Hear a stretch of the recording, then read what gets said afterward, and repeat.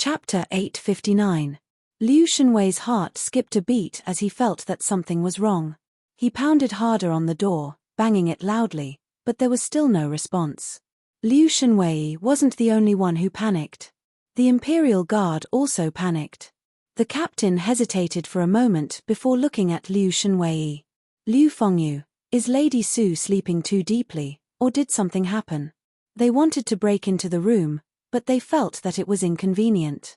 After all, the person inside was the Marquis of Huxian's woman.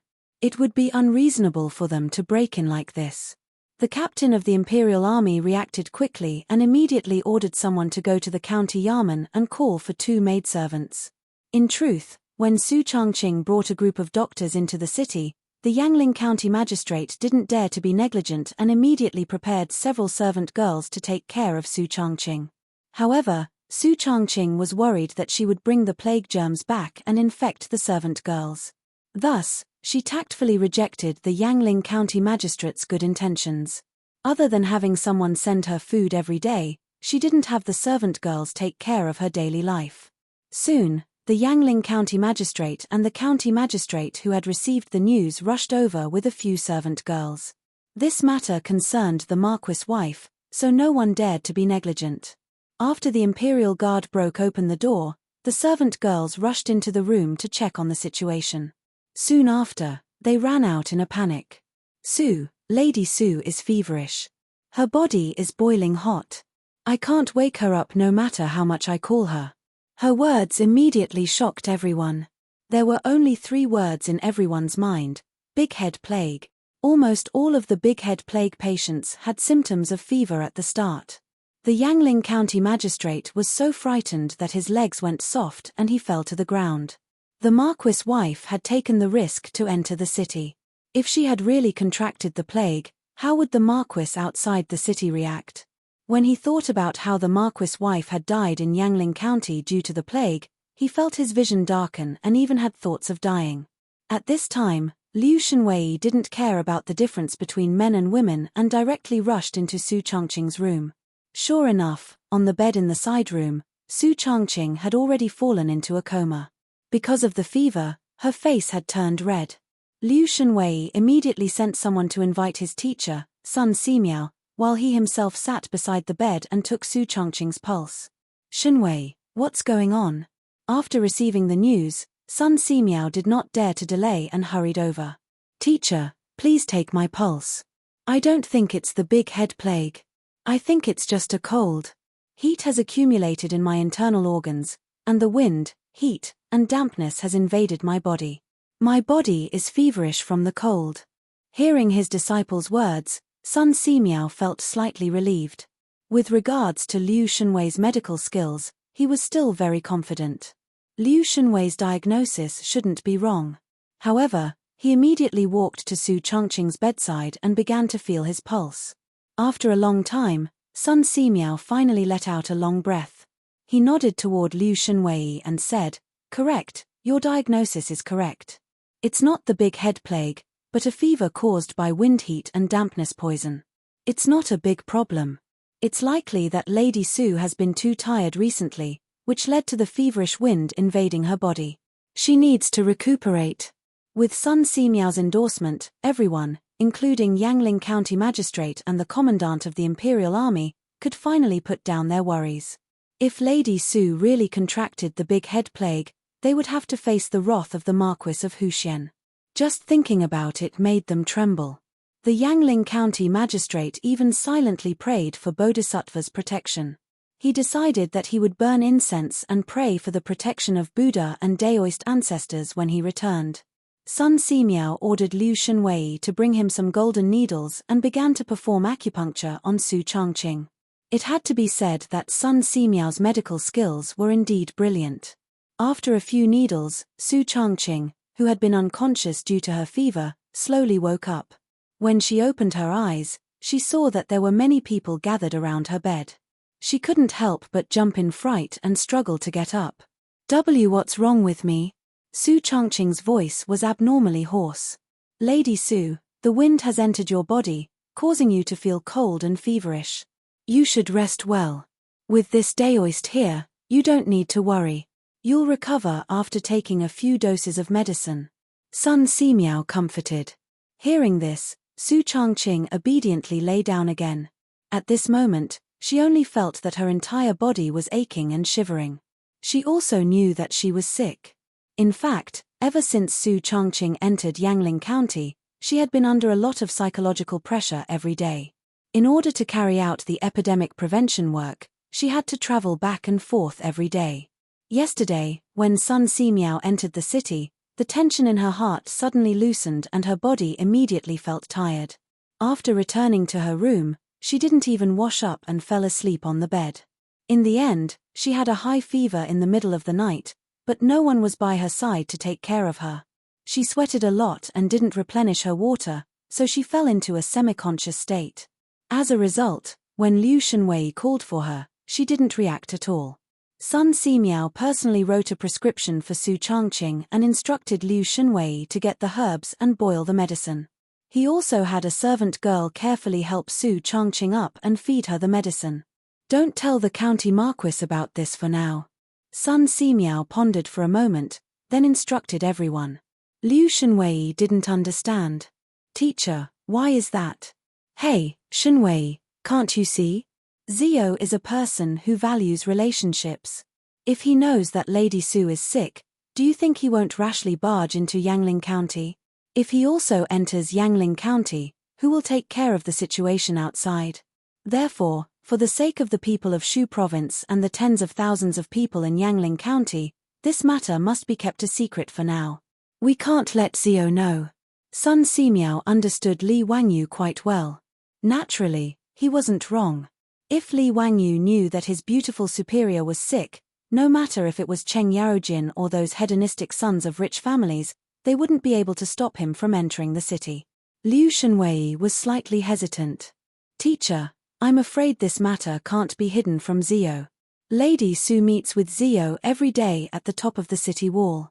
If Lady Su doesn't show up, how can Zio not be suspicious? This. Sun Simiao also hesitated. He didn't think of this. After drinking the medicine prescribed by Sun Simiao, Su Changqing felt that her body had regained some strength. She said with a hoarse voice, Old Immortal Sun is right. We can't tell Wangyu. Let me rest a bit more. I'll go to the top of the city wall later and talk to him. How can that be? Lady Su, you need to recuperate from your illness. You can't go to the top of the city wall. You can't. But if I don't go and meet with Wangyu, he'll definitely be suspicious. Sun Simiao twirled his beard and smiled. Lady Su and Zio are truly deeply in love. How about this? Leave this matter to me.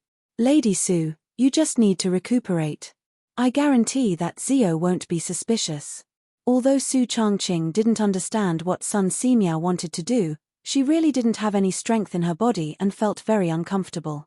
Therefore, she nodded lightly and agreed. Chapter 860. Actually, Sun Simiao's method was very simple. He only ordered someone to pass a message to Li Wangyu, saying that Su Changqing had been too tired recently. Therefore, he prescribed a few doses of medicine for Su Changqing to rest well. Therefore, he did not go to the city wall to meet Li Wangyu these few days. Li Wangyu did not doubt this at all. Instead, he agreed with Sun Simiao's method. It was not until a few days later that Su Changqing had basically recovered that she met Li Wangyu again across the city. This did not arouse Li Wangyu's suspicion at all. Li Wangyu only found out about Su Changqing's illness from others after Yangling County's ban was lifted. He could not help but feel heartache. He was naturally very angry about Su Changqing's disobedient behavior and taught his beautiful superior a lesson in the room. However, the specific details were not known to outsiders. After Sun Simiao entered Yangling County, he immediately tried to inject penicillin into the patients infected with the big-head plague.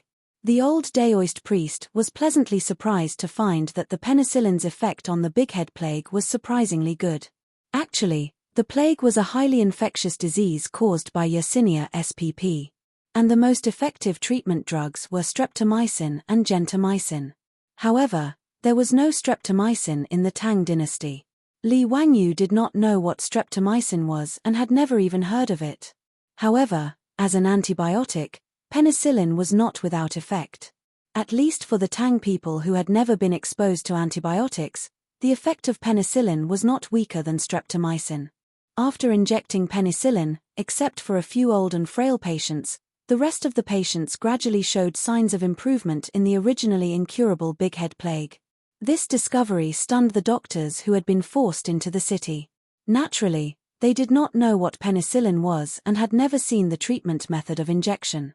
Therefore, they could only understand penicillin as some kind of miracle drug. Of course, they were not wrong to understand it this way. Penicillin was indeed a miracle drug. However, even Sun Simiao was not clear about its principles. After confirming that penicillin was really effective against the big head plague, Zhong Baozong, who was outside the city, immediately began to extract large amounts of penicillin. Since then, the epidemic in Shu province, which was originally going to lead to a disaster, was contained. When the news spread to Jiangju, even Pai Lupi and the others were stunned. No one would have thought that the big head plague, which caused everyone to turn pale at the mention of it, could actually be cured. Although the plague in Yangling County had not completely disappeared and the lockdown had not been lifted, Pai Lupi was so excited that he issued an imperial edict to promote Li Wangyu, Sun Simiao, and the others. Whether it was Fang Xianling, Du Ruhui, or Zhongsun Wuji, none of them objected to the promotion. After all, Li Wangyu's contribution this time was too great. It was not enough to reward him without a promotion. Li Wangyu was directly conferred the title of County Duke of the founding of the country, secondary class 2. His title was still Hu County. In other words, Li Wangyu, who had just been promoted for less than half a year, had not yet gotten used to being addressed as Duke. He needed to get used to being addressed as Duke again. The speed of promotion was so fast that after the establishment of the Tang dynasty, other than the generals who had followed Pai Lupi to conquer the world, there was no one else like him. Li Wangyu was only 18 years old now. To be a secondary class 2 county duke of the founding of the country at such a young age was like a scorpion defecating. As for Sun Simiao, he still declined Pai Lupi's conferment. The old Daoist did not want to enter the imperial court as an official. He only wanted to continue to stay in his Xianwei temple and study those new things. Ever since Li Wangyu created a microscope for him, the old Daoist was even more interested in studying all kinds of medicine. If it was not for the epidemic in Shu province, Sun Simiao would not have left the Xianwei temple. When the news of the conferment reached Shu province, the governor of Shu province and the officials of Shu province respected Li Wangyu even more. They almost worshipped him as their ancestor. Cheng Chumo and the other foppish sons looked at Li Wangyu with more and more resentment. They were still a bunch of foppish people who were just waiting to die, but Li Wangyu, their youngest brother, was already in the second rank of the secondary class and became a county magistrate. How could they not be sad? Even Cheng Yarojin, after learning that Li Wangyu had been promoted again, after congratulating Li Wangyu, he called out his 3 legitimate sons. He said that he wanted to test their martial arts, but in fact, he was ruthless and beat Cheng Chumo and his 2 brothers until they were wailing like ghosts and howling like wolves. When Cheng Yarojin beat up his sons, Li Wangyu and the other foppish sons gathered around to watch the fun. They even cheered Cheng Yarojin on from time to time, telling him not to show mercy. Cheng Chumo and his 2 brothers were so angry that after being taught a lesson by Cheng Yarojin, they screamed and rushed towards the foppish sons, wanting to vent their anger. Li Wangyu and the others would not give them the chance. They immediately laughed and ran away, not giving Cheng Chumo and his 2 brothers a chance to take revenge. Outside Yangling City, the atmosphere that had been oppressive for a long time finally became relaxed. And inside Yangling City, the atmosphere was also getting better day by day. There were fewer and fewer people falling ill in the city, and the number of people who died from the big head epidemic in the quarantined square was also decreasing.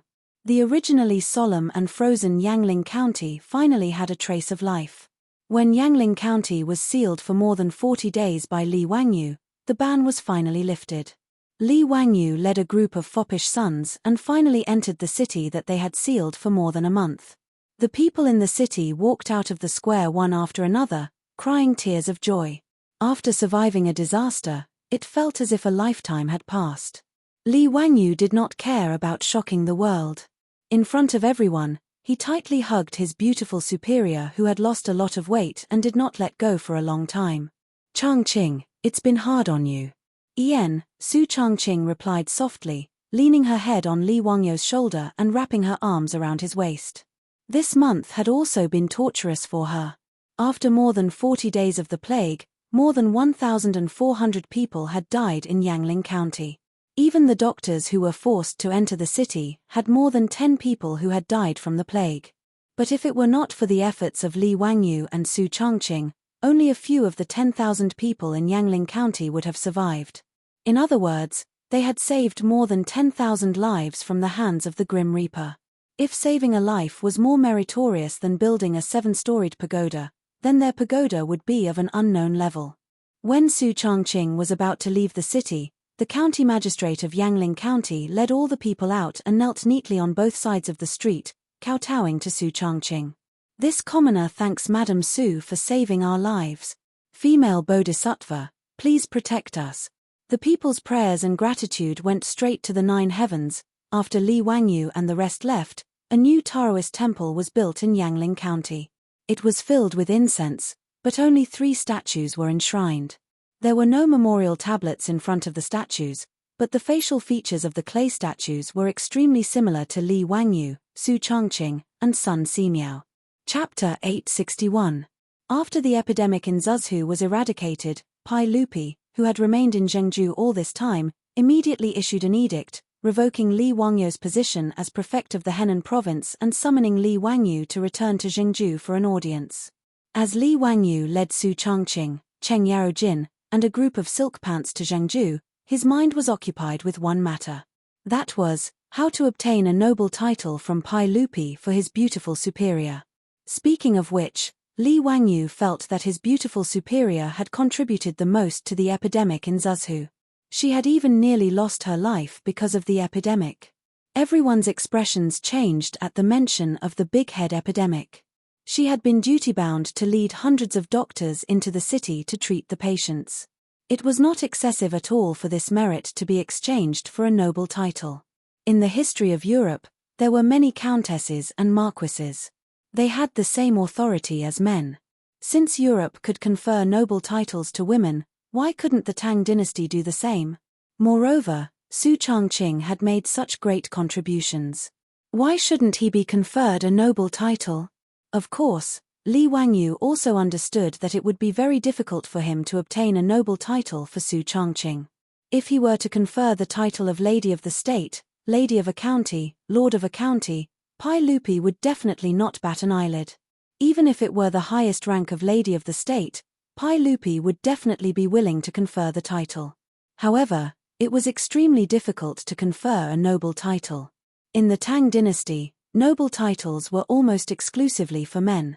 It was impossible for a woman to be conferred a noble title. However, no matter how difficult it was, Li Wangyu still wanted to try. After all, he did not believe that his beautiful superior would be his vassal. Conferring titles like Lady of the State or Lady of a County might seem honorable, but when put bluntly, it was nothing more than a man's vassal. If Pai Lupi was unwilling to confer a noble title to his beautiful superior, Li Wangyu would probably go on strike. In reality, long before the flood in Zhuzhou, Li Wangyu had already entertained the idea of eloping because of Pai Lupi's desire to betroth Princess Changle to him. However, before he could carry out his plan, he encountered a flood in Zhuzhou. Following that, a plague broke out in Yangling County. In the blink of an eye, 2 months had passed. At this moment, Li Wangyu could not help but have this thought. After the trip to Zhengzhou, Pai Lupi gathered all the officials and praised Li Wangyu and Sun Simiao to their faces. Pai Lupi was very regretful that Sun Simiao was unwilling to accept the title, but he could not persuade the old Daoist, so he could only reward him with a lot of gold. When Li Wangyu heard this, he said with a smile, "Your Majesty, if old immortal Sun accepted the title, what title would you give him?"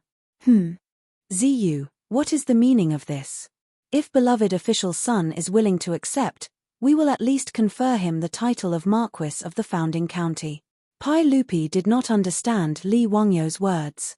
Li Wangyu smiled and said, "Since old immortal Sun wholeheartedly pursues the Tao and has no desire to be attached to the mortal world, Your Majesty should not force old immortal Sunday. However, this subject feels that there is one more person involved in the plague in Zuzhu. Your Majesty should confer a title to him. Oh, could it be that you are talking about Liu Fengyu? Li Wangyu shook his head.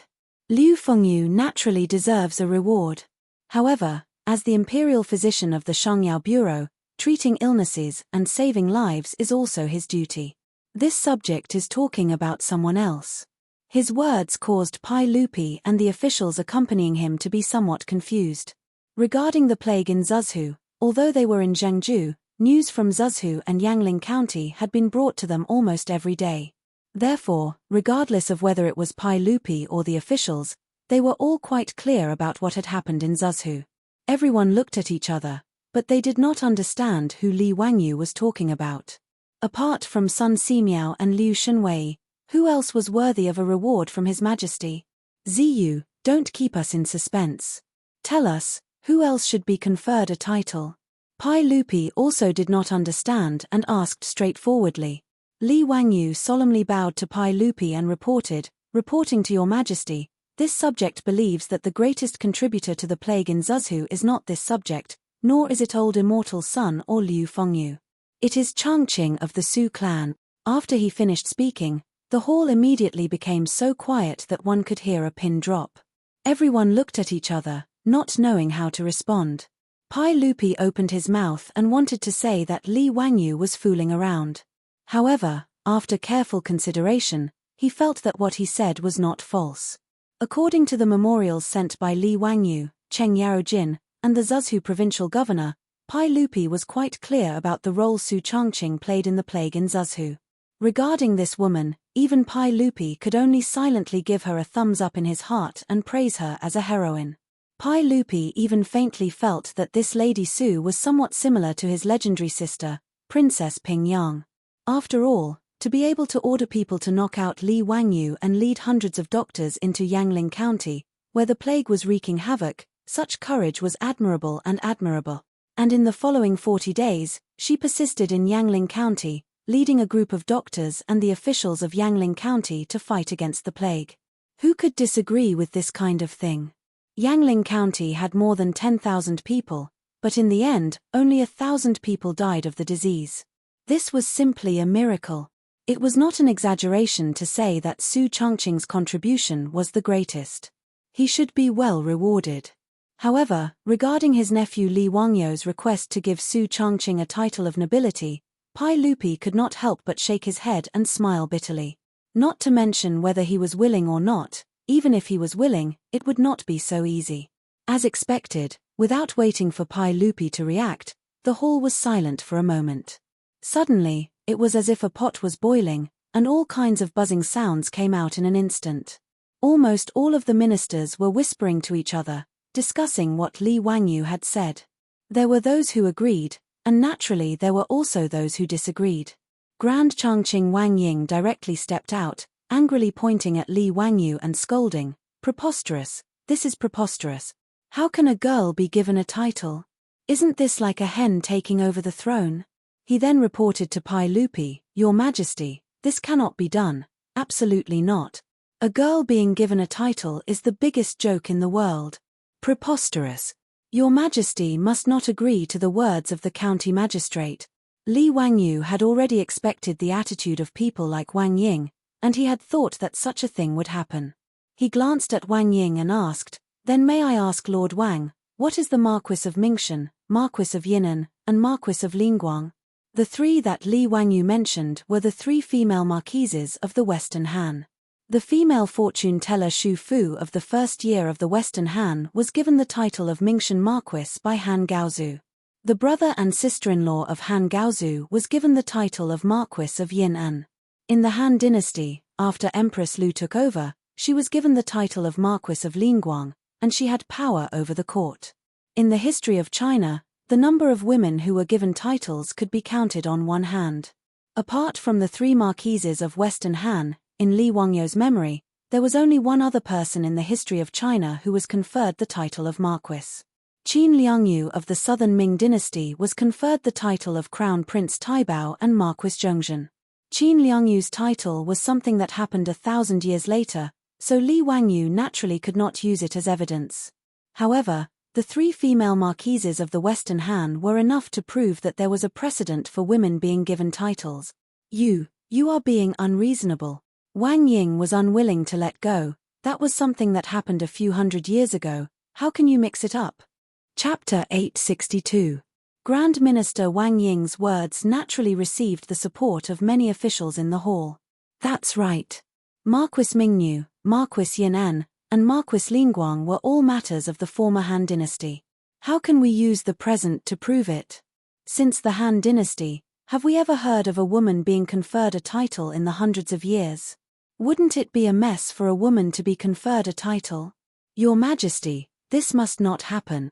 The officials who accompanied Pai Lupi to Zhengzhou were divided into 3 opinions because of Li Wangyou's words. There were those who agreed, but they were in the minority, such as Yu Shenan and Cheng Yarojin. Those who remained neutral included Fang Xianling, Du Ruhui, Zhongsun Wuji, and even Yuqi Jingda. They didn't agree, but they didn't object either. They simply remained silent and watched the changes. Li Wangyou's proposal to confer a title to Su Changqing was not essential to them.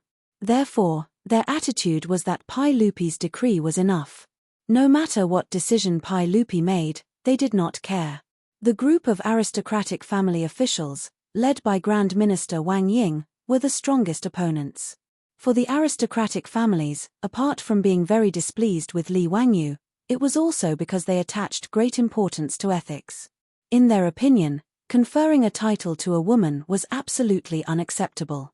Because Cheng Yarojin personally witnessed Su Changqing entering the city to help with the disaster, he admired this extraordinary woman.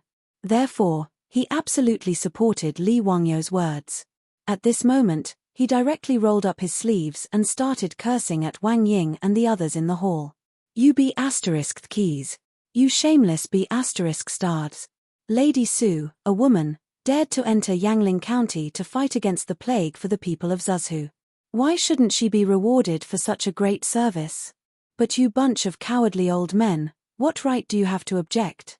You ran faster than rabbits when facing the big head plague. What's the point of saying such nonsense now? Lu Guogong, please be careful with your words. We do not object to His Majesty rewarding Lady Su. Lady Su has done a great service and naturally should be rewarded. But conferring a title is too much. Cheng Yaojin's spittle was all over Wang Ying's face. Bah! I can't bear to see you, you old bastard. Indeed, old men who don't die are thieves. His mother. Lu, Hai Duke Lu, you, how can you use such vulgar language? In front of His Majesty, you are humiliating him. Refined my ass. Cheng Yarojin scolded as if he was scolding the streets. He went all out in the hall, scolding Wang Ying and the others until their blood pressure rose. When it came to cursing, how could these people be a match for Cheng Yarojin, the #1 troublemaker of the Tang dynasty? If it wasn't for the fact that this group of people was so weak that Cheng Yarojin was worried that he would beat them to death, the old hooligan would have rolled up his sleeves and started beating them up. Even if he didn't make a move, with the old hooligan's ability to scold people, Wang Ying and the others were naturally defeated. However, Wang Ying and the other ministers knew that they couldn't out-talk Cheng Yarojin, so they couldn't be bothered to continue arguing with him. They all uniformly bowed to Pai Lupi. Your Majesty, you mustn't confer titles to women. If Your Majesty insists on conferring titles to women, we would rather beg for skeletons. Your Majesty, you have to be on guard, otherwise, there will be no end of trouble. Your Majesty, I second that. There were only about 100 officials accompanying Pai Lupi, but they were all important officials of the 3 provinces and 6 ministries. Their attitudes could basically represent the attitudes of the officials in the court. Pai Lupi also frowned at this.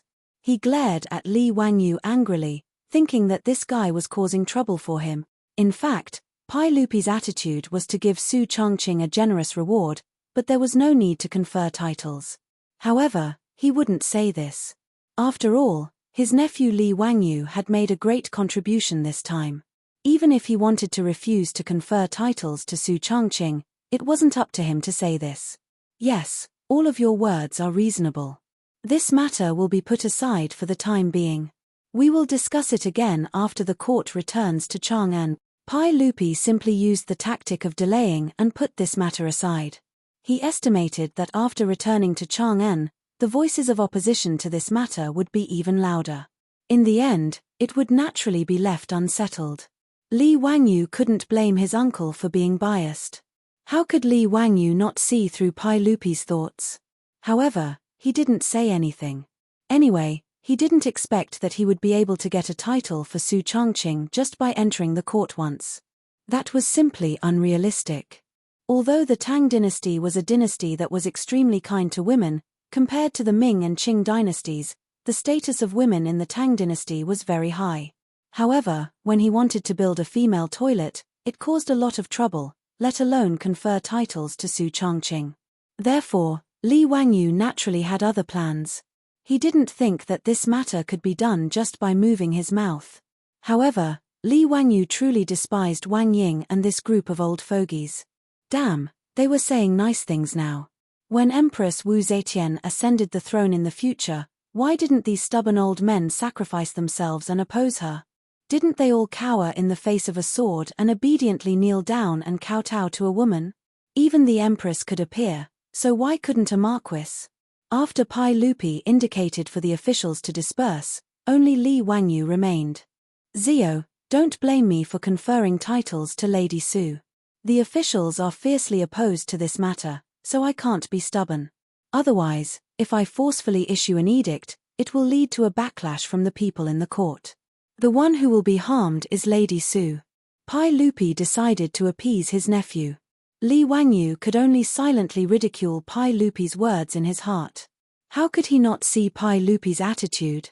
Just now, Pai Lupi didn't express his support. Otherwise, if he had nodded in agreement, Wang Ying and the group of old men would have to consider Pai Lupi's attitude even if they opposed it. However, Li Wangyu wasn't stupid. He only smiled and shook his head. Uncle, I naturally understand this matter. Uncle has good intentions.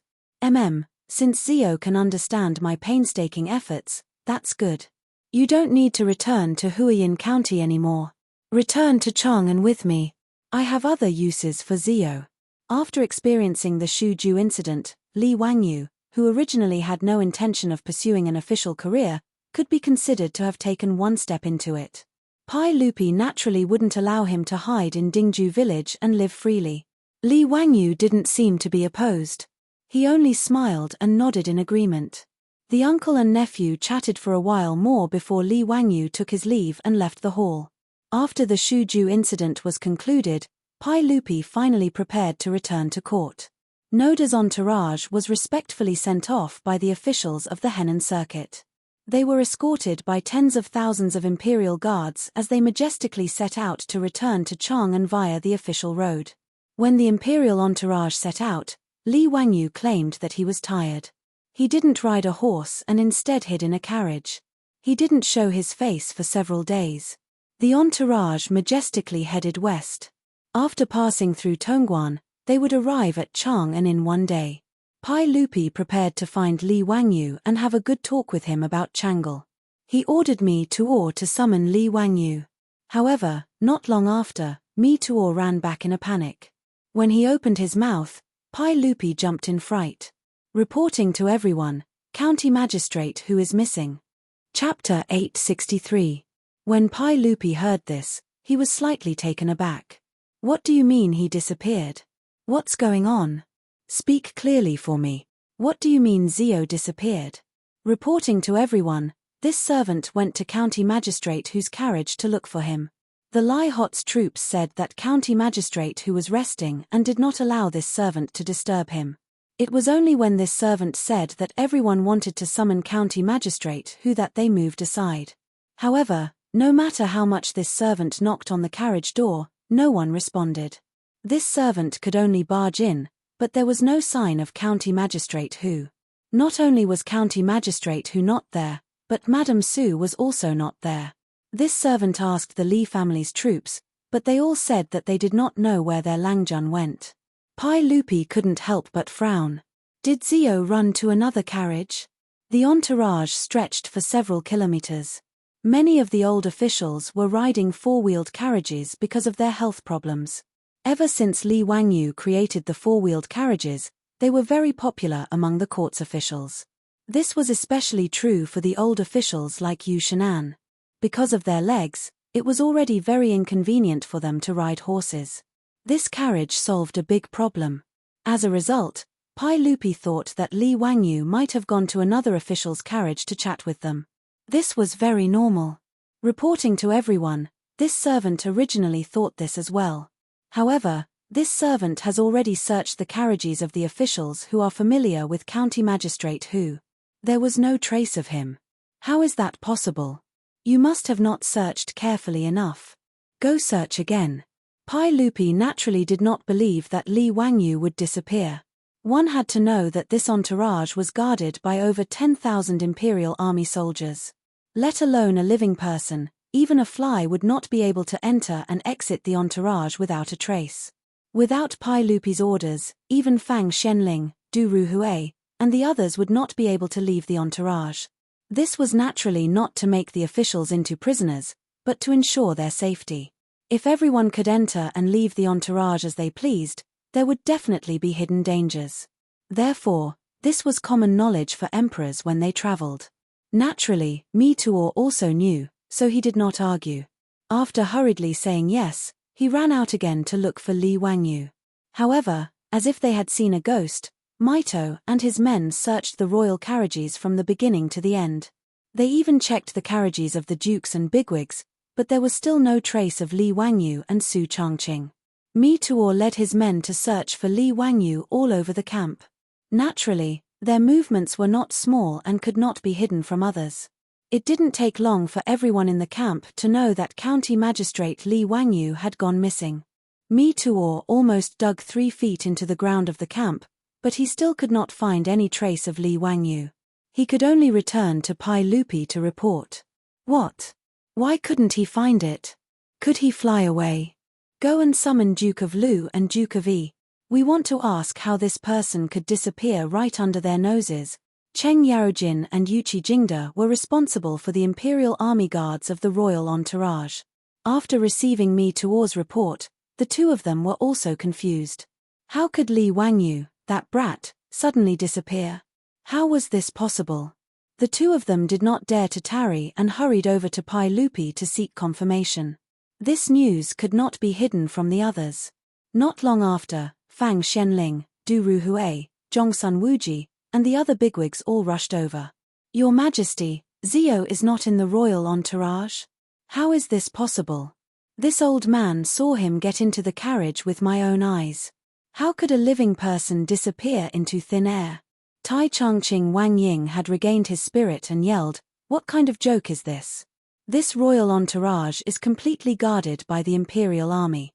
Even if it is County Duke Hu, without a military order or a letter from His Majesty, the Imperial Army would not let him leave. Duke of Lu, Duke of Yi, what is going on? Could it be that there is someone in the Imperial Army who is playing favoritism?" The meaning behind his words was that he was questioning Cheng Yarojin and Yuqi Jingda for secretly letting Li Wangyu go. The accompanying officials all turned their gazes to Cheng Yarojin and Yuqi Jingda. Even Pai Lupi was very suspicious. When the caravan had set off from Zhengzhou, everyone had seen Li Wangyu and Su Changqing enter the carriage with their own eyes. But to say that Li Wangyu and Su Changqing were able to disappear into thin air from the royal entourage, no matter how one looked at it, was simply unfathomable. Could it be that they could fly into the sky and burrow into the ground? Thus, everyone suspected that Cheng Yarojin or Yuqi Jingda had secretly let Li Wangyu and Su Changqing go. Cheng Yarojin and Yuqi Jingda immediately stomped their feet and cried out their grievances. "Bastard, your mother's fart. This old man would be crazy to secretly let that bastard Zio go. If your Majesty doesn't believe me, you can send someone to the Imperial Army to investigate and see if such a thing really happened.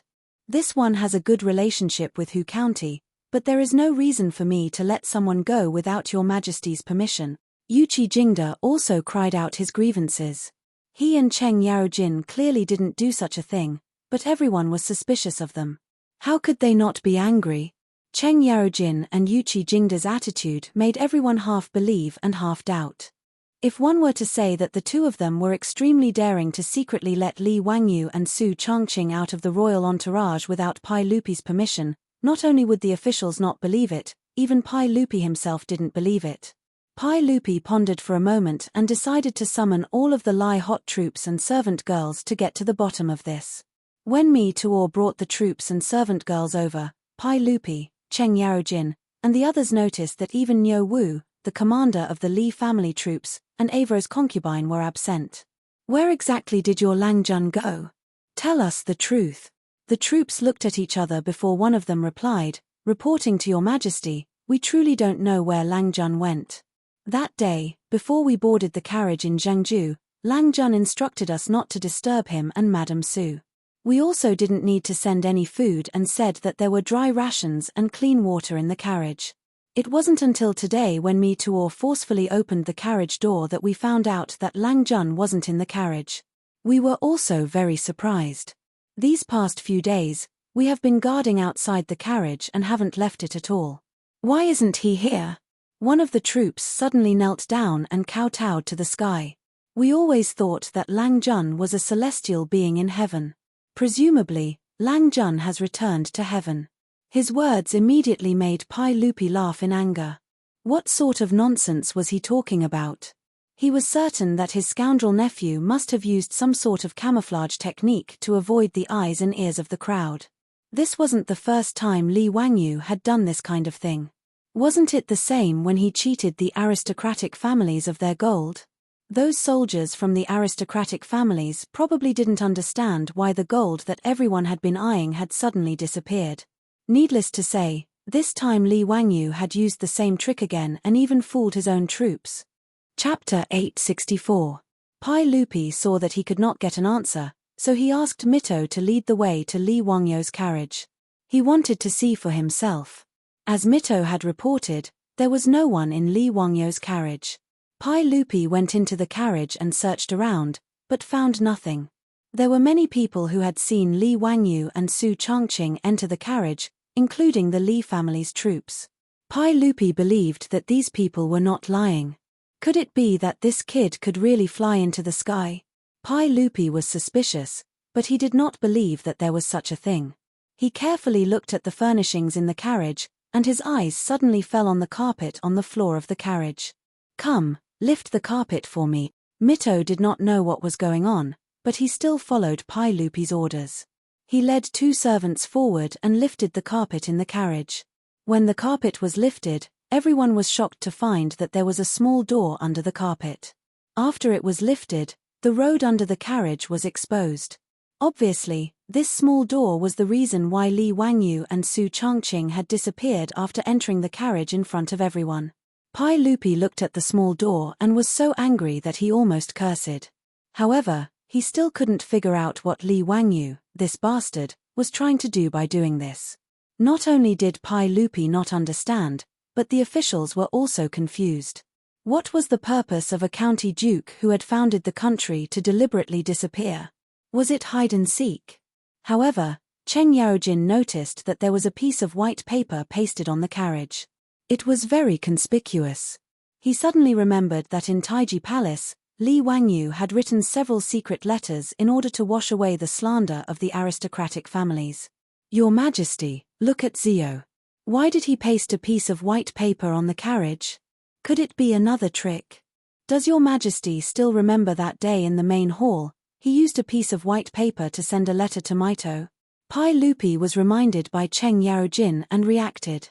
He immediately ordered Mi Tuor to take down the white paper and find some turmeric water to smear on it. Sure enough, words immediately appeared on the paper. This was actually a letter left behind by Li Wangyu. However, when Pai Lupi finished reading the letter, he was so angry that his nose almost went crooked. Request for leave. I, Wangyu, the founding county magistrate of this county, am in a bad mood and hereby request for leave. The time is still to be determined. I hope Your Majesty will approve. Pai Lupi was so angry that he almost tore the paper apart. What nonsense is this? This bastard, what is he trying to do? Fang Xianling, Du Ruhui, and the others came over. After reading the contents of the paper, they looked at each other, not knowing what to say. What the hell was this? Request for leave? What did it mean? Naturally, officials of the Tang dynasty could also ask for leave. For example, asking for sick leave was called asking for illness. If they couldn't go back to work because of urgent matters, they could also ask for urgent leave. But no matter what kind of leave it was, there was always a reason, and it had to be approved. With Li Wangyu's status, if he wanted to ask for leave, he had to personally submit a letter to Pai Lupi, explain the reason for the leave, and wait for Pai Lupi's approval to decide. Moreover, there was a time limit for the leave. He couldn't exceed the time limit, or he would be punished. It was possible to lose his salary or be removed from office. But what the hell was this request for leave that Li Wangyu left behind? He even asked for leave because he was in a bad mood. This was simply playing with His Majesty. Although there was no such thing as a request for leave in the Tang dynasty, with the context, everyone roughly understood Li Wangyu's meaning. When they thought about how Li Wangyu made a fuss about Pai Lupi giving Lady Su a title, everyone clearly understood the reason for his bad mood. It was clearly because Pai Lupi didn't give Su Chongqing a title, so this guy felt unhappy and ran away. What request for leave? It was just an excuse. Pai Lupi was angered by the request for leave that Li Wangyu left behind. If Li Wangyu was in front of him, he would definitely order people to drag him away, lock him up in the Imperial Censorate's prison, starve him for 3 days, and teach him a good lesson. Let's see if he still dared to tease his uncle in the future. Pai Lupi looked at the small door on the carriage and understood why Li Wangyu and Su Chongqing disappeared. This guy must have played another trick. He entered the carriage in front of everyone, closed the door, and immediately left through the bottom of the carriage. In other words, Li Wangyu didn't leave Zhengzhou with the imperial carriage, but stayed behind. After understanding this point, Pai Lupi's face turned ashen. He immediately turned to Mi Tuor and ordered, Mi Tuor, immediately lead the 100 Horsemen department and return to Zhengzhou. Capture that bastard for me. Yes. Mi Tuor bitterly agreed. He knew that this was a difficult task even if he thought with his butt. County Magistrate Li Wangyu was an extremely intelligent person. If he wanted to hide, how could Mi Tuor find him? Moreover, the imperial carriage had left Zhengzhou for several days. When he returned to Zhengzhou, where would he find Li Wangyu? If Li Wangyu wanted to avoid the eyes and ears of the imperial court, there were many ways to do so. Zhengzhou was backed by the Yellow River and the Tongji Canal. There were also official roads that extended in all directions. Where could he find Li Wangyu? Was he going to ask the government to issue an arrest warrant? Wasn't that crazy? Arrest the founding county duke of the dynasty? This joke was too big. Not to mention Mi Tuor's headache, Li Wangyu's disappearance naturally caused a lot of discussion in the camp. When Cheng Chumo and the other playboys heard about this, they were so shocked that their mouths were wide open and they couldn't close them for a long time. Oh my god, Zio is such a playful brat. What is this? He actually tricked His Majesty and ran away. Bastard, such a fun thing and he didn't call us along. Brothers, let's go, we'll return to Zhengzhou. We must capture that bastard. Haha, Brother Chumo is right. Such a fun thing and he didn't bring us along. He really deserves a beating. Let's go, let's go. We must catch that bastard and teach him a lesson. Let's go, we must join in the fun. Let's see who can catch Li Wangyu first. The playboys immediately asked Cheng Yaojin, Fang Shenling, Du Ruhui, and the other big shots for instructions. They said that they were familiar with Li Wangyu and that it would be safer for them to go find Li Wangyu. Pai Lupi naturally didn't have any objection to this. He waved his hand and agreed to this matter. Right now, he only wanted to quickly capture that bastard brat and give him a good spanking to vent the anger in his heart. He actually dared to quit his job and secretly run away from home because of a woman's matter. How hateful. Let's not talk about how Pai Lupi was sulking and how Mi Tuor and the other playboys planned to find Li Wangyu. At this time, in a small post station a few miles away from Pai Lupi's team, a young couple was chatting. Wangyu, won't we be discovered if we follow Li Shiming and the others like this? Haha, Chongqing, have you forgotten that the most dangerous place is the safest place? They would never think that we are following behind the royal team. Moreover, we want to go to Sichuan, so we have to pass through the middle road.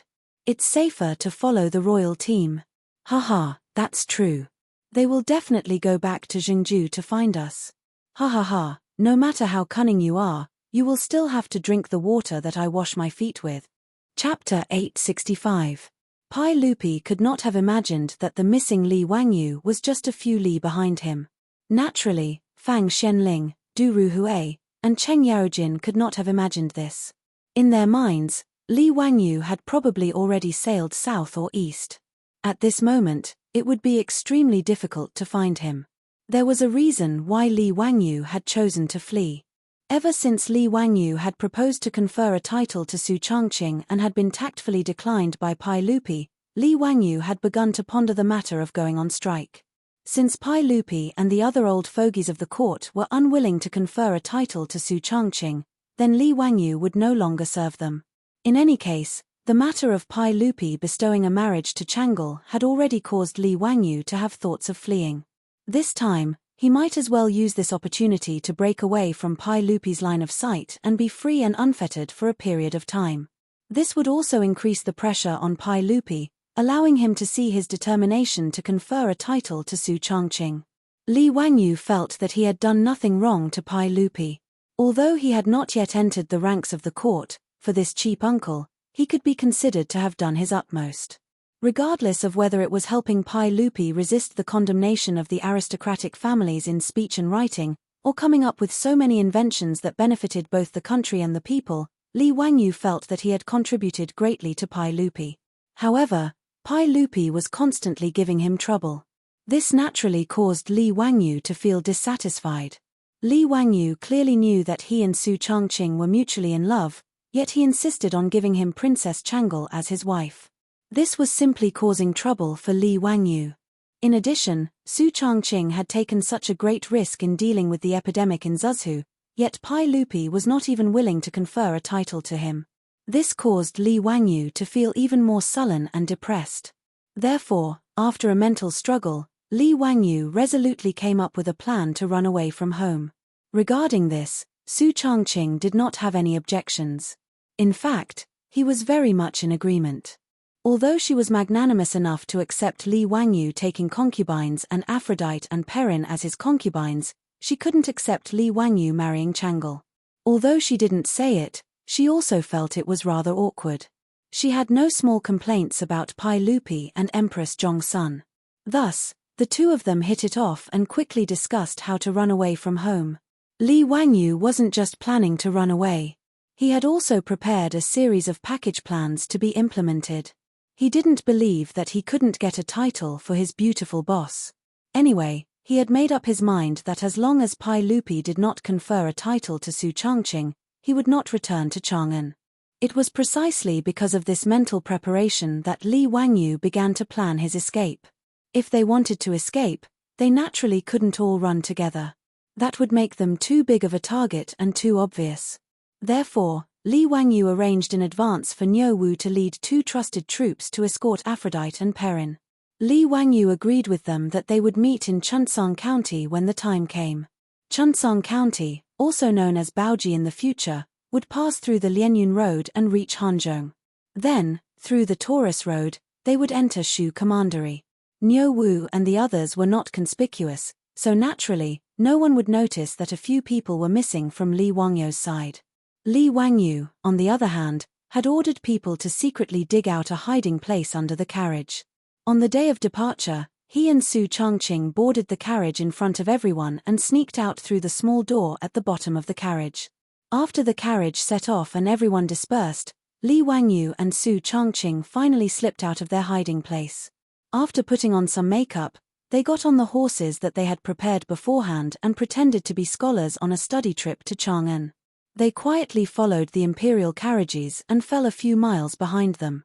On the official road, there were many passers-by who were in a similar situation. Because it was the imperial carriages in front, no one dared to overtake them. Instead, they all followed a few miles behind them slowly.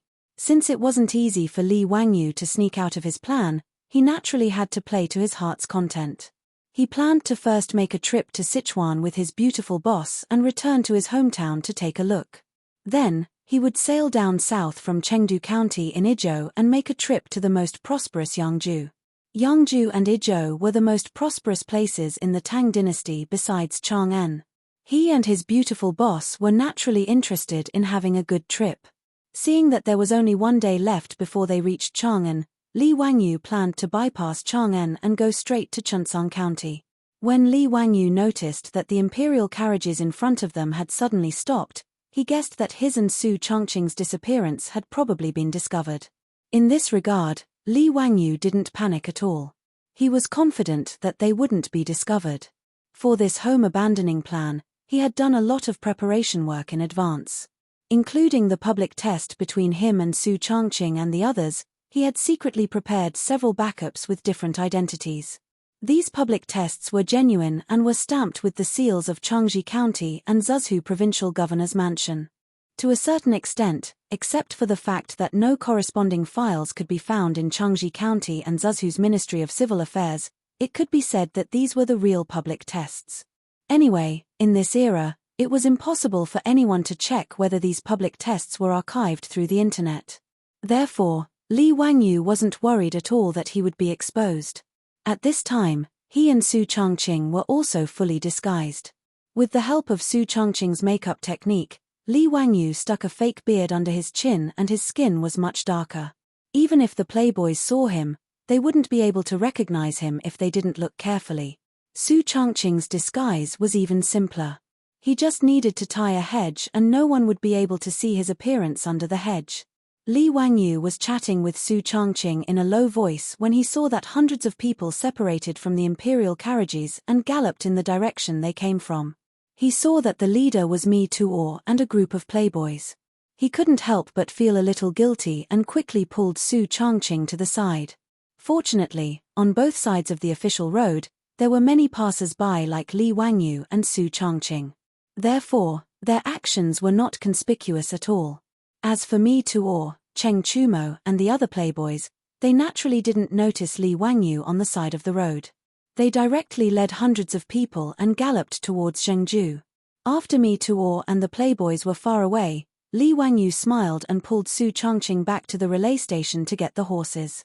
Li Wangyu could only silently apologize in his heart for fooling the playboys. He had also thought about whether or not he should pull the playboys together and run away. But thinking about it carefully, with so many people going together, they would be too big of a target. The probability of being discovered was very high. Therefore, in the end, Li Wangyu decided to hide the playboys together. However, Li Wangyu also knew that in the future, the playboys would inevitably be ruthlessly avenged by them. But he was too lazy to think about what would happen in the future.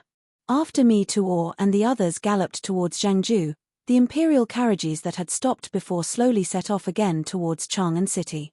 Li Wangyu and Su Chongqing also mounted their horses again. They blended in with the crowd on the official road and followed to the west. One day later, the imperial carriages returned to Chang'an. Hundreds of officials and Baqiao came to meet them. On the other hand, Li Wangyu and Su Chongqing stealthily bypassed Chang'an City and continued to head west towards Chunsong County. Chapter 866.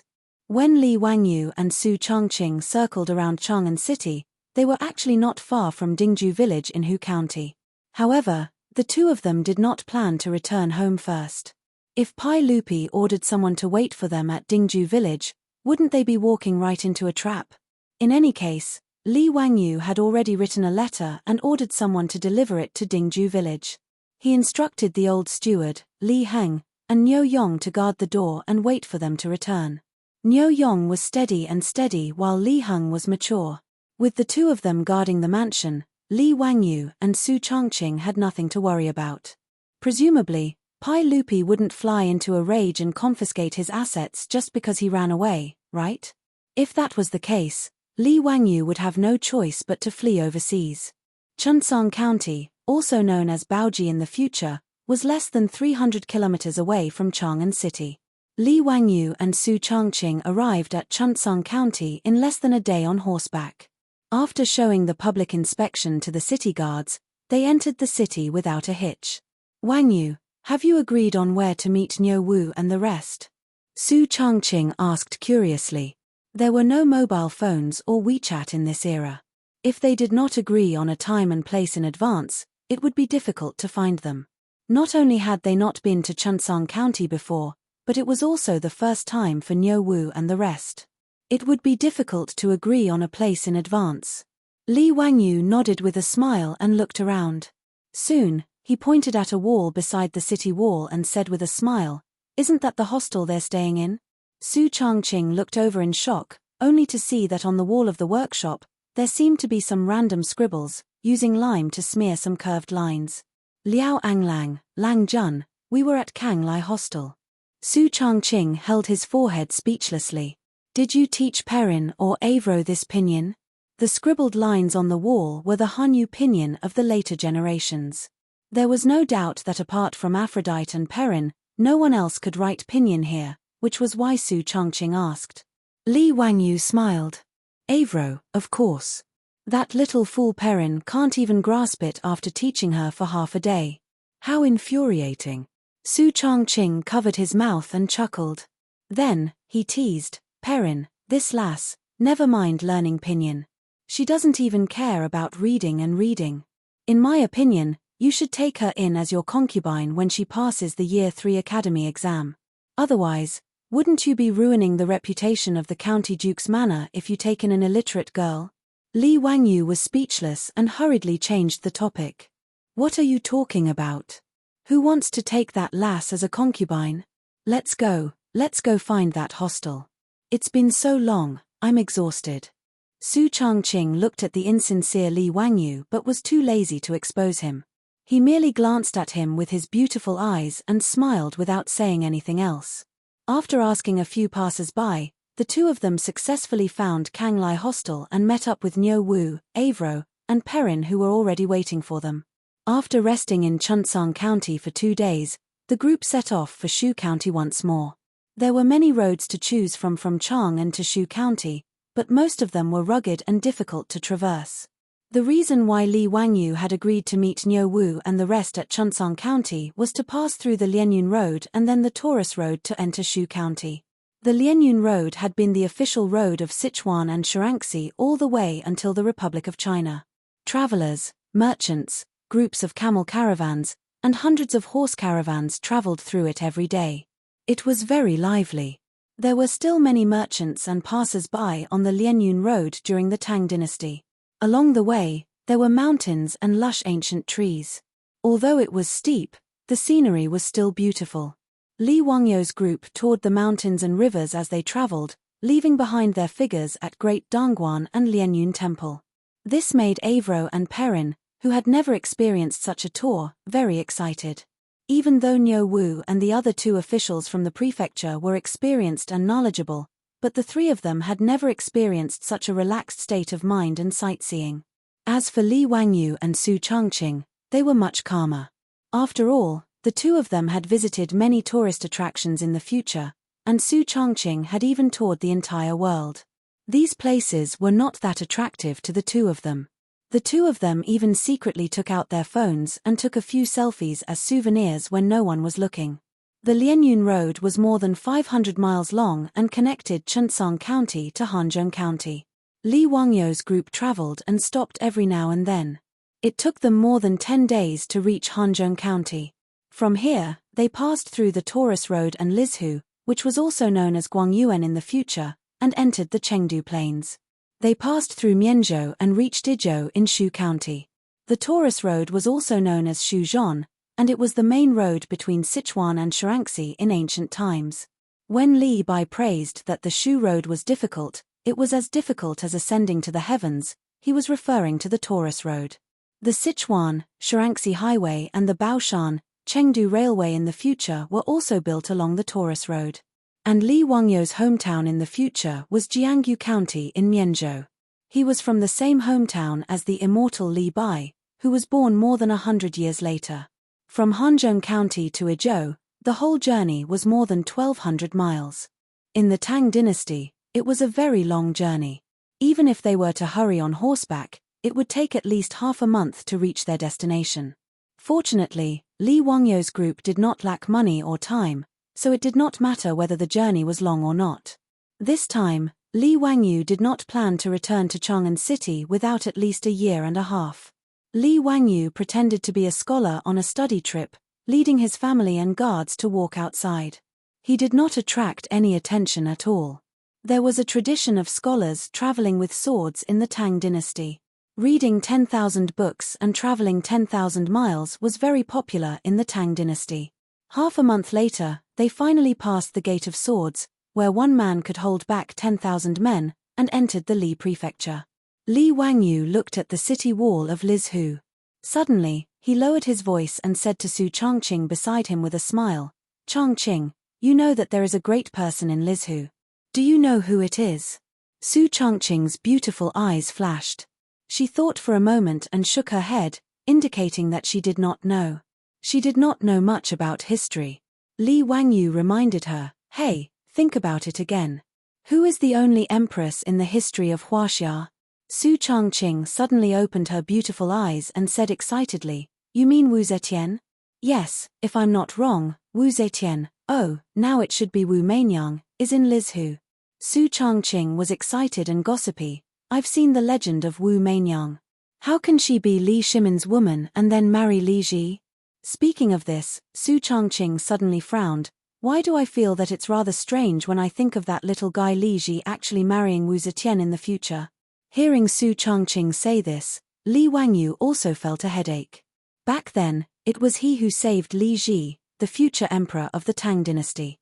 Now, it was the 4th year of Zhengguan, but Li Ji was not even 2 years old. He could not even speak clearly. Pai Lupi and Empress Zhongsun both said that when Li Ji was a little older, when it was time for him to be enlightened, they would let Li Ji become Li Wangyu's disciple. Therefore, when Li Wangyu thought about Su Changqing's words, he also felt that this matter was quite strange. Chapter 867. Regarding Wu Zetian, Li Wangyu's heart was also quite conflicted. On one hand, he did not want to change the direction of history too much. Who knew what would have happened if the Tang dynasty did not have Wu Zetian, the empress? But on the other hand, Li Wangyu felt that Wu Zetian was actually quite pitiful. This number one empress in the world had lived a tragic life when she was a young girl. She had been humiliated by her brothers. According to the historical records, Wu Mainyang's 5 brothers, Wu Yuanqing, Wu Yuanshuang, Wu Huailiang, Wu Weiliang, and Wu Huayun, had disrespected Wu Mainyang's birth mother, the Yang clan. However, the truth should not be so simple. At least, if that was the case, Wu Yuanqing and Wu Yuanshuang would not have been scared to death after Wu Mainyang gained power. In history, Li Wangyu did not know what Wu Mainyang's 5 brothers had done to her to make her hate them so much. Perhaps no one would know either. However, after Wu Zetian ascended the throne, she appointed ruthless officials, which had nothing to do with her childhood. Li Wangyu wondered, if he saved Wu Mainyang from that situation, would it change the direction of the Tang dynasty's history? Would there still be an empress in the future? For a moment, Li Wangyu looked at the Miangu county not far away and hesitated. However, he quickly laughed at himself. This matter was too far away. The current Li Ji was only 2 years old, and Wu Mainyang was only a 6-year-old lowly. Her father, Wu Shiqin, was currently the governor of Li province until he was transferred to Jingzhou in the 6th year of Zhengguan's reign. He died in office in the 9th year of Zhengguan's reign. That year, Wu Mainyang was 12 years old, and the shadow of her youth began after Wu Shiqin's death. At least for 5 years, Wu Mainyang, this little lowly, should live a happy life under her father's wings. After Wu Shiqin's death, whether or not he would protect Wu Mainyang would be left to the future. Understanding this point, Li Wangyu felt that his worries were completely groundless. He laughed self-deprecatingly and called for everyone to enter the city to rest. As the administrative area of Lizhu, Miangu County was relatively prosperous. After leaving the Qinling Mountains, most of the traveling merchants would choose to rest in the Miangu County for a few days. Li Wangyu and the others were no exception. Although they were riding horses instead of walking, the 10-day journey made everyone, especially Su Changqing, Aphrodite, and Perrin, feel exhausted. Li Wangyu planned to rest for a few days in Lizhu before setting off for Mianzhou. After everyone entered the city, they found an elegant hostel to stay in. After washing up, they prepared to walk around the Mion Valley County and find a restaurant to eat. The Swords Gate tofu of Lizhu was a delicacy passed down from the era of the Three Kingdoms. Even in the later generations, the Swords Gate tofu of Guangyuan was still a delicacy. Therefore, when Li Wangyu and the others came to Lizhu, they naturally wanted to taste these delicacies. As someone who did not lack money, even if Li Wangyu had to leave home, he would not let himself suffer. For this trip, he tried his best to choose the best food, clothing, and lodging. After finding a lavishly decorated restaurant, everyone was politely invited by the doctor to a private room on the second floor to take a seat. "Doctor, give me 2 servings of Swords Gate tofu. As for the other dishes and wine, just serve them." "Oh yes, no ducks," Li Wangyu instructed the doctor of the restaurant. His words immediately made Su Changqing, Aphrodite, and Perrin burst into laughter. Ducks were simply Li Wangyu's nightmare. Back then, in order to resist the locust plague, Li Wangyu spent money to buy 2,000 ducks and reared them in the fields of Dingju village. These ducks were indeed experts at killing locusts. Even when the locust plague came, the 2 years of harvest of Dingju village's Zhen monastery was not greatly affected. Moreover, because of the nourishment of the duck feces, the harvest of many wheat fields was even slightly better than in previous years. However, after the locust plague, how to deal with these ducks gave Li Wangyu a headache for a while. More than 2,000 ducks, under the meticulous care of the maidservants of Dingju village, not only did they become fat from eating locusts, but within a few months, the ducks also laid many duck eggs and hatched ducklings. The 2,000 ducks became more than 10,000 in the autumn. Therefore, during that period of time, in Dingju village, including Li Wangyu's residence, they ate duck meat for almost every meal. The pitiful ducks, after helping Dingju village resist the locust plague, still could not escape the pitiful fate of being eaten. However, with so many ducks, even if the entire village ate together, everyone still felt a little nauseous at the smell of duck meat. In the end, Li Wangyu simply ordered people to capture all the ducks and transport them to Chang'an City. Together with the live fish in the rice fields, they were given as local specialties to the various dukes' residences. Many of them were even sent to Pai Lupi's Taiji Palace. After eating ducks and getting injured, Li Wangyu was no longer willing to eat ducks. In his words, ducks were so cute, how could he eat ducks? The food was quickly served. Everyone tasted the delicacies of Lizhu. They had to admit that the Jiang'e tofu was indeed worthy of its reputation. It was snow-white in color, tender and delicious, and had a light fragrance. Everyone ate the delicacies and listened to the beautiful music in the restaurant lobby. The mental exhaustion caused by the tiring journey of more than 10 days was slowly alleviated. While everyone was happily eating and drinking, they heard the music in the lobby abruptly stop. Then, there was a commotion. Li Wangyu could not help but frown. Damn it, it was just a meal. Why was there a disturbance? However, this time he was running away from home and did not want to expose his identity. Therefore, he did not intend to interfere with these trivial matters. However, the noise downstairs was getting worse. It seemed that there were people smashing things. All kinds of smashing sounds of tables, chairs, and porcelain were constantly heard. Niu Wu stood up and said, "Lang Jun, I'll go take a look." Li Wangyu nodded silently and added, "If there's nothing important, don't poke your nose into other people's business." Niu Wu nodded and instructed 2 troops to guard the door of the room so that no one would disturb Li Wangyu and the others. He then pushed the door open and strode out. Li Wangyu was not worried about Niu Wu's skills at all. Therefore, he did not take it too seriously and continued to chat with Su Changqing, Aphrodite, and the others. But not long after, Li Wangyu heard Niu Wu's voice coming from downstairs. There were also sounds of punches and kicks. It seemed that Niu Wu was fighting with someone. Li Wangyu could not help but be surprised. He was afraid that Niu Wu would be at a disadvantage, so he hurriedly instructed the 2 troops, "Quickly go and see what's going on. Don't let anyone hurt Niu Wu." "Yes." The 2 troops did not dare to delay after receiving the order. They got up, opened the door of the room, and quickly rushed out. Hearing the clamor coming from downstairs, Li Wangyu could not help but instruct Su Changqing and the others not to show their faces. He also got up and prepared to see what was going on. Chapter 868. When Li Wangyu went down to the first floor of the restaurant, the conflict was more or less over. Niu Wu's skills were naturally beyond doubt. Even the troops that Li Wangyu had ordered to help didn't have to do anything. He alone relied on his fists and legs to beat up the people on the ground. Li Wangyu roughly looked. There were at least 7 or 8 people on the ground moaning incessantly. Looking at the clothes of these people, they seemed to be the servants of some mansion. Niu Wu was naturally unharmed.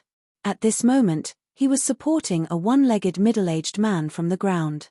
The middle-aged man's hair was white and his forehead was full of wrinkles. His clothes seemed to have been torn from the previous tearing. His face was also mottled with blood and bruises. It was obvious that he had been beaten up before Niu Wu came. Beside the middle-aged man, there was a 13 or 14-year-old delicate and pretty girl. She was weeping like a pear blossom in the rain as she hurriedly wiped the bloodstains on the middle-aged man's face. On the other side of the restaurant's lobby, there were 2 well-dressed youths. They looked to be 14 or 15 years old. The servants that had been beaten to the ground by Niu Wu seemed to be the attendants of these 2 people. At this moment, the 2 youths were also scared pale by Niu Wu's bravery. However, they still had an expression of not wanting to give up. Niu Wu, what happened? Li Wangyu swept his gaze around. He already had a rough idea of what had happened. He secretly cursed that such a melodramatic plot could actually be encountered while eating. He had really seen a ghost. If his guess was correct, the one-legged middle-aged man and the delicate and pretty girl should be the father and daughter pair. As for the 2 well-dressed youths, it could be said that they were the hedonistic sons of some influential family in Lizhu. It was very obvious that the father and daughter pair were both commoners. Naturally, they wouldn't provoke these hedonistic sons for no reason. Then, it was very clear who was causing trouble just now. Niu Wu supported the one-legged middle-aged man and fiercely glared at the 2 youths. Then, he turned his head and said, "Husband, these 2 people are very overbearing. They actually wanted to kidnap people without saying anything." That pretty girl was also very smart. Seeing Niu Wu talking to Li Wangyu in such a manner, she knew that Li Wangyu's identity was definitely not ordinary. She immediately knelt down and kowtowed to Li Wangyu. "Lang Jun, please help this servant and my father. This servant and my father do not know these 2 nobles. Who would have thought that this servant would play the zither and perform in this restaurant today? These 2 nobles said that they would buy this servant back to their residence. My father refused, so he was beaten up by the servants in their mansion." The 2 well-dressed youths laughed and said, "It's your fortune that I think highly of you." Li Wangyu frowned when he heard that. It was just as he had expected. This kind of melodramatic plot actually happened right under his nose. It really made him feel helpless. Li Wangyu had run away from home. He was afraid that Pai Lupi would find out about his whereabouts, so he didn't want to cause too much trouble. He looked at the 2 well-dressed youths and said, "Xiao Lang, are there any misunderstandings? If there's a misunderstanding, apologize to this young lady. For my sake, let's forget about this matter." Li Wangyu intended to smooth things over and keep the peace, but the 2 youths didn't buy it. "Bah, who are you, Tian Sholang? How dare you meddle in my business? You even dared to order your servant to commit crimes and injure my residence's servant. You think you're worthy of my respect? If you don't give me an explanation today, don't even think about leaving this Mion Valley County." Li Wangyu was amused when he heard that. Ever since he transmigrated to the Tang dynasty, other than when he was threatened by the Li clan of Hu County, no one had been so presumptuous in front of him for a long time. Even the current governor of Li province, Wu Shixiang, was only a secondary grade 3 official. In front of him, a secondary grade 2 official who founded the county, he had to call himself a subordinate official. These 2 youths really hadn't experienced the cruel beating of society. Their tone was so arrogant, he didn't know which family they were from. Thinking of this, Li Wangyu looked at the 2 youths again. Suddenly, his heart moved and he asked, "Are you 2 Wu Yuanqing and Wu Yuanshuang?" His words made the 2 youths slightly stunned. They looked at each other and nodded. Yes, it's your grandfather. You, Tian Sholang, actually know us two brothers? But today, even if we break the sky, you won't be able to solve this matter so easily. Let me tell you, if you don't satisfy me, today. Li Wangyu didn't wait for them to finish speaking. He directly ordered Niu Wu and 2 of the mansion's troops, go, capture those 2 little bastards. Whip each of their buttocks 20 times. We'll talk later. Although Niu Wu and the 2 officials were slightly surprised, they did not hesitate at all. They went up and grabbed the 2 well-dressed youths like grabbing little chicks. They pressed them on the floor and pulled down their pants, revealing their snow-white buttocks. Stop. Are you rebelling? Do you know who I am? I am the eldest son of the governor of Li State. You're crazy. You dare to hit us. Wu Yuanqing and Wu Yuanshuang struggled with all their might. But their small bodies, in the hands of the 2 troops, were no different from little chicks. Niu Wu didn't hesitate and didn't care about what they were shouting. He raised the whip in his hand and lashed out. Ah! You Tian Sholang, you dare to hit your grandfather. Grandfather, Stop. Quickly stop. My father is Wu Yuanshuang. He is the governor of Li State, the governor of Li State. How dare you? Save me, save me. Murder. Someone wants to rebel. Quickly report to the officials. Li Wangyu looked at the 2 brothers who were wailing like ghosts and howling like wolves. He laughed coldly in his heart. When he entered the city, he was still lamenting that the Empress Wu Zetian was bullied by her 5 brothers when she was young. Who would have thought that he would meet the 2 brothers Wu Shishuang and Wu Shiqing as soon as he entered the Mian Valley County? A few years later, the 5 brothers who had caused Wu Mainyang's young heart to become violent and twisted. Wu Shishuang and Wu Shiqing were Wu Mainyang's half-brothers. The other 3, Wu Weiliang, Wu Huayun, and Wu Huiliang, were her cousins. Wu Shishuang and Wu Shiqing were only 14 or 15 years old. They actually dared to kidnap women on the street. This kind of scourge, it was not wrong to beat them to death. Moreover, Li Wangyu had a very good reason to beat them. One must know that Li Wangyu was a relative of the imperial family. Although he had not been re-recorded in the imperial family's genealogy of the imperial family, Pai Lupi was his uncle. That was something that everyone knew. Just now, these 2 little bastards actually dared to call themselves lousy and grandpa. If they were serious, that would be the crime of deceiving the emperor. Even if Wu Shiqing was here, he would not be able to say a word. Perhaps he would have to personally beat these 2 bastards up again. When Niu Wu beat Wu Shishuang and Wu Shiqing until they were wailing like ghosts and howling like wolves, one of the Wu clan servants who had been beaten by Niu Wu finally struggled to get up. That person did not dare to go forward to save Wu Shishuang and Wu Shiqing. Instead, he took advantage of the fact that no one was paying attention to sneak out of the restaurant and ran away. Li Wangyu saw the servant's movements and knew that this person must have gone to call for reinforcements. However, he was too lazy to pay attention to him. He only watched coldly as Niu Wu continued to whip the 2 little bastards of the Wu clan. Chapter 869. Without any hesitation, Niu Wu followed Li Wangyu's instructions and gave Wu Shiqing and Wu Shishuang 20 lashes each. Fortunately, Niu Wu had heard the identity of the 2 brothers and knew that Li Wangyu only wanted to teach these 2 little bastards a lesson. Therefore, he did not use too much strength and did not use too much force. Even so, after 20 lashes, Wu Shiqing and Wu Shishuang's buttocks were covered in green and purple streaks, crisscrossing and very beautiful. As for the 2 brothers, their previous threats turned into pleading, then to wailing, and finally to weeping bitterly. Because of this incident, in the big restaurant, whether it was the doctor, the manager, or the customers, they all shrank to the side, not daring to say anything to stop them. Everyone could see that the person who dared to disregard the identity of the governor of Li province and beat the Wu brothers was either a fool or an extraordinary person. This was a fight between immortals. As mortals, they naturally had to hide far away and did not dare to make a sound. The wailing busker and her father, who had lost a leg, were also shocked speechless.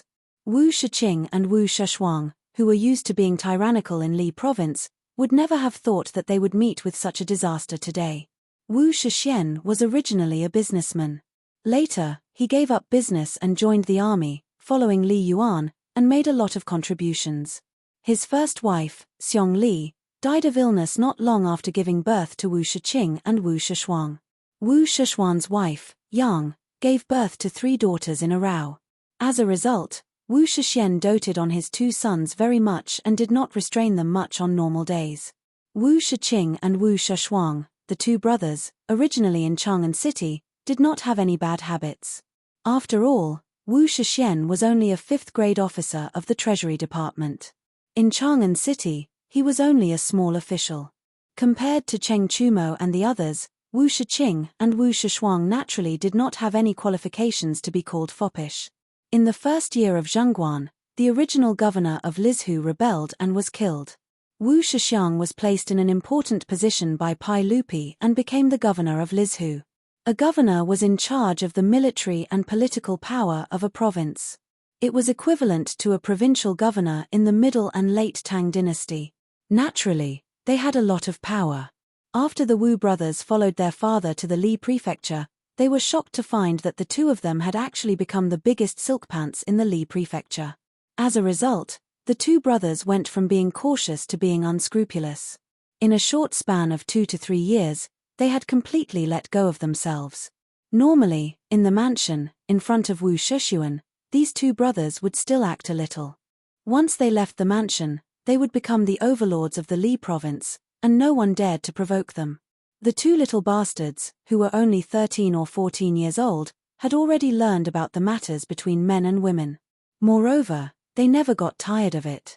In these 2 years in Lizhu, who knew how many young ladies and young wives he had ruined? Today, the 2 of them led a large group of servants to this restaurant to have a meal. Coincidentally, they saw the new performer in the restaurant. Seeing that the performer was delicate and pretty, the 2 brothers had a bad idea. They insisted on buying the performer back to the mansion to serve them. This performer was only performing in the restaurant. How could an innocent person agree to such a thing? Naturally, they made a scene. Li Wangyu asked about this matter and felt even more annoyed. He ordered Niu Wu, whip these 2 little bastards 10 times each. After he finished speaking, he asked the servants in the mansion to bring him a stool. He sat in the main hall of the restaurant and waited for the Wu family's servants to bring reinforcements. Originally, Li Wangyu did not want to reveal his identity. However, since he had already interfered in this matter, and the 2 little bastards of the Wu family had already fought, he naturally could not sneak away. As a result, revealing his identity was unavoidable. Fortunately, Li Wangyu was not too worried. After all, even if the news was sent from Lizhu to Chang'an City at top speed, it would take 7 to 8 days for the news to arrive.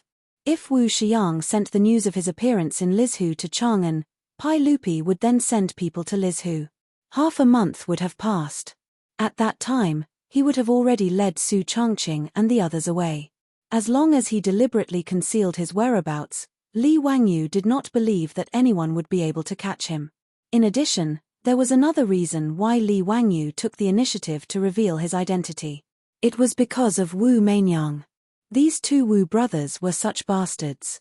Li Wangyu also had some other thoughts. When Niu Wu beat Wu Shiqing and Wu Shishuang until their cries became much softer, the sound of hurried horse hooves finally came from the street outside the restaurant. "Stop! Who are you? How dare you humiliate my son?" An old man in his 50s jumped off his horse with a face full of anger. He roared at Niu Wu, who was still waving his horse whip. However, Niu Wu did not even bat an eyelid.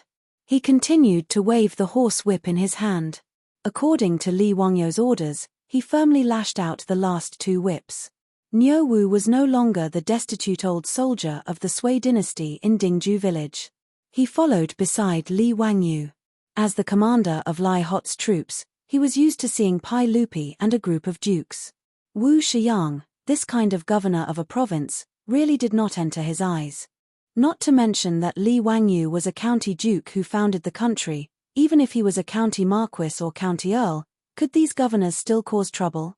Wu Shiqing and Wu Shishuang dared to call themselves lousy and grandpa in front of Li Wangyu. Even if Li Wangyu was only a small county duke who founded the country, If he really wanted to pursue this matter, these two brothers would be skinned alive even if they did not die. Currently, they were only given 30 whips each, which was already letting them off easy. Wu Shiyang did not know this. However, after seeing that the person beating his sons did not react at all after he spoke, he knew that the other party's background was definitely not small. He was not an impulsive person. He turned his head to look at his two sons, whose buttocks were swollen and bruised, and took a deep breath. He cupped his hands toward Li Wangyu and asked, "May I ask for your name?" Wu Shiyang had come to Li province at the beginning of the second year of Zhengguan's reign. He had not returned to Chang'an in the past 2 years. At that time, Li Wangyu was still squatting in Dingju village and playing with mud. Naturally, the two of them had never crossed paths and had never met. Li Wangyu was somewhat interested in the father of the famous Wu Zetian in history. He looked Wu Shiang up and down before smiling and speaking. "Greetings, Duke Wu. My surname is Wangyu, and my courtesy name is Zio." Li Wangyu? Li Zio? Wu Shiang felt that this name was very familiar. The two brothers, Wu Shiqing and Wu Shishuang, were overjoyed to see their father come. When they struggled to get up and were about to complain, they were stunned to see their father bow to the damn young man. "This humble official is Wu Shiang. Greetings, Duke Wu." This humble official did not know that Duke Wu was in Li province. The matter of Li Wangyu being conferred the title of County Duke of the founding of the Great Tang had already spread through the various provinces of the Great Tang through the reports of the imperial court and the palace. Although Wu Shiyang had never seen Li Wangyu, he also knew that the young man in front of him was one of the most untouchable figures in the Tang dynasty. Not to mention his identity as Duke Wu, just the two identities of Li Wangyu's crown prince and the nephew of the current emperor were enough to scare many people to death. The two brothers, Wu Shiqing and Wu Shishuang, saw their father coming and thought that their savior had come. But Wu Xiang's words made the two brothers confused. Duke Wu? Duke Wu? Did he mean this young man who was not much older than them? Chapter 870. Wu Shiqing and Wu Shishuang would never have dreamed that they would kick such a hard iron plate today. Li Wangyu's reputation as the imperial tutor was something they had heard of even when they were young masters in Li province. The two brothers looked at each other and saw a trace of despair in each other's eyes. After Wu Shiying and Li Wangyu had exchanged greetings, Wu Shiying asked, "County Duke Hu, I wonder what my two unfilial sons have done today? I will definitely teach them a lesson. They offended you, County Lord Hu, so please forgive them." Li Wangyu immediately told Wu Shixian about what happened in the restaurant today, adding some embellishments. In the end, he said with a smile, "Actually, it is a small matter for your son to be disrespectful to me, but it is wrong for him to be disrespectful to a saint. Moreover, I ordered people to beat them for your son's sake. At such a young age, he is already indulging in female charms and harming his body. It is not good. I hope County Lord Wu doesn't blame me for being meddlesome." He was quite black-bellied. On the surface, he was exonerating Wu Shiqing and Wu Shishuang, but in reality, he was giving them a hard time. As expected, Wu Shixian was furious when he heard this. He raised the horsewhip in his hand and lashed at Wu Shiqing and Wu Shishuang's buttocks. "I will beat you two useless unfilial sons to death." The two brothers, who had cried until their voices were hoarse, were beaten until they wailed like ghosts and howled like wolves. Wu Shixian was even more ruthless than Niu Wu. After a few lashes, Wu Shiqing and Wu Shishuang's buttocks were split open, making them look very miserable. Li Wangyu smiled as he watched Wu Shixian whip the two little bastards a few more times before pretending to stop him. "County Lord Wu, please don't be angry. I have already ordered people to teach them a lesson. I think they will learn their lesson in the future." Hearing Li Wangyu's words, Wu Shixian put down the horsewhip in his hand and bowed to Li Wangyu again. "Many thanks, County Magistrate of Huxian, for disciplining these two bastards for this lowly official." This lowly official was negligent in disciplining them. "I ask County Magistrate of Huxian's forgiveness."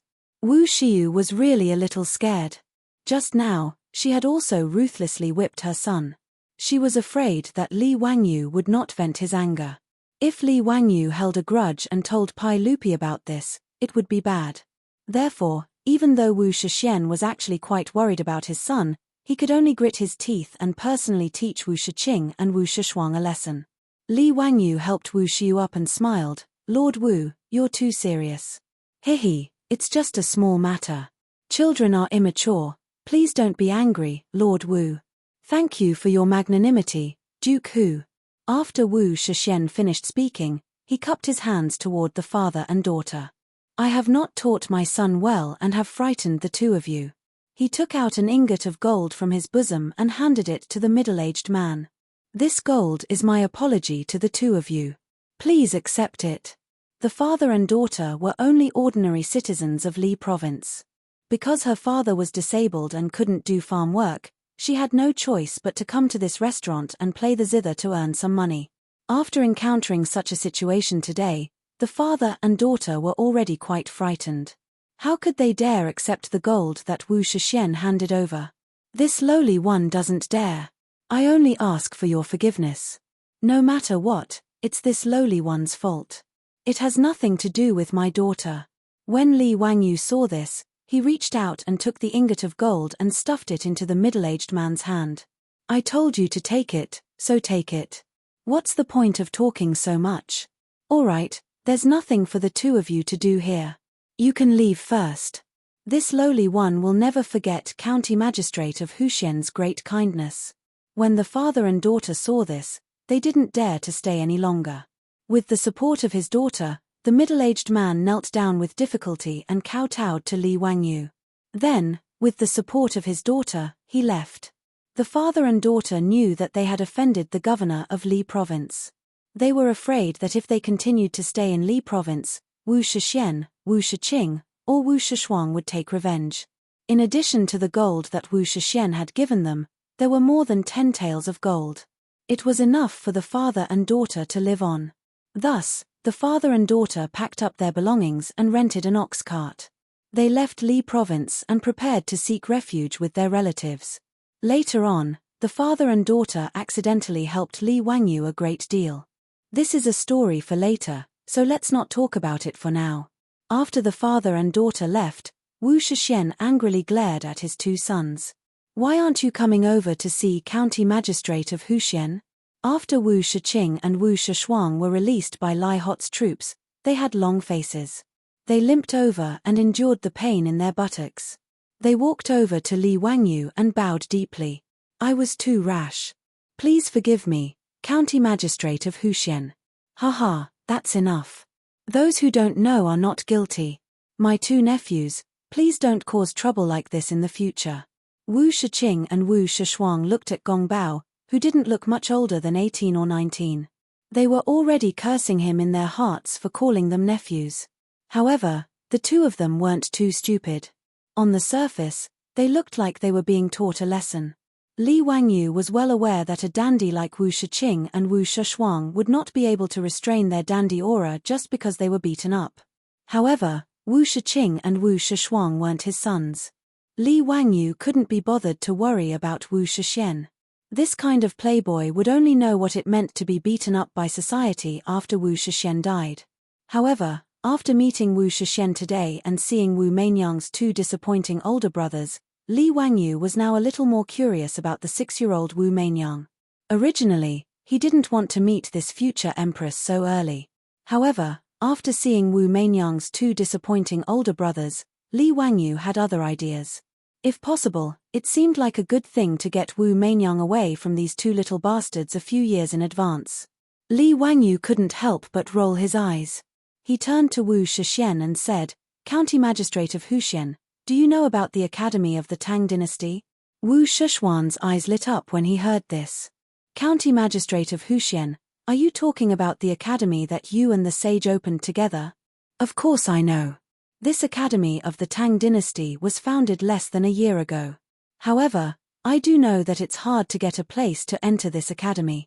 He pointed to Wu Shiqing and Wu Shishuang and said, I originally wanted to send these two unfilial sons to the academy to study. Unfortunately, they are too old and don't meet the academy's enrollment requirements. That's a pity. Li Wangyu shook his head regretfully. However, if County Magistrate of Huxian has other children, you can also give it a try. Wu Shixian was very regretful. Sigh, I only have these 2 unfilial sons and 3 daughters. Li Wangyu smiled very happily. County Magistrate of Huxian, what are you saying? Women can also study. As long as the age is suitable, why can't women study in the academy? I don't like to hear County Magistrate of Huxian's words. Haha, how about this? If County Magistrate of Huxian has children of suitable age, I'll make the decision to let them study in the academy directly without the test. In September of this year, the new batch of students can enter the academy to study. Li Wangyou's words immediately made Wu Shuxuan's eyes light up. County Magistrate of Huxian, are you serious? I do have a daughter. Her name is Huxian, and she is 6 years old this year. She is of the age to study in the academy. Chapter 871. Wu Shuxuan's words surprised Li Wangyu. Wu Jiao was a name that Wu Zetian had given herself after she ascended the throne. She had also created the character herself. It meant that the sun and moon were high in the sky, and their light was reflected by the heavens and earth. Why did Wu Shixian say that Wu Meinyang's maiden name was Jiao? Lord Wu, may I ask what character your daughter's maiden name is? Li Wangyu asked curiously. He had seen historians studying Wu Zetian's real name. Some said it was Wu Jiao, while others said it was Wu Hua. In short, because there were no official records in history, there were many different theories. Li Wangyu could ask Wu Meinyang's father for confirmation. What was Wu Meinyang's real name? This would satisfy his curiosity. County Lord Hu, my daughter's maiden name is Jiao from Jiao. When Li Wangyu heard this, he understood. After Wu Zetian ascended the throne, although she had created the character Jiao and wanted the sun and moon to be high in the sky, the pronunciation had not changed. She still used her maiden name, Wu Jiao. This gave him a fright. He thought that Wu Meinyang had also transmigrated and given herself a name 60 years in advance. Wu Jiao was Wu Meinyang's maiden name. Meinyang was only given the title Wu Mai after Wu Jiao entered the palace and became the Pai Lupi's talent. The Pai Lupi called her Mai Niang. After Li Wangyu understood Wu Meinyang's real name and satisfied his curiosity, he purposely put on a shocked expression. It was as if he had not expected Wu Shixian to have a daughter of the right age. Lord Wu, you. Fine. Since I have already spoken, there is no reason to go back on my words. I will write a note to Lord Wu. Your daughter can go directly to the academy to study. When Wu Shixian heard this, he was naturally overjoyed. He no longer remembered his 2 disappointing sons and once again bowed to Li Wangyu. Thank you, County Lord Hu. Thank you. Although Wu Shixian felt that it was a pity that not a son of the first wife could study at the academy, it was also a good thing that Wu Jiao could enter the academy. After all, the crown prince, Li Chengqian, and the others were studying in the academy. If his daughter, Wu Jiao, was fancied by the crown prince or a prince, then their Wu clan would ascend to the heavens in a single bound. No matter how big the hole in Wu Shixiang's imagination was, even when that old Daoist Yuan Tiangang read Wu Meinyang's face and said that she was unspeakably noble, Wu Shixiang didn't dare to think that his daughter would be able to ascend the throne in the future. Speaking of Yuan Tiangang giving Wu Zetian a face, Li Wangyu once asked Yuan Tiangang for confirmation. Dragon eyes and phoenix neck, extremely precious. The old Taoist did say this sentence, but Yuan Tiangang never said something like if you are a woman, you should be the master of the world. It was purely a far-fetched story made up by later generations. Yuan Tiangang's eyes were so sharp. He had seen countless faces in his life. How could he not see whether the swaddled Wu Meinyang was a boy or a girl? Not to mention that the old faker might not be able to see through Wu Meinyang's life experience. Even if he could, it was impossible for him to say such disgraceful words to Wu Shixiang. When Wu Shixiang heard that Li Wangyu and the others were still living in the hostel, he immediately warmly invited Li Wangyu to stay in his mansion. Li Wangyu couldn't resist Wu Shixiang's enthusiasm, so he could only nod and agree. Then he asked the troops to invite Su Changqing and the others to come down and greet Wu Shixiang. May I ask if the sage has any arrangements for you to come to Lizhu this time? Wu Shixiang couldn't help but feel a little strange when he saw that Li Wangyu had brought women with him and there were only 3 guards beside him. After all, in the previous report of the imperial court, Li Wangyu was still the commissioner of Henan Taoism. Now that he suddenly appeared in Lizhu, Wu Shiqiang couldn't help but think more. Haha, Mr. Wu, you worry too much. I just have nothing to do and want to travel to relieve my boredom. Although Wu Shiqiang was suspicious of Li Wangyu's explanation, it wasn't appropriate for him to continue asking. He could only suppress this matter and not mention it. Of course, he didn't expect that the dignified county duke who had founded the country would be so mischievous and run away with his woman. Wu Shiqiang respectfully invited Li Wangyu and the others back to his mansion and ordered someone to summon his wife, Madame Yang, and 2 daughters to come out and greet Li Wangyu. Wu Shiqiang's eldest daughter, Wu Shun, was already 11 years old this year. She was betrothed to Helan Yusha, the legitimate son of Helan Shiren, and would soon be married off. Li Wangyu naturally had no interest in Madame Yang and Wu Shun. He and Su Changqing both cast curious gazes at the 6-year-old Wu Mainyang. Li Wangyu thought to himself, as expected of a beauty. No wonder that brat Li Ji would be so charmed in the future that he didn't even care that she was the woman of his father, Pai Lupi, and insisted on making her his empress. As a woman, Su Changqing looked at Wu Mainyang differently. There was some admiration, some sympathy, and some indescribable emotions. After all, after Wu Zetian ascended the throne, in order to consolidate her position, she did many vicious and merciless things. She didn't even let off her own son and daughter. She personally strangled her daughter, Princess Ding Ning Sai, poisoned her eldest son, Li Hong, forced her second son, Li Xian, to commit suicide. She whipped her grandson, Li Zhongruan, her granddaughter, Li Xianhui, and her nephew, Wu Yenji, to death. She caused the deaths of her sister, Madame of Han, and her niece, Madame of Wei. Just thinking about these glorious achievements of Wu Zetian made Su Changqing shudder. Of course, Wu Zetian also had her contributions. Perfecting the imperial examination system was one of them. Even Li Wangyu's method of teaching Pai Lupi was copying Wu Zetian's method. Wu Zetian had been on the throne for 15 years, and her policies were stable. The people were rich, and she had the reputation of Zhenguan's legacy. She had laid down the foundation for the Tang dynasty's long-lasting rule. From this point, Wu Zetian could be considered quite outstanding. As a result, Su Changqing's feelings towards the future Wu Zetian, the current Wu Jiao, were complicated. It was understandable. However, in Li Wangyu's eyes, the 6-year-old Wu Mainyang's words and actions were no different from that of a normal child.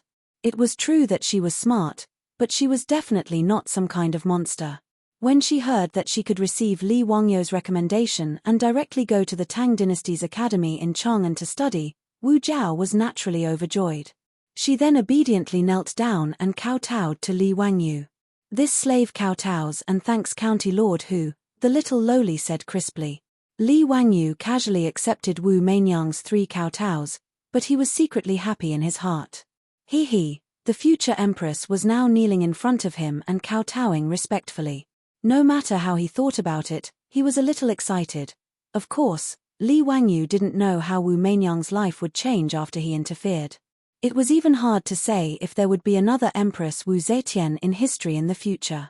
However, Li Wangyu was too lazy to care about these things. He didn't even know if Li Ji could ascend the throne, let alone Wu Mainyang. After all, Li Chengqian was now calling him teacher, and he was becoming more and more educated. His original arrogant habits had long disappeared after studying in the academy for almost a year. Now, Pai Lupi was quite satisfied with his 2 sons. Whenever he was free, he would bring Li Chengqian and Li Tai around to play, looking like a filial father. Under these circumstances, it was hard to say what the future of the little brat Li Ji, who was still learning how to speak, drooling, and running around naked, would be. Thinking of this, Li Wangyu couldn't help but think of another idea. Duke Wu, this duke sees that your daughter is very smart. I have an idea that I would like to discuss with Duke Wu. Chapter 872. Wu Shixian asked curiously, what orders does the Duke of Huxian have? This duke sees that your daughter is smart and very pleasant, so this duke intends to accept her as a disciple. What does Duke Wu think?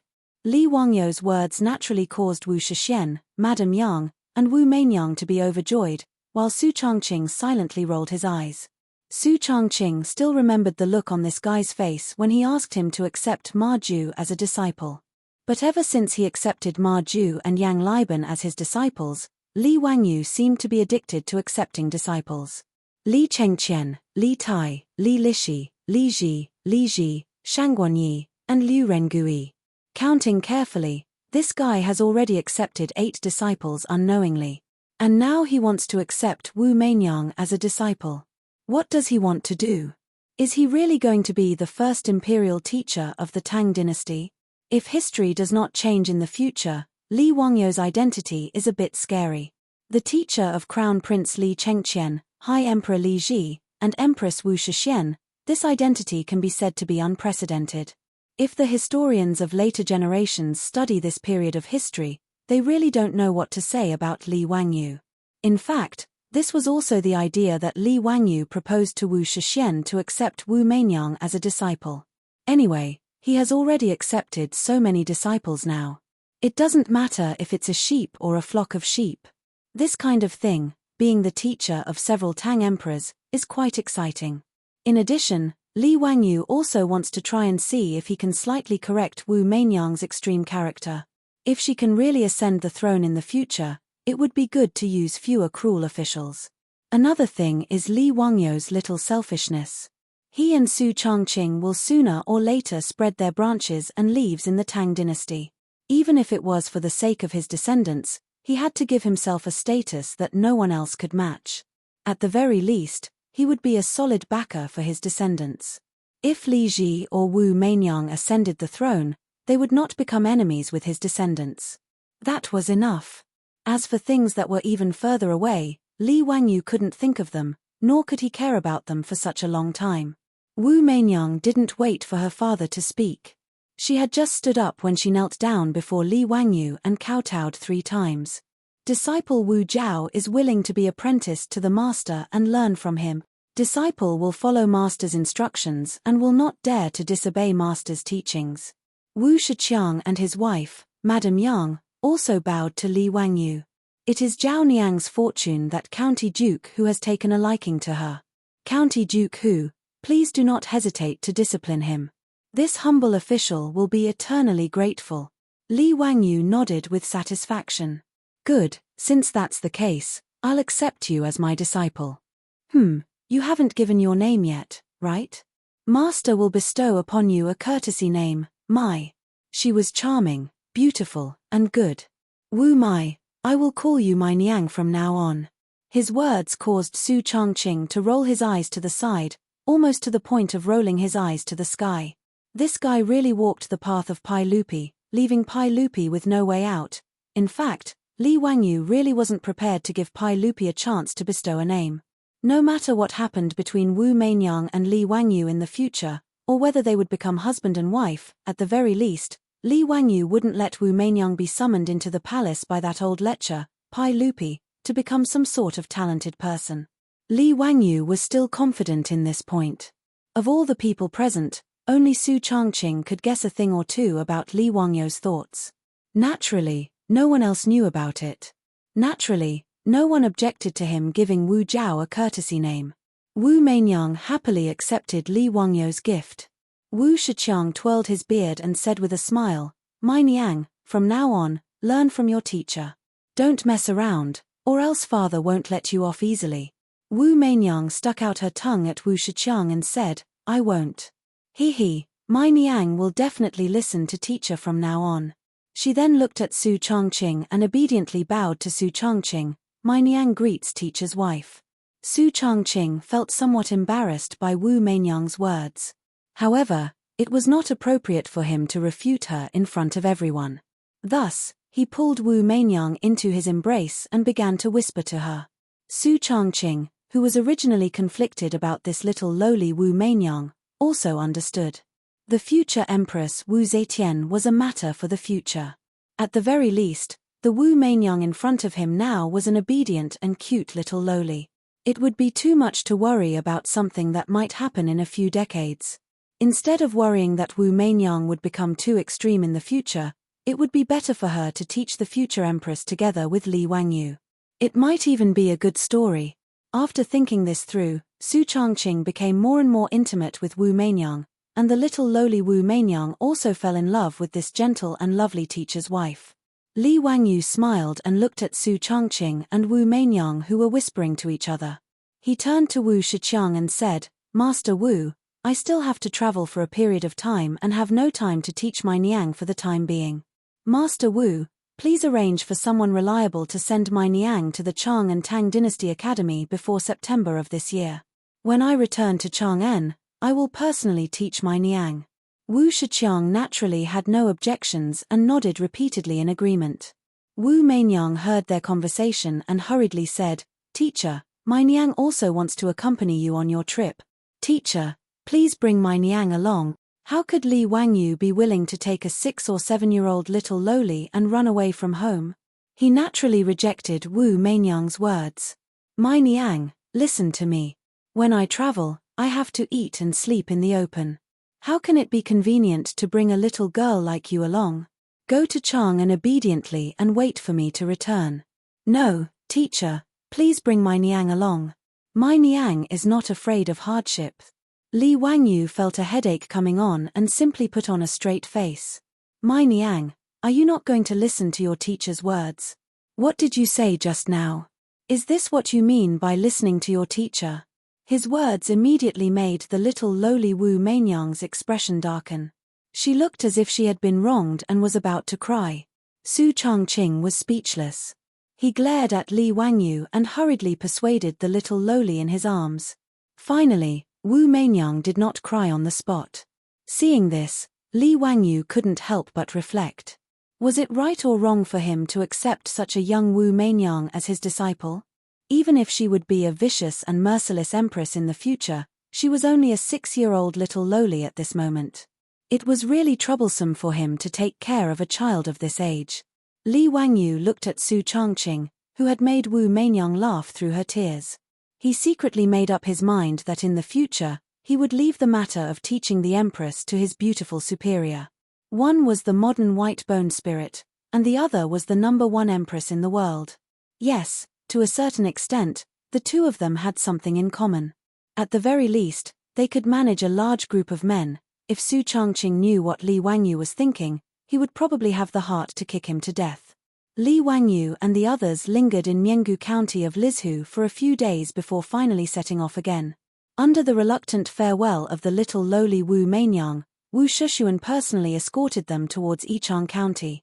Chapter 873. Yichang County was more than 50 miles away from Lizhu County.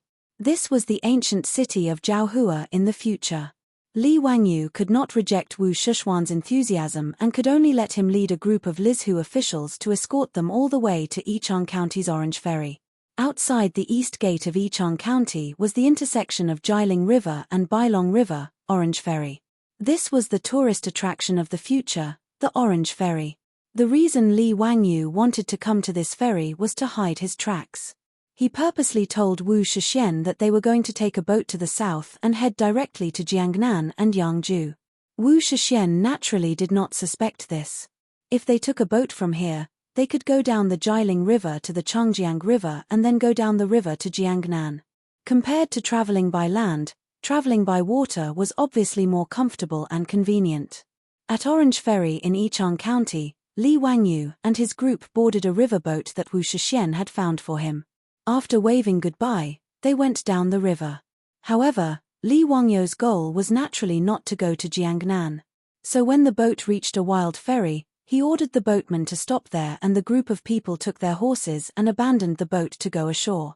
To prevent the boatman from leaking the news, Li Wangyu even took out the goldfish talisman from the county that founded his country and ordered the boatman to continue to sail the empty boat downstream. He did not allow them to turn back to Yichang County. Li Wangyu and his group hid their tracks and slowly headed toward Mianzhou. In Chang'an City's Taiji Palace, Pai Lupi was spitting at me to awe. "Trash. It's been more than a month and you're telling me that you can't find any trace of that bastard. Do you think he can go to heaven?" Mi Tuor knelt in front of Pai Lupi. His head was tightly pressed against the floor as he silently endured Pai Lupi's saliva washing his face. "Everyone, I am useless. I deserve to die 10,000 times. You really deserve to die, you killing genius. Is my 100 cavalry department just for show? So many people are searching for the whereabouts of a single person, yet there is no trace of him at all. Could it be that that bastard kid can hide to the ends of the earth? Beads of sweat started to form on Mi Tuo's forehead. His resentment towards Li Wangyu deepened. That day, Mi Tuo led more than 100 men and horses from the 100 Horsemen Department, together with Cheng Chumo and his group of debauchees, to Zhengzhou, and found out the mystery of Li Wangyu's disappearance. The secret chamber that Li Wangyu had ordered people to secretly dig under the carriage was also discovered by the spies of the 100 Horsemen Department, but it was useless. Naturally, there was no trace of Li Wangyu. Everyone guessed that most likely, Li Wangyu had waited for the imperial entourage to leave, and then went in the opposite direction. He boarded a ship that had already been prepared, and went down the Yellow River or the Tongji Canal. Mi Tuo also ordered people to inquire around the Zhengzhou docks, but to no avail. He simply sent out a few groups of people to follow the river. He, Cheng Chumo, and the others naturally did not know that while they were searching for Li Wangyu's traces in Zhengzhou, Li Wangyu had quietly followed Pai Lupi's imperial entourage, bypassed Chang'an, and went to the land of Shu. Mi Tuo could not wantonly issue arrest warrants as if he were chasing a criminal. Even when the officials of Zhengzhou asked him who the 100 Horsemen Department was looking for, Mi Tuo could only be vague and did not dare to say clearly. He really could not say this out loud. The dignified county duke who had founded the country had run away. If this matter was spread out, what would happen? Would the imperial court still have any face? Secretly searching for Li Wangyu's traces was naturally the idea of Pai Lupi. That day, in the imperial entourage, all the officials who knew about Li Wangyu's escape were warned by Pai Lupi to keep their mouths shut and not spread this matter out.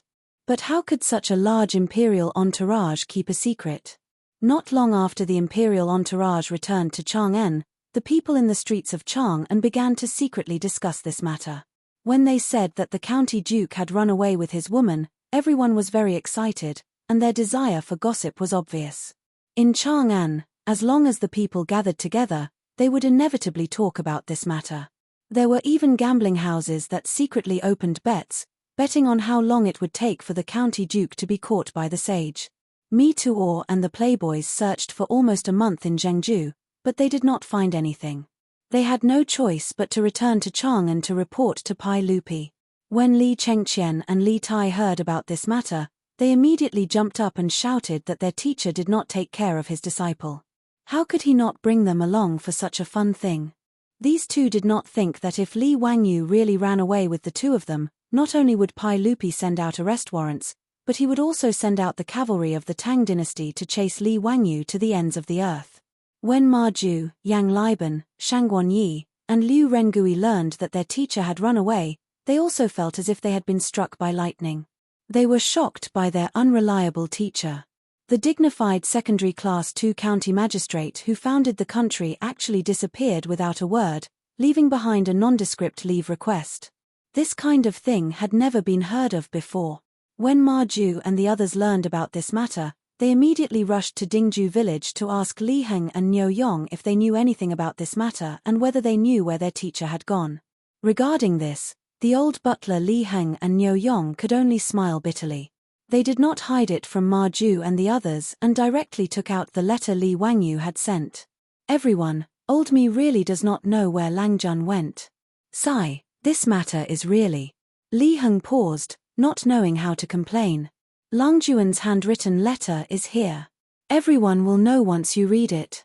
Old me guessed that Lang Juan's leave request was most likely because of Lady Su. Old me actually thinks that Lang Jun did nothing wrong. This time, Lady Su risked her life to enter Yangling County because of the epidemic in Zhuzhou. Why can't she change her title? Li Heng had long been convinced by Su Changqing. He was full of complaints that Su Changqing could not be conferred a title because of his merits. Ma Ju and the others were now court officials. Naturally, they could not join Li Heng in complaining about the saint's decision. However, after the four of them read the letter, they looked at each other in dismay. Old Li, have you arranged the things that master asked you to do? Li Heng nodded affirmatively, of course.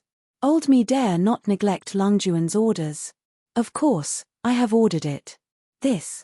Ma Ju looked at Yang Liban and the others and did not know what to say. His teacher really knew how to make things difficult. However, since things had come to this, Ma Ju and the others could only accept it and prepare to act according to their teacher's plan. A few days later, Ma Ju Sai and the others stepped forward at the same time. Holding the ceremonial tablet, they bowed to Li and said, "This subject supervises Censor Ma Ju, this subject is Junior Supervisor Yang Liban, this subject is Secretary Shangguan Yi, and this subject is Liu Rengui." Pai Lupi was slightly stunned. He did not understand why Li Wangyou's 4 great Vajras stepped out together today. "Come. We heard that during the epidemic in Zuzhu, my daughter Su Changqing performed meritorious deeds for the country. She risked her life alone and saved thousands of people." Ma Ju praised Su Changqing in front of Pai Lupi and the court officials. "Therefore, we request your majesty to reward those who have performed meritorious deed. We request your majesty to confer Su Changqing a title as a reward for her meritorious deed." "I second the motion." Yang Liban and the others chimed in as well. Ma Ju and the others' words were like throwing a bomb into Taiji Palace. Chapter 874. Ma Ju's speech naturally caused an uproar in the Taiji Palace. Needless to say, the reaction of the officials was the same as in Zhengzhou. There were supporters, but there were also many opponents. There were also a lot of people who didn't care and just watched the show. The only difference was that today was the Lunar Palace Assembly. There were more officials participating in the assembly, and the dispute was even more intense. Pai Lupi sat on the throne.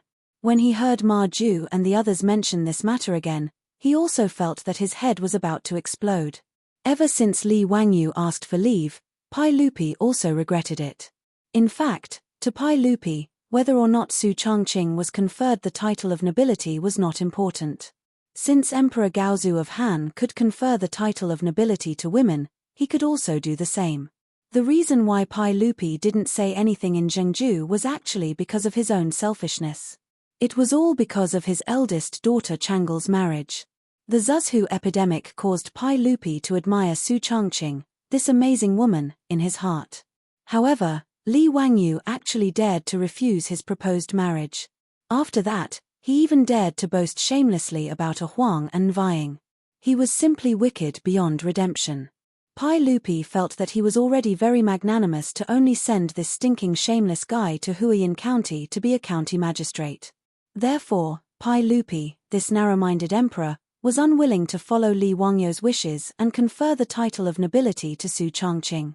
However, he never expected that Li Wangyou, that bastard, actually took Su Changqing and ran away without saying a word.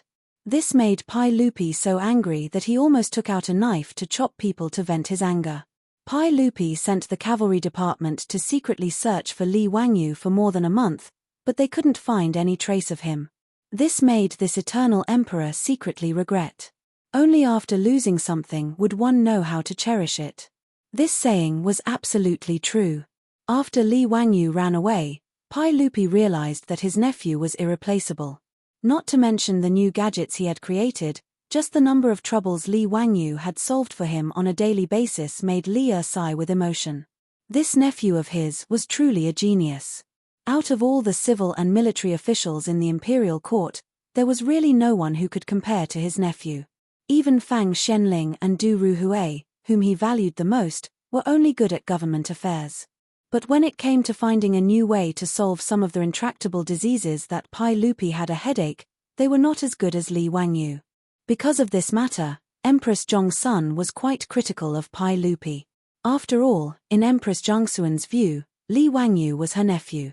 Chang'el's future husband had to be Li Wangyou.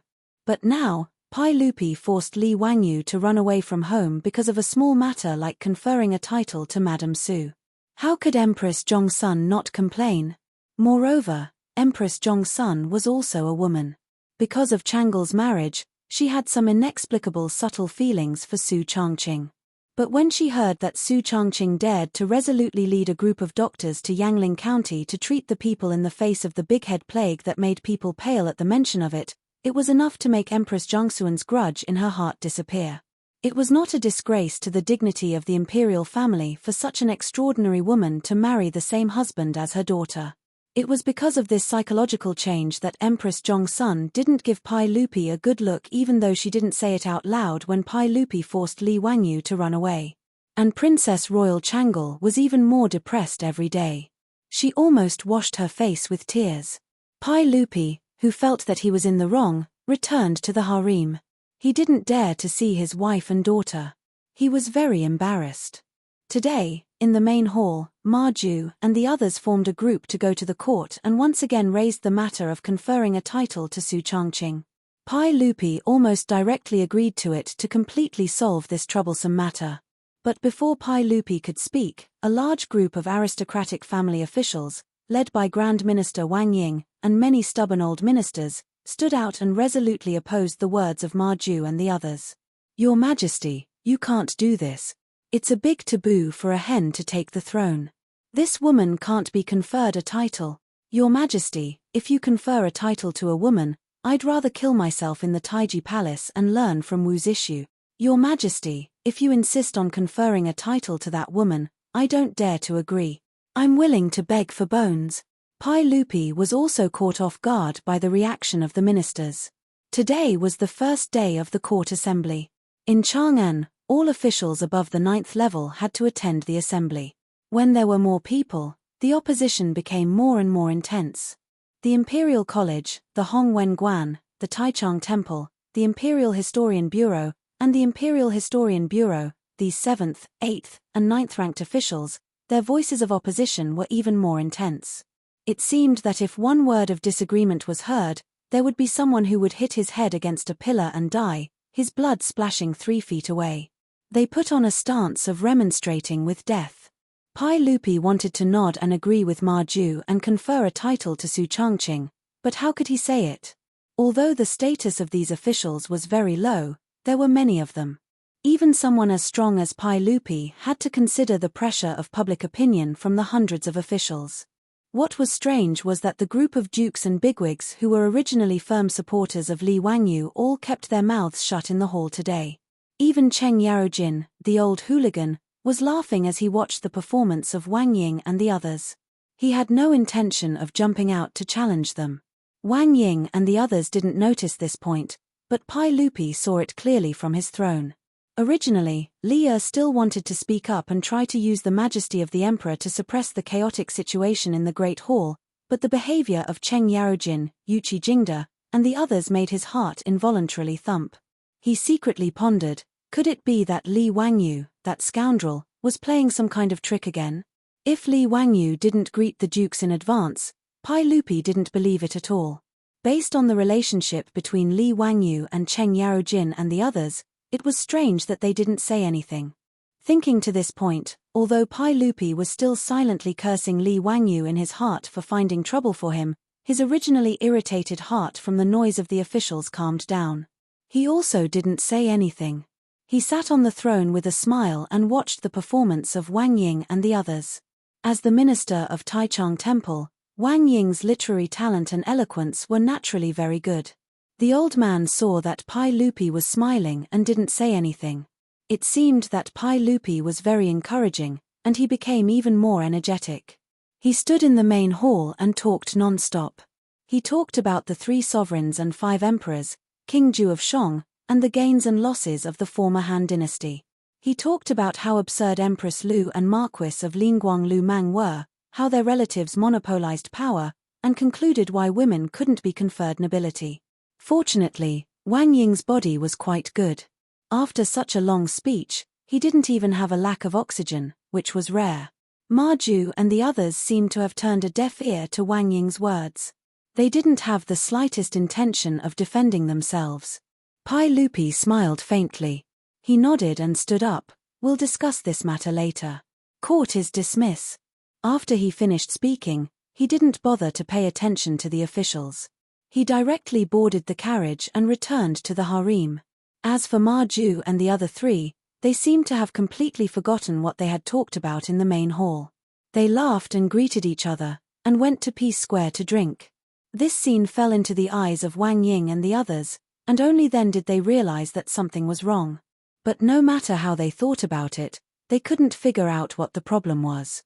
Although they were suspicious, they couldn't figure it out.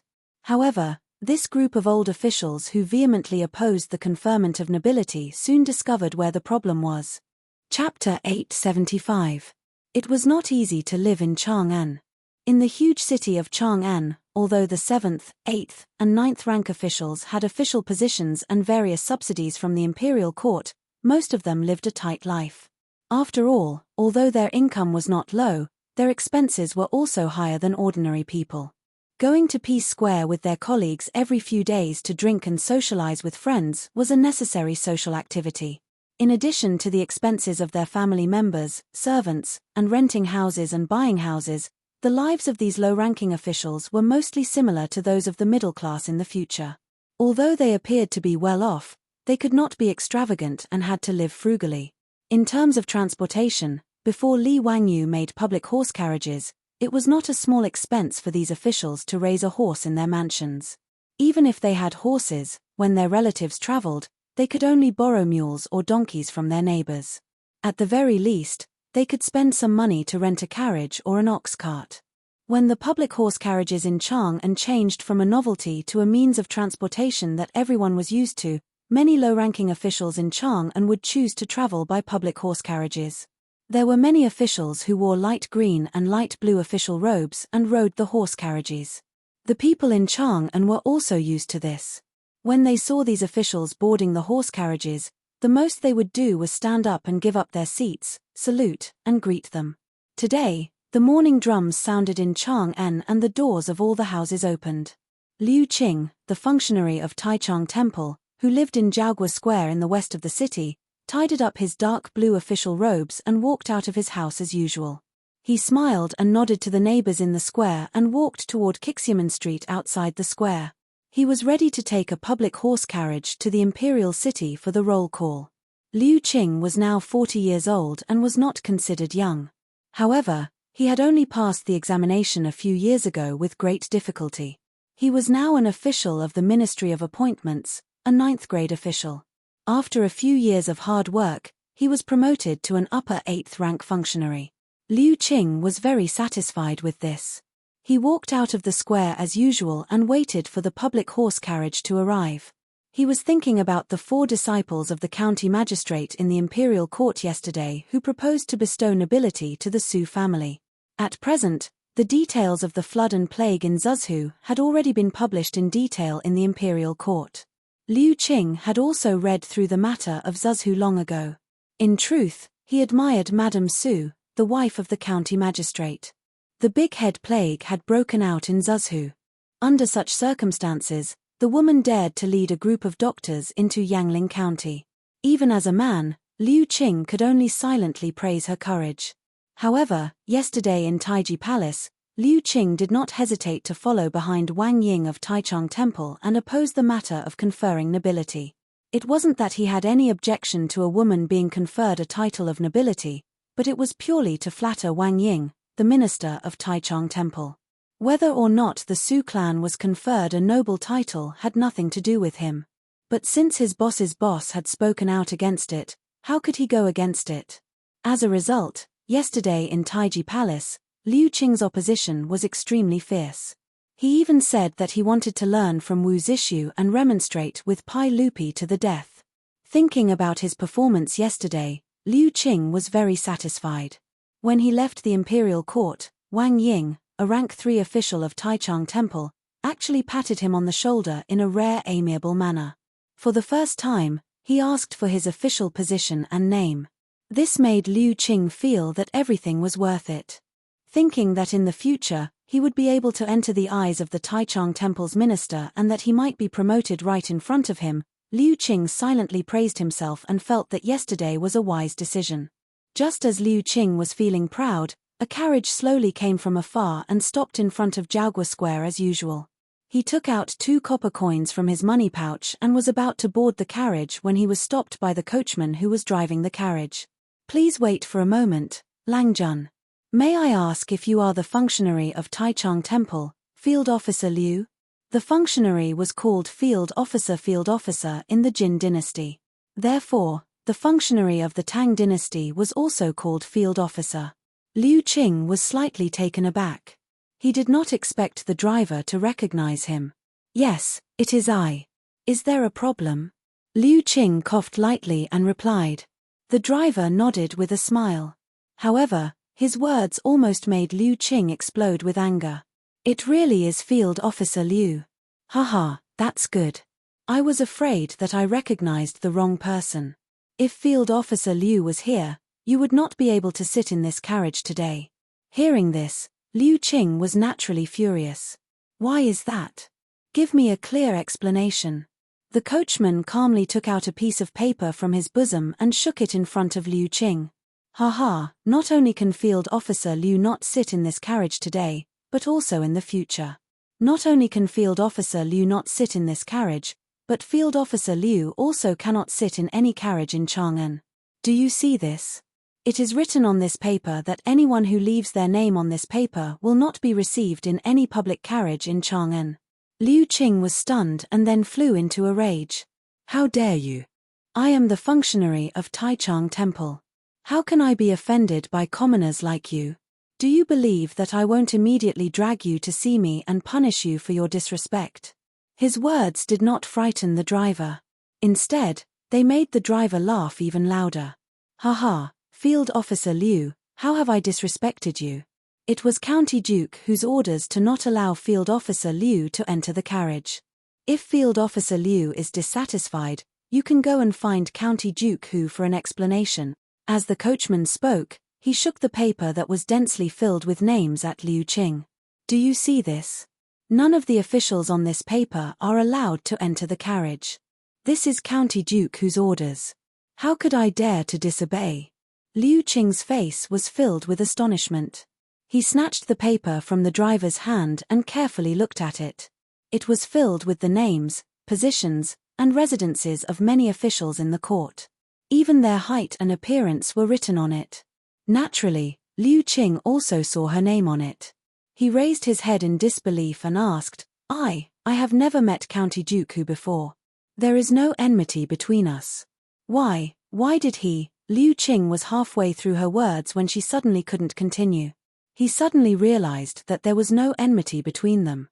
Yesterday, everyone knew that Madame Su, who he and everyone else opposed to being conferred a title, was County Duke Hu's woman. When he carefully looked at the names on the paper, weren't they all the people who had spoken out the most fiercely in the court yesterday? When he thought of this, Liu Qing's forehead was almost covered in sweat. He had wholeheartedly wanted to flatter his superior, but he had completely forgotten that he would be punished by County Duke Hu. At this time, Liu Qing only felt dizzy. Never in his wildest dreams could he have imagined that when he went with the flow and agreed with Taichung Temple's minister, county magistrate who would actually take note of it and write it down. Even the coachman had a copy of it. Who was County Duke Hu? He was the founding County Duke of the current lower second rank, the Crown Prince's imperial tutor, and the sage's nephew. He had even heard that His Majesty wanted to betroth the eldest princess to County Duke Hu. He was such an important person. Was he blinded by lard to make things difficult for his woman in order to curry favor with the Taichung Temple official? Liu Qing was filled with regret, as if his parents had died. However, he suddenly realized that something wasn't right. Didn't the rumors say that County Duke Hu had asked for leave to travel? Chapter 876. Liu Qing was right. Li Wangyu didn't do these things directly. Instead, after he sent the letter to Li Heng, Ma Ju, and the others carried out the results. Yesterday, Ma Ju and the others went to court with the main purpose of arousing the opposition of Wang Ying and the others. After the four of them lit the fire, they didn't speak anymore. They just looked on coldly from the side and silently noted down which officials in the court were the ones who opposed. Afterwards, the four of them sent someone to deliver the list to Dingju village and give it to Li Heng. They didn't need to worry about anything else. After the old housekeeper Li Heng received the list of officials, he immediately found shopkeeper Son of Sun's bookstore and had it printed out. The public horse carriages in Chang'an City belonged to Li Wangyu and the villagers of Dingju village. All the coachmen were villagers of the village. Hearing that someone wanted to oppose Lady Su, These villagers didn't say anything and immediately nodded to carry out the order. If it weren't for Li Heng and the old village suppressing them, it was possible that they would have beaten up the officials on the list. The naughty children of the villagers of Dingju village were all sent to the academy by Li Wangyu to study. He said that he wanted to cultivate them into talents and that they couldn't be illiterate like their parents. It was embarrassing. These words naturally caused the group of Guanzhong men in Dingju village to blush to the ears. Since no family lacked copper coins, it would be embarrassing if they were illiterate and couldn't even be compared to a child in the future. Therefore, the villagers secretly spent copper coins and went to the county seat of Hu County to hire an old teacher to teach them how to read. After half a year of literacy, the villagers of Dingju village could at least read and write. Although they couldn't write and count, they could at least read. Even Li Wangyu's plagiarized Romance of the Three Kingdoms could now be read by the villagers with books in their hands. Back then, it was normal to not be able to recognize all the words or recognize a few wrong words. Given the current literacy rate of Great Tang, if the villagers of Dingju village were to claim that they were also scholars, no one would be able to say that they weren't. Therefore, early this morning, all the coachmen of public carriages in Chang'an City had a list of officials printed overnight. They followed the list and refused to take any passengers. In fact, Li Wangyu had instructed Li Heng to do this in the letter mainly to disgust those officials who opposed Su Chongqing's conferment of nobility. After all, there were no photos in this era. The only information recorded on the paper was the name of the official, his position, and where he lived. Therefore, if Liu Qing had not said that she was Liu Qing, she would have gotten into the car. However, it was naturally unrealistic for these officials to hide their heads and tails. Therefore, today in Chang'an City, all the low-level officials who had spoken out against the conferment of nobility in Taiji Palace yesterday were all refused by the coachman of the public carriages. Liu Qing wanted to curse, but when he thought of the county magistrate behind these coachmen, he opened his mouth but could not say anything. He could only watch the carriage leave. He sighed deeply, but could only turn back to the inner lane and prepare to borrow a donkey from a familiar neighbor. After all, the imperial city was quite far from the Jiaogua Square where he lived. If he walked there, it would probably be noon by the time he arrived. As for the big shots like Grand Chancellor Wang Ying, they naturally did not know about this matter. After all, they had not fallen to the point where they needed to take the public carriages. However, what Li Wangyu had instructed the old butler Li Heng to do in the letter was not as simple as refusing to take the public carriages. With Li Wangyu's current connections in Chang'an City, it was fine if he did not take action. However, if he did, it could be said to be a thunder in the sky, and the momentum was quite shocking. In Chang'an City, all the officials who were on the list were shocked to find that not only did the public carriages refuse to take them, but even the shopkeepers and waiters of the shops in the eastern and western markets held the list and refused to sell goods to them. Even many restaurants in Chang'an City, after knowing their identity, welcomed them with smiles and a very good attitude, but did not allow them to eat or drink in the restaurants. Even the painting houses and brothels in the Pingkang Square refused to do business with them. For a time, this group of low-level officials were all stunned. In fact, Li Wangyu had learned this trick from shopkeeper Ren of the Renji saddle shop. At that time, he had wanted to build a toilet, but he was thrown into the prison of the censorate by a group of old officials. In a moment of anger, shopkeeper Ren joined a group of merchants and went on a strike. However, shopkeeper Ren's identity and status could not be compared with Li Wangyu's. They both went on a strike, but the influence was completely different. In Chang'an City, behind many merchants, restaurants, painting houses, and brothels, there were a group of dukes and important officials in the imperial court. And most of these people were on good terms with Li Wangyu. When they received Li Wangyu's letter, they were naturally willing to help. And Su Chongqing's Shunfeng Carriage Company in Chang'an City was even more influential. In the eastern and western markets, tens of thousands of merchants, who did not have business with Shunfeng Carriage Company. Compared with offending those officials, these merchants were naturally more willing to listen to Li Wangyu's words. Moreover, now the largest merchant in Chang'an City, Qiu family, was in contact, so no one dared to disobey. For a time, many middle-level and low-level officials in the imperial court in Chang'an City, who had spoken out against Su Chongqing's knighthood at the Taiji Palace that day, all felt extremely troubled. Recently, many officials did not even dare to wear their official robes when they went out, let alone report their official titles and names. For example, functionary Liu Qing, in order to go to the imperial city for the roll call, every day when he went out, he brought a package with his official robes in it. They secretly took public carriages and entered the imperial city before finding a place where no one was around to change their robes. After going off duty, they did this again to avoid the pain of walking home. Moreover, they did not dare to complain to the imperial court about this matter. Until now, it was too late for them to regret. Why did they provoke Li Wangyu for no reason? Now, Li Wangyu, the county duke who founded the country, had not returned to Chang'an City yet, but they were already disgraced. If Li Wangyu came back in the future, they would not have a good time. At the thought of the consequences, these officials' intestines turned green with regret. However, there was no medicine for regret at this time. If they changed their words, they would offend their immediate superior and be criticized for being indecisive. Then they would really be finished. At this time, they could only go to Grand Chancellor Wang Ying and the other big shots to complain, hoping that these big shots who had led the opposition would back them up. When Wang Ying and the others learned of this matter, they only sneered a few times. They felt that county duke who was just SOSO and did not take it seriously. The so-called strike had nothing to do with these big shots of the aristocratic families, so they did not bother to think about it. However, in order to earn a knighthood for Su Chongqing, Li Wangyu's means were naturally not as simple as a strike. Every 2 days, the group of old officials, including Wang Ying, could not sit still any longer. Chapter 877. Ever since Li Wangyu came up with the romance of the Three Kingdoms, many storytellers in the brothels of Chang'an City began to talk about the book. In an era where entertainment was extremely scarce, illiterate people were everywhere. Even if ordinary people could afford to buy books, they could not understand them. Therefore, listening to stories every day became the favorite entertainment of the people of Chang'an City. They did not spend much money, but they could have fun for a day. No matter how long the romance of the Three Kingdoms was, there would be a time when it was finished.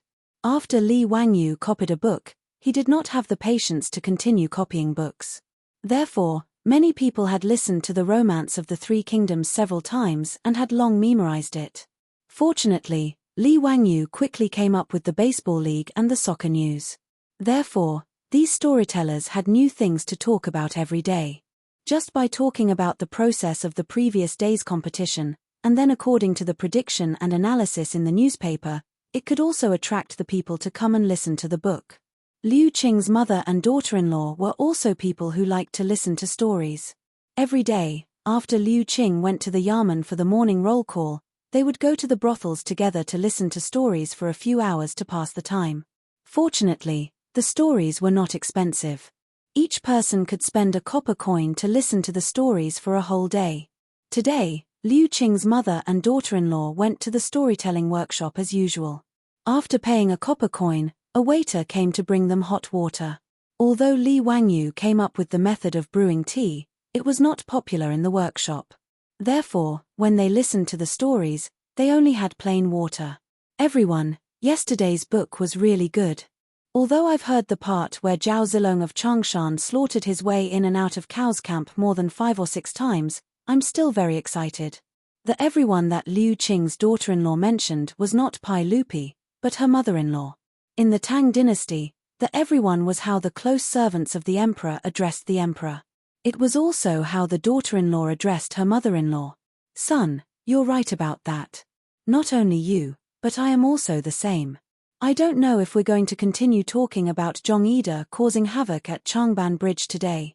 That part of the story is my favorite. It's very lively. As the mother-in-law and daughter-in-law were talking, the storyteller went up on stage and bowed to everyone below the stage. He gently patted the stop words in his hand on the table, and the hall quieted down. A storyteller's stop was actually a gavel. Different people use different names. The one on Pai Lupi's table was Zhunshan He, while the one Empress Zhongsun used was Fengxia. Fang Xianling, Du Ruhui, and the other prime minister's weapons were called Zhuo Chao Gang, while Cheng Yaojin's weapons were called Frightening Tiger's Courage. Only ordinary officials could use them, and they were known as Startling Hall Wood. The ones used by monks were known as Awakening Wood, and the ones used by Taoists were known as Suppressing Altar Wood. From the emperor to the officials, to the doctors, pawnshops, and inns, this little piece of wood had different names. After the storyteller patted the stop words, he slowly said, "Today, old me is going to tell a new book called Exorcising Ghost." His words immediately caused a buzz in the hall. Liu Qing's daughter-in-law had an excited expression. "Everyone, it's a new book, a new book. Yes, this old one has never heard of the exorcism stratagem. I really did come today." There were many people who were just as excited as the mother-in-law and daughter-in-law. Because of the storyteller's words, the hall became a mess. This situation was clearly within the storyteller's expectations. He waited for everyone to discuss for a while before patting the stop words in front of him again, indicating for everyone to be quiet. Speaking of which, in the 4th year of Zhengguan's reign, there was a sudden rainstorm in Zuzhu. The storyteller began to spit out lotus flowers, talking non-stop about the book. Without a doubt, the book he was talking about was Li Wangyu, Su Changqing, and the other's disaster relief in Zuzhu. And that exorcism referred to plague ghosts. The storyteller started from the flood in Zuzhu, all the way to Li Wangyu's rescue mission in Zuzhu. Everyone in the hall listened with rapt attention, not daring to breathe loudly. When they heard that the Big Head Plague had appeared in Zuzhu's Yangling County, many people cried out in alarm. Liu Qing's daughter-in-law tightly grabbed her mother-in-law next to her, so nervous that her palms were sweating. The Big Head Plague is the most vicious plague in the world. Everyone's face pales at the mention of it. Who isn't afraid? Who isn't afraid? Just as hundreds of Zuzhu's doctors were shrinking back, frightened out of their wits by that plague ghost, a person flashed out from behind County Magistrate who, when the storyteller reached this point, he suddenly patted the stop words in his hand. If you want to know what happened next, listen to the next part. His words immediately woke up everyone in the hall and caused an uproar. Why did you stop at the crucial part? Hurry up and continue, this lord will reward you. Don't leave people hanging. Someone dressed like a rich young master in the hall directly took out a gold ingot from his pocket and threw it on the stage. This gold ingot is for you. Don't be so wishy-washy, continue speaking for this lord. Yes, hurry up and speak. I'll reward you. In an instant, many copper coins flew onto the stage, almost hitting the storyteller. Even Liu Qing's mother took out a few copper coins from her pocket and threw them on the stage. When the storyteller saw that everyone was so generous with their rewards, he naturally couldn't stop smiling. He hurriedly picked up the gold ingot and put it in his pocket, then picked up the stop words in his hand. I am indebted to everyone's kindness. Since that's the case, this old me will continue speaking. As I said, a person flashed out from behind County Magistrate who. It was the goddess of fortune, Madame Su, whose name is known throughout Chang'an City. His words caused another round of whispers in the hall. The storyteller was eloquent, talking endlessly about how Su Changqing led a group of doctors into Yangling County without hesitation, ignoring the danger of the Big Head Plague. How did he join forces with County Duke who outside the city and assist the Tao Lord above the heavens in dispelling the plague ghost that devoured the sun? In short, in the storyteller's mouth, Su Changqing and Li Wangyu had become complete legends. However, no one questioned this point. Instead, they nodded repeatedly, thinking that the storyteller was right. The people of Chang'an City saw Li Wangyu in this way. Now, they were just incidentally making Su Changqing a legend. Everyone, to think that Lady Su of the Su clan has accomplished such a great deed, it truly makes us great Tang men blush with shame. I heard that County Magistrate who has already submitted a memorial to the saint to bestow Madame Su the title of nobility. I wonder what everyone thinks. Is Madame Su worthy of this title? Of course, Madame Su should be conferred a title. The Han dynasty had a female marquis, so our Tang dynasty naturally has one too. Moreover, Madame Su is a celestial figure, and she is a celestial partner with County Magistrate Hu.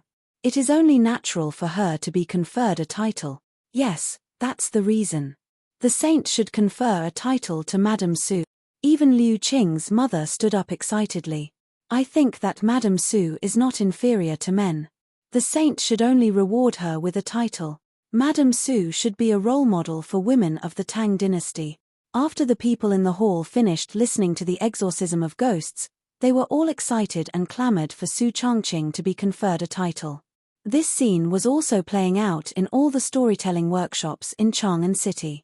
Without a doubt, the exorcism of ghosts that these storytellers were talking about was made by Li Wangyu.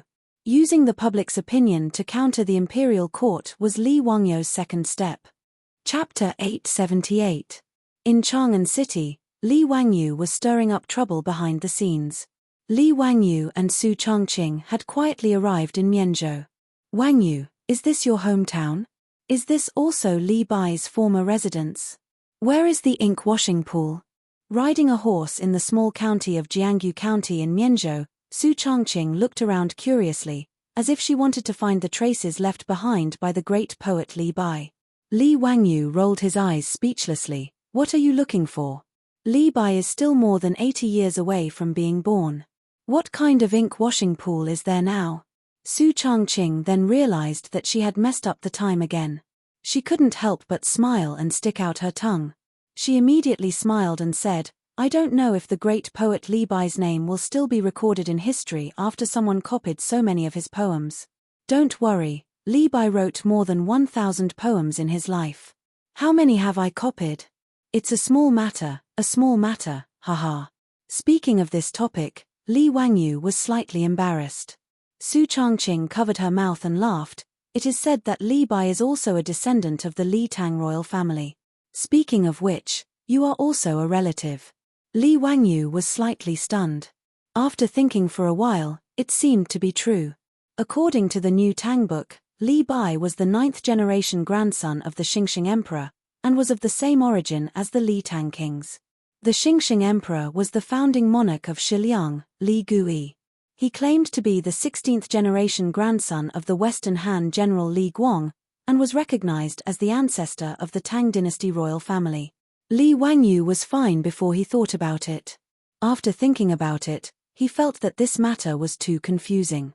According to the historical records, Li Gui was the 7th-generation grandson of the Tang dynasty's founder, Li Yuan. Then Pai Lupi was the 8th-generation grandson of Li Gui.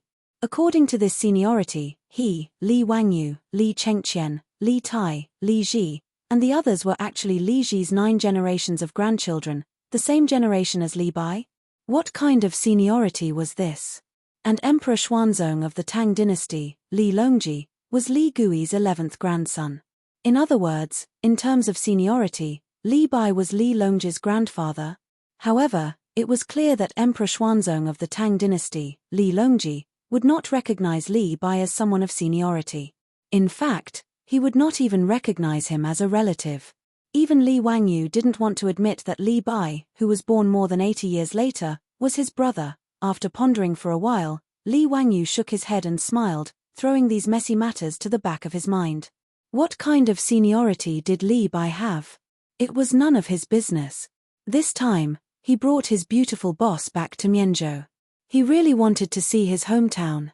However, after the long journey back, Li Wangyu was extremely disappointed. This was the Tang dynasty of thousands of years ago. How could there be his hometown? This was a completely unfamiliar county. After thousands of years, there was no trace left behind at all. Li Wangyu smiled bitterly, wondering if he was also carving the boat to find the sword. In the long river of history, even if it was the same place, where could he find the lost sword? The group rested for a few days in Mianzhou. Then, they planned to set off for Chengdu County in Izhou. In Li Wangyu's plan, after touring Chengdu County, they would go down the river and tour Jiangnan. At that time, the matter of Chang'an City giving Su Changqing a title should be almost over. On this day, everyone mounted their horses and prepared to leave the city for Chengdu County. Not long after they got onto the official road, Li Wangyu and the others were shocked to find that the sound of horse hooves came from behind them. Niu Wu and the 2 troops immediately protected Li Wangyu and the others. Looking up, they saw a large group of soldiers galloping over from the official road. Li Wangyu was shocked. Did he give himself away and Pai Lupi sent people to catch him? If they were really here to catch him, it was too late to run now. Lang Jun, look at the flag. It's the Mianzhou soldiers. Niu Wu's eyes were sharp. After seeing the flag clearly, he reported. Li Wangyu nodded his head, feeling slightly relieved. If Pai Lupi wanted to catch him back to Chang'an, he would definitely send the imperial army. It was impossible for the Mianzhou soldiers to catch him. Seeing that the Mianzhou soldiers were rushing over, everyone quickly retreated to the side of the official road to avoid the soldiers. Sure enough, the Mianzhou soldiers did not pay attention to Li Wangyu and the others. They hurriedly passed by them and galloped away. Li Wangyu and the others were on a three-way road not far ahead of them. Left was to go to Chengdu County, right was to go to Songju. As for the 1,000 or so soldiers of Mianzhou, they turned right at the fork in the road and headed north in the direction of Songju. Li Wangyu could not help but be surprised. Did something happen in Songju? Was it so serious that they needed the Mianzhou soldiers to go and help? Lang Jun, I see that the soldiers from Mianzhou are heading to Songju to provide support. Could it be that a war has broken out in Songju? Niu Wu came to the same conclusion when he saw the soldiers hurriedly marching. Songju was the Songpan county of the future. It was more than 500 miles away from Mianzhou. Songju was the Jiannan Road of the Tang dynasty. It was the main road to Tuyuhun. In the 12th year of Zhengguan, the battle between the Tang dynasty and Tubo broke out in Songju. Did Tuyuhun eat a bear's heart and leopard's guts to attack Songju? Li Wangyu thought about it and felt that it was not impossible. The current Tuyuhun could be considered to be in a prosperous period. Moreover, Tuyuhun was not stingy and was very difficult to deal with. When Emperor Yang of Sui sent troops to attack Tuyuhun, after winning in the early stages, they were beaten back by Tuyuhun in just a few years. They even attacked the Hehe region of the former Sui. The former Sui counties could not resist and fell. After the establishment of the Great Tang, the Tuyuhun had been well behaved for a period of time, but it was not impossible for the Tuyuhun to attack Song province in a fit of anger. After all, he remembered that in the 9th year of Zhengguan, Pai Lupi sent Zuoxiao Wei General Duan Jishuan to attack Tuyuhun all the way to Qinghai Lake. But after Duan Jishuan won, Tuyuhun immediately attacked Liangzhu. In the 12th year of Zhengguan, Pai Lupi attacked here and forced Tuyuhun to surrender. They destroyed Tuyuhun and brought Qinghai into the territory of the Tang dynasty. It wasn't surprising that such a country that didn't learn its lesson would come to harass Songju. Thinking about this, Li Wangyu could not help but feel interested. In the future, he was a military fan who spent a lot of time on various military forums. However, he had only seen wars on television and movies. If war really broke out in Songju, he really wanted to go and see it for himself. Niu Wu, do you think Tuyuhun is attacking? Niu Wu nodded. If even the house army of Mianzhou was mobilized, then that should be the case. When Li Wangyu heard this, he was a little tempted. However, when he turned his head and looked at Su Changqing, Aphrodite, and Perrin, the three beauties, he felt a headache coming on. How should he tell his beautiful boss about this? Naturally, he could not take the three women to Songju, which was more than 500 miles away. If a war really broke out, he could not let Su Changqing and the others take such a risk. However, Li Wangyu would not be satisfied if he did not go and see the ancient battlefield and the might of the Tang dynasty. Su Changqing understood him very well. She glanced at him. Do you want to go to Songju? Li Wangyu smiled. No, hehe, why would I go to Songju? Before he could finish, his beautiful boss continued, that's good. Don't even think about it. Li Wangyu. Chapter 879. Su Changqing naturally wouldn't agree to Li Wangyu going to Songju. For her, it was better to stay as far away from that kind of battle as possible. She respected those soldiers who defended their country and understood that the years were peaceful and there were people carrying the burden. But understanding didn't mean that she was willing to let her man take risks on the battlefield. This was human nature.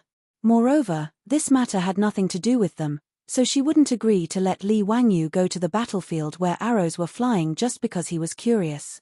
Li Wangyu also knew what she was thinking. He smiled and didn't say anything else.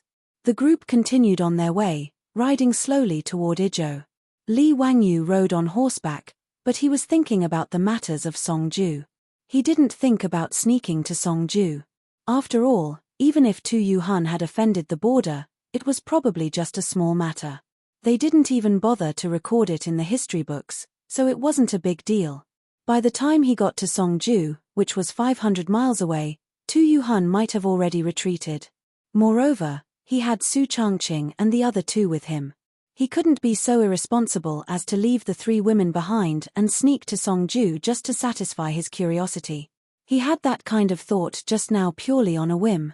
After being glared at by his beautiful boss, this guy's henpecked syndrome flared up.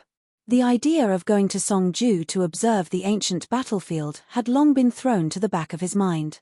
Li Wangyu only thought of the Songju battle in the 12th year of Zhongguan and the Tang dynasty's strong enemy, Tubo, because of Songju. In the textbooks of later generations, Princess Wenqing's marriage to Songtsen Gampo was a symbol of Tang and Tubo's friendship. In reality, Li Wangyu knew that this was nonsense. Not to mention how fragile, unreliable, and even humiliating a friendship that relied on a woman to maintain it was. In Li Wangyu's opinion, the marriage was simply a stain on Pai Lupi's life. It was even less bloody than the great Ming dynasty's ancestral teachings of no political marriages, no reparations, no ceding of land, no tribute, the Son of Heaven guards the country. When Princess Wenqing married into Tubo, she brought vegetables, grain seeds, exquisite handicrafts, and the advanced production technology of the Tang dynasty. However, the Tubo people did not think that it was friendship at all.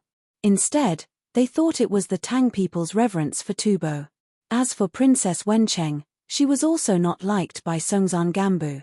When Songtsen Gampo married Princess Wenqing, he already had a Nepalese ruler princess as his wife, and she was rather favored. The so-called Red Palace built to marry Princess Wenqing, which was the Potala Palace of the later generations, was built for Princess Sun. It was easy to tell if it was real or fake.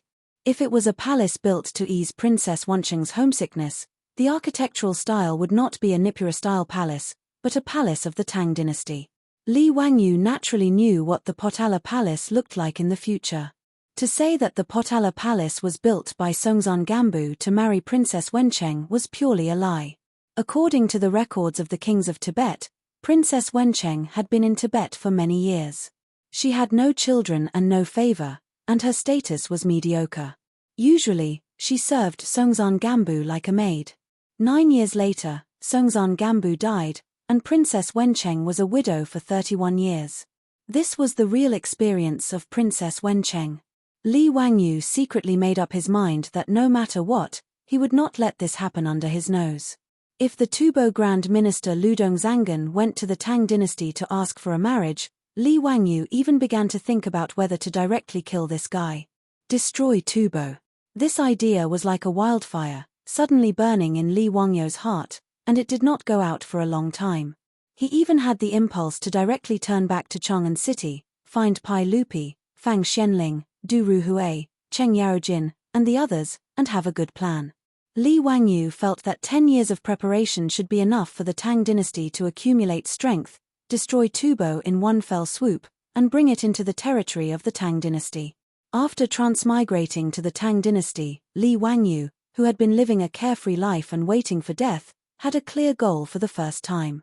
The Tang dynasty and Tubo had been fighting each other for 100 years, and there were more than 190 battles recorded in the history books. However, the powerful Tang dynasty could not do anything to Tubo, let alone bring Tubo into the territory of the Tang dynasty. The reason, besides the strong army of Tubo, was the problem of geography. As everyone knew, the Qinghai Tibet Plateau was due to altitude sickness. In the era of cold weapons, even the cavalry of the Tang dynasty could not do anything about altitude sickness. In particular, the Tang dynasty did not understand the cause of altitude sickness. They only knew that it was a disease called miasma disease or miasma disease, and they lacked effective prevention and treatment methods. In addition, in the Tang dynasty, cotton was not planted and used on a large scale.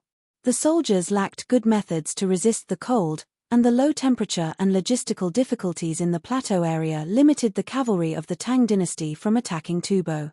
In Li Wangyu's opinion, altitude sickness was not difficult to overcome. When one entered the plateau above 3,000 meters, 50% to 75% of people would experience altitude sickness. However, after 3 to 10 days of adaptation, altitude sickness symptoms would gradually disappear. In addition, Chinese medicine like roseroot could effectively overcome altitude sickness, so it should not be a big problem to overcome altitude sickness. The difficulty of attacking Tubo was to resist the cold and logistical difficulties.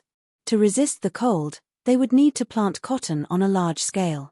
Li Wangyu silently remembered this in his heart, and he planned to discuss this with Pai Lupi after returning to Chang'an. The logistical problem was actually not difficult. Li Wangyu immediately thought of luncheon meat, pork floss, fried noodles, and other military rations that could be easily produced in the Tang dynasty to feed the army. With that, the Tang army could go into battle with light equipment. Now that he and Yang Liban had created the hydraulic forging hammer, the equipment of the Tang army would be even better. With that, Li Wangyu did not believe that they could not destroy Tubo. Li Wangyu thought about it. If they wanted to destroy Tubo within 10 years, there was one more thing that they had to plan and prepare in advance.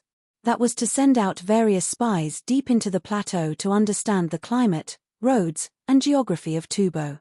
Only then would the army have a clear target to attack. Otherwise, if hundreds of thousands of troops were sent out, even if they reached the plateau, they would not be able to see anything. Thinking about this, Li Wangyu suddenly slapped his head. To think that he called himself a military fanatic, and he actually forgot such an important thing. When he was building his castle, he made a sand table, and Pai Lupi, Cheng Yaojin, and the others treated it like a treasure. However, he actually forgot to make a map and give it to Pai Lupi. There was no need to mention how rough and simple the maps of the Tang dynasty were. If Li Wangyu drew a map from his imagination, it would also be unreliable. However, how could he forget that Su Chongqing's phone had a navigation software? Even if there was no internet or GPS, there was an offline map that could be downloaded. Those maps of the cities in the future were naturally useless. However, even if it was a simple map of the entire country, if he copied it down, the scale and accuracy of it would be better than all the maps of the Tang dynasty. Why would he still need to do so many things in Chang'an City? If this map was presented, it would immediately blind Li as well as the Duke's 24K corium gold dog eyes. If he changed Su Chongqing's title, would that still be a problem? Chapter 880. Of course, even if Li Wangyu had thought of the map, he might not have used it to exchange for the title of nobility with Pai Lupi. In his opinion, Su Chongqing's contribution this time was enough for him to be given a title. Why couldn't he exchange it for a title? Therefore, when it was time to stir up trouble, Li Wangyu would not be soft-hearted. In Chang'an, the situation was getting more and more chaotic. The Exorcism Chronicles, which promoted disaster relief in Zhuzhou, had become a household name in Chang'an through storytellers. After Liu Qing, the functionary of Taichung Temple, returned home, he heard his mother and daughter-in-law discussing the new book at the dinner table. He couldn't help but ask curiously, "Mother, the storyteller is talking about a new book today? What book is it? I'll go listen when I have a break." "Husband, that book is very good. It's called Exorcism Chronicles. It's about County Magistrate Hu and Lady Su fighting against the plague ghosts in Zhuzhou and curing the Big Head Plague. Lady Su is really amazing.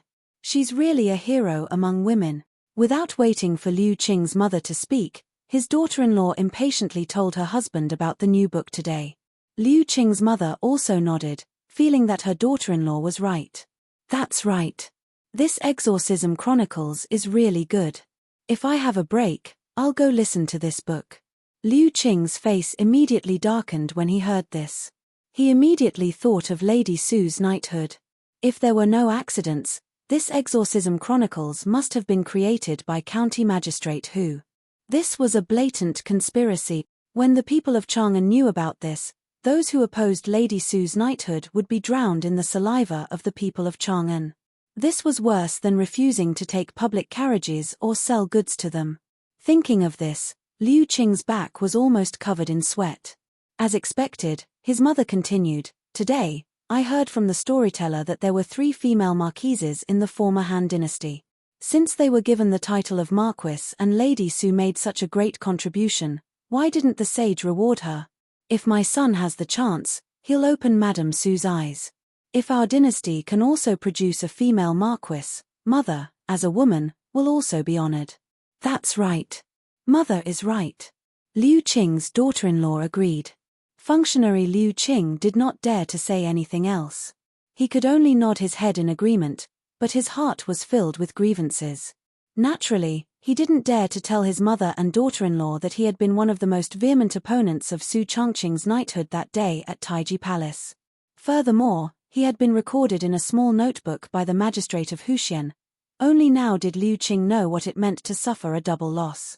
She was so regretful that she wished she could slap herself a few times. But as an official of Taichung Temple, if he changed his tune at this time, he was worried that Taichung Temple's Qing Wangying would hold a grudge against him, then his future would be completely ruined. For a moment, Liu Qing was also afraid of beating a wolf with a hemp stick and did not know what to do. The exorcism chronicles became popular in Chang'an, but Wang Ying and the others also felt uncomfortable. How could they have known that there was a method like Li Wangyou's to create hype for someone? In fact, Li Wangyou's method of using storytellers to spread Su Changqing's glorious deeds and glorious image was not even worth mentioning in the future. In the future, when one wanted to create hype for the debut of a little fresh meat on the internet, those methods were brilliant and varied. Creating something out of nothing, using a topic to make a fuss, imagining things out of thin air, performing a double act, riding on popularity, and so on, all 360-degree hyping without any blind spots, was called creating hype. But even Li Wangyou's childish hyping methods were enough in the Tang dynasty. Now in Chang'an, everyone was full of praise for Su Changqing. Even the title of Goddess of Wealth was not called Su Changqing anymore. In private, they all called Su Changqing Bodhisattva Su. Li Wangyou was thousands of miles away in Shu County, but with a few letters, he stirred up Chang'an into a pot of porridge. Every day in the imperial court, the topic of whether to confer a title on Su Changqing always made the officials clamor in front of Pai Lupi for a while, which gave Pai Lupi a headache. Wang Ying and the others were getting weaker and weaker. The low-level officials who had previously cheered for them were not of high ranks, but they had the advantage in numbers. With so many officials clamoring, even Pai Lupi had to consider the consequences. But ever since Li Wangyou secretly plotted and played many tricks, officials like Liu Qing, the functionary of Taichung Temple, did not dare to stand out to express their support because of the pressure from Wang Ying and the others, but they also kept silent. No matter how Wang Ying and the others hinted at them, they just pretended not to see and kept silent about Su Changqing's conferment. After all, they were not fools. They did not want to offend Wang Ying and the others, or offend Li Wangyou, the county magistrate. Staying neutral was what smart people should do. Wang Ying and the others did not have the strong support of these low-level officials, so naturally, their voices of opposition were much smaller. After half a month of such chaos, Pai Lupi finally could not stand it anymore. On this day in the imperial court, Pai Lupi ignored the objections of Wang Ying and the others and directly issued a decree, announcing to the world that Su Changqing would be conferred the title of Marquis of Founding County. The first and probably only female Marquis of the Tang dynasty was born.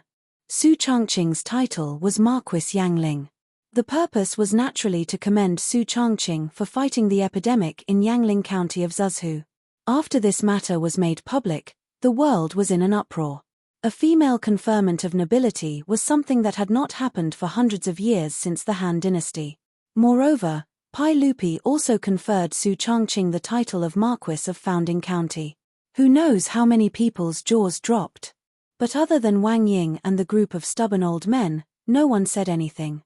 For example, the functionary of Taichung Temple, Liu Qing, and the others secretly rejoiced in their hearts. This unlucky matter was finally over. After Pai Lupi conferred the title of Marquis on Su Changqing, he immediately ordered people to announce it to the world. When the messenger heard it, he even ordered people to deliver the imperial edict of conferring Su Changqing the title of Marquis to the 360 provinces of the Tang dynasty. His objective was self-evident. It was to notify Li Wangyou, who was free and unfettered somewhere, to quickly scram back to me. However, at this time, Li Wangyu and the others were still leisurely touring various parts of Izhou. The distance from Mianzhou to Chengdu County was only a little over 300 li. If they hurried on horseback, it would take them 2 days. However, they were not in a rush and did not feel any sense of urgency. Therefore, they did not directly go from Mianzhou to Chengdu County. Instead, they leisurely traveled to the vicinity of Mengyang County in Pengju, preparing to go to Danjing Mountain to admire the peonies. The Tianpeng peonies of Danjing Mountain were especially blooming and were equally famous as the peonies of Luoyang and He's. The Tang people had always loved the peonies. Su Changqing, Aphrodite, and Perrin were all very interested in them. Li Wangyu was naturally willing to accompany the 3 girls. When Li Wangyu and the others arrived in Pengju, although the peonies' best flowering period had already passed, there was still an endless stream of scholars and ladies coming from Chengdu County to admire the flowers. In Jiulong County at the foot of Danjing Mountain, Li Wangyu and the others spent a lot of effort before finding a satisfactory inn and staying there. After dinner, Li Wangyu was chatting with the 3 girls in the room when he suddenly heard screams and cries from outside the inn. Chapter 881. Li Wangyu tilted his head and listened, but he couldn't help but feel a little surprised. Why were the sounds from outside the hostel so frightened? A woman's screams, a child's cries, a man's shouts, and the sound of breaking things were mixed together. Everything was fine and dandy, so what had happened? Li Wangyu stood up and wanted to see what was going on. However, he heard a light knock on the door and Niu Wu's voice came from outside. Langjun, something is wrong. You and Miss Su stay in the room and don't come out. I will go and see what is going on. I have asked Zhongxian and Zhongxian to guard the door. Langjun, you can call them if you need anything. Zhongxian and Zhongxian were the 2 soldiers who followed Niu Wu to protect Li Wangyu. They were brothers from the same mother. Since Li Wangyu kidnapped a group of palace maids from the central part of the mansion to be their aunts, the soldiers of Lai Hot were absolutely loyal to Li Wangyu. Whether it was Niu Wu or Li Wangyu, they were very confident in them. Speaking of which, the Zhong brothers were also quite capable. Not long after their wives married them, they were already pregnant. Both of their wives were pregnant. Originally, Li Wangyu didn't want to take the 2 brothers with him because their wives were pregnant. However, he couldn't endure the 2 brothers' strong request and finally took them with him. Okay, I know. Go and come back quickly. Take care of yourself. Langjun, don't worry. I know. After Niu Wu finished speaking, he instructed the Zhong brothers and quickly walked out of the hostel to see what was going on. Li Wangyu and Su Changqing also looked at each other. They didn't understand why Jiulong County was in such a mess. Listening to the noise outside, it seemed that the whole city was in a mess. After waiting in the room for a while, Li Wangyu couldn't help but feel anxious when Niu Wu didn't come back. Zhongxian, go and see why Niu Erlang hasn't come back yet. Without waiting for the Zhong brothers to speak, they saw Niu Wu hurriedly running back. He didn't even care about etiquette and directly knocked open the door. Langjun, leave quickly. Something's wrong. What happened? Why are you so flustered? Li Wangyu quickly got up and asked. Niu Wu swallowed his saliva and said, the assistant minister is causing trouble again. The Ming House of Jiulong County has already ordered people to close the city gates. Let's go now and use your goldfish talisman to open the city gate and go to Chengdu County. Our horses are fast, the guards won't be able to catch up with us. What? When Li Wangyu heard this, his mind buzzed and he felt a little dizzy. He had never thought that instead of going to Songju to join in the fun, he would lead Su Changqing and the other 2 into a dangerous place. It was not a small matter for a subordinate to rebel. The Liao people were a minority in the southwest of China during the Han and Tang dynasties. In Shu Prefecture, there were more than 100,000 households in Brazil, Guanghan, and Zhejiang. The living conditions of these Liao people were very primitive, and they were still in the slash-and-burn stage. The Liao people refused to accept the royal authority of the Central Plains, so they often clashed with the Han people. The Jiannan assistant minister mostly lived in Bazhu, Maiju, Izhou, and other areas where there were many Han people. The Tang dynasty gave them a lot of preferential treatment.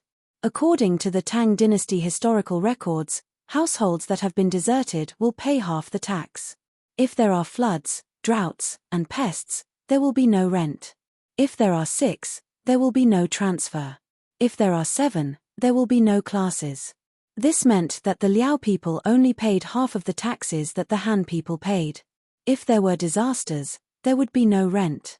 But even so, due to the difference in culture and customs, as well as the Tang people's disdain for the Liao people, there were many conflicts between the Liao people and the Tang people. This was especially true in the beginning of the Tang dynasty. When the Jiannan assistant ministers were established in Bazhu, Maiju, Hongju, Izhou, and other provinces, there were often Liao people who rebelled. Li Wangyu didn't expect that he and Su Chongqing would encounter Liao people just because they came to look at the peony flowers. Even the Ming House of Jiulong County ordered the city gates to be sealed. From this, it could be seen that the Liao people weren't to be underestimated. If he was alone, Li Wangyu wouldn't be too worried. After all, he had Niu Wu and the Zhong brothers protecting him. Furthermore, Jiulong County wasn't too far away from Chengdu County. Even if the Liao people surrounded the city, he didn't believe that the Liao people would be able to break through the city walls quickly. However, with Su Chongqing and the other 2 by his side, Li Wangyu wasn't willing to take such a risk. It was better to be safe than sorry. If an accident really happened, Niu Wu and the Zhong brothers might be brave, but they might not be able to protect everyone. Thus, a gentleman wouldn't stand under a collapsing wall. Following Niu Wu's suggestion, the best choice was to leave the city and escape to Chengdu County. Niu Wu, what's the situation like? Did the Liao people attack outside the city? I don't know, but I don't think they've surrounded Jiulong County. I haven't heard any movements outside the city. Okay, since that's the case, we'll immediately leave the city and go to Chengdu County.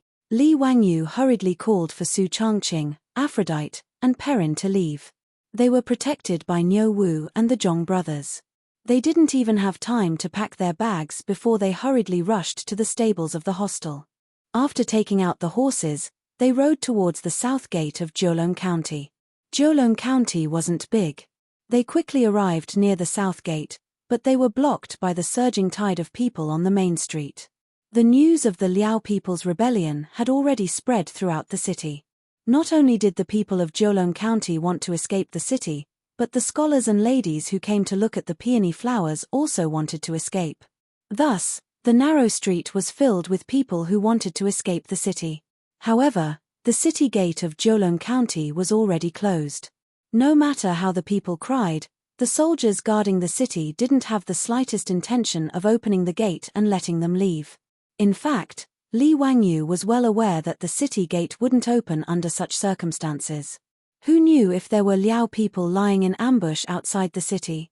If the city gate was opened and the Liao people took the opportunity to kill their way in, it would be a bloody disaster. Originally, Li Wangyu wanted to show his goldfish talisman and force the soldiers to open the city gate. However, seeing the situation, he slowly shook his head and dispelled the idea. Now that the sky was dark, if he forced the soldiers to open the city gate, not to mention whether there would be danger, the people who were anxious to escape the city would swarm out like bees. Li Wangyu didn't dare to imagine what would happen with so many people crazily crowding around. He was about to call Su Chongqing and the others to return to the hostel first before making any plans, when he heard a man in luxurious clothes shouting at the city gate. "Look carefully, this is my goldfish talisman. I'm the major of the Viceroy's residence in Yi Province. Now, open the city gate for me. I have something important to attend to, so I need to return to the Viceroy's residence immediately." The soldiers guarding the city confirmed that the goldfish talisman in the man's hand was real, but they did not dare to obey him. Reporting to Sima, "Without the Ming residence's orders, we do not dare to open the city gates. Quickly summon the county magistrate of Jiulong County. Go now." The soldiers looked at each other awkwardly. In the end, the squad leader dared not delay because of the man's identity, so he could only summon a soldier to summon the county magistrate of Jiulong County. Chapter 882. Li Wangyu could not help but snort when he saw Sima of the Yi Province's Governor-General's office being so rude and unreasonable. Sima of the Yi Province's Governor-General's office was in charge of military affairs and military taxes. Although the soldiers stationed in Jiulong County were not under his control, they did not dare to offend him. As for the Ming House of Jiulong County, he was only a county magistrate of secondary grade 7. If he forced the county magistrate to open the city gates, Li Wangyu did not believe that the Ming House could withstand such pressure. Seeing this situation, Li Wangyu, who was about to turn his horse around and return to the hostel, pulled on the reins and decided to observe the situation. If Sima of the Yi Province's Governor-General did not care about the lives of the people and insisted on forcing the county magistrate to open the city gates, Li Wangyu would have to reveal his identity and teach this Sima a lesson.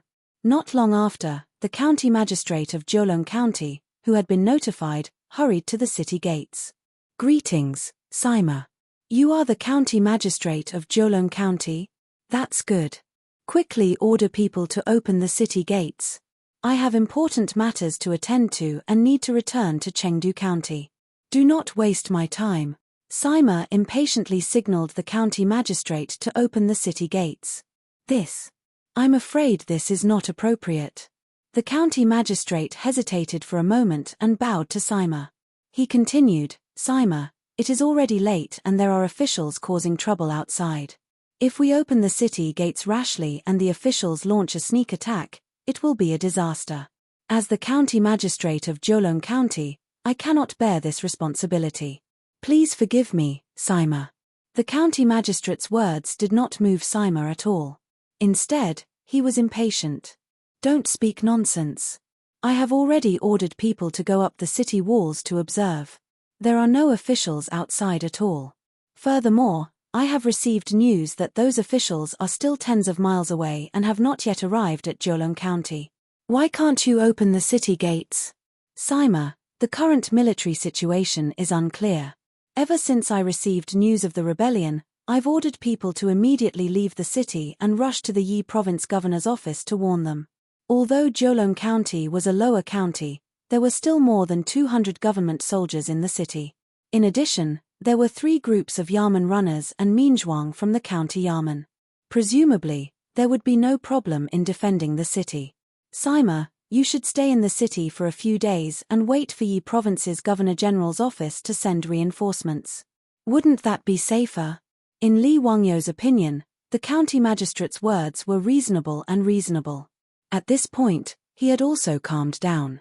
He felt that the equipment of his subordinates was very outdated, and they definitely lacked siege weapons. In that case, it would be safer to stay in Jiulong County. It was already late and night had fallen. If they rashly left the city and encountered something along the way, it would be even worse. Needless to say, if the city gates were opened rashly, the panicked commoners would rush out of the gates, which could easily lead to a stampede. Whether it was for public or private reasons, the right thing to do was to close the city gates and wait for reinforcements. However, the words of Jiulong County's county magistrate did not calm Sima down. Instead, he raised his voice. "Don't speak so much nonsense. I ordered you to open the city gates. Are you deaf?" The county magistrate of Jiulong County was also a tough nut to crack. He stretched out his hand and straightened his light green official robes. With a serious expression, he said, "Sima, forgive me for not being able to comply with your orders." The more the two sides spoke, the more tense the situation became. The county magistrate of Jiulong County did not intend to continue talking nonsense with Sima. Even if Sima was a lower class, rank 4 official, he could not control the county magistrate. There was no subordinate relationship between the two. You are just a rank 7 county magistrate. Are you trying to overturn the heavens?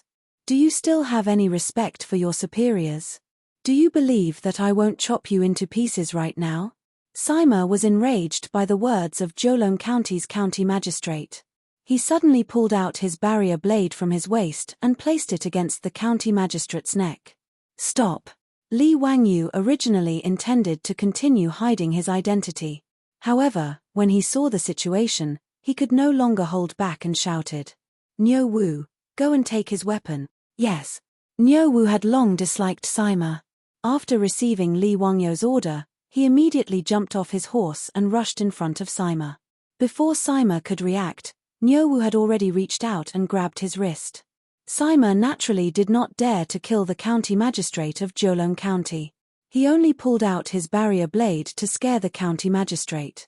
However, he did not expect that a one-eyed brawny man would suddenly appear beside him and directly bind his wrist that was holding the barrier blade. Sima subconsciously wanted to pull out his barrier blade. However, he could not move at all. He could not help but roar, "Who are you? How dare you be so presumptuous in front of me?" At this time, Li Wangyu also jumped off his horse. Under the protection of the Zhong brothers, he separated the crowd and walked in front of Sima and the county magistrate of Jiulong County. He was too lazy to talk nonsense. He directly took out the goldfish talisman that represented his identity and showed it to the two of them.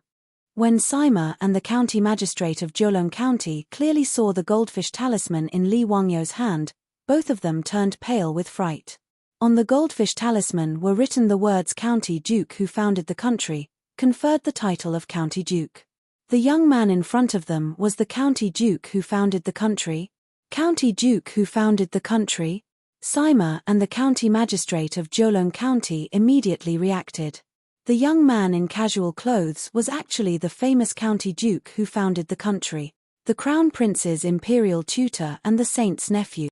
The county magistrate of Jiulong County immediately bowed and said, "Humble county magistrate of Jiulong County, Dugu Feng, pays his respects to County Duke who founded the country. I did not know that the Duke was here. Please forgive me." Sima's face turned even redder. He did not care that one of his wrists was still held by Nyowu. His posture was very awkward as he bowed down. "Humble County Magistrate Wang Zhenyichuan of Yi Province pays his respects to." Before he finished speaking, Li Wangyu directly interrupted him. "Wang Sima, let me ask you. What is the meaning of you placing your barrier blade on Dugu Ming House's neck? Are you plotting to murder an official of the imperial court?" Li Wangyu's words immediately caused Sima's back to be soaked in cold sweat. These words were heart-wrenching. Although Zheng Yichuan was a county magistrate of Yi Province's governor's office and a secondary class rank 4 executive of Yi Province, he did not have the authority to casually raise his blade or spear against the county magistrate of Jiulong County, let alone threaten to kill him.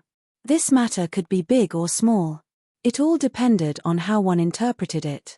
"Please forgive me, Duke." This humble official was only joking with Dugu Ming House in a moment of excitement. "You can't take it seriously. You can't take it seriously. How would this humble official dare to plot against Dugu Ming House? It's a misunderstanding, just a misunderstanding." Li Wangyu glanced at him and suddenly asked, "Is Sima Wang from Taiyuan Wang clan?" When Wang Yichuan heard this, he hurriedly nodded. "That's right. This humble official is indeed from Taiyuan Wang clan. Does the Duke have a relationship with Taiyuan Wang clan?" From Wang Yichuan's point of view, being born from the 7 noble clans was something he should be most proud of. However, Li Wangyu's next words made his heart sink to the bottom of the valley. There is no relationship, but there is a grudge. Wang Yichuan had lived for half his life, but this was the first time he had seen someone who did not put the 7 noble clans in their eyes.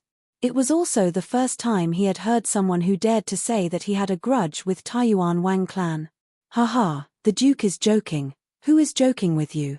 Haha, your Taiyuan Wang clan has repeatedly opposed this Duke. Who in Chang'an City doesn't know about this?" Li Wangyu's words immediately shut Wang Yichuan's mouth. He did not dare to say anything more. Chapter 883. Li Wangyu's words silenced Wang Yichuan and he turned to look at the Jiulong County magistrate. Ever since he transmigrated to the Tang dynasty, Li Wangyu realized that his memory was getting better and better. There were many books that his grandfather had forced him to read, but now, he could slowly recall them. Although Li Wangyu did not know the Jiulong County magistrate Dugu Feng, he felt that he had heard of him before. After thinking for a while, he suddenly remembered that there was an essay by Chen Ziang on the Jiulong County magistrate Dugu Cheng's Monument of Love. Pengzhou's Jiulong County's deputy minister Dugu Jun is a courteous and resolute person. He is dignified, respectful, and trustworthy.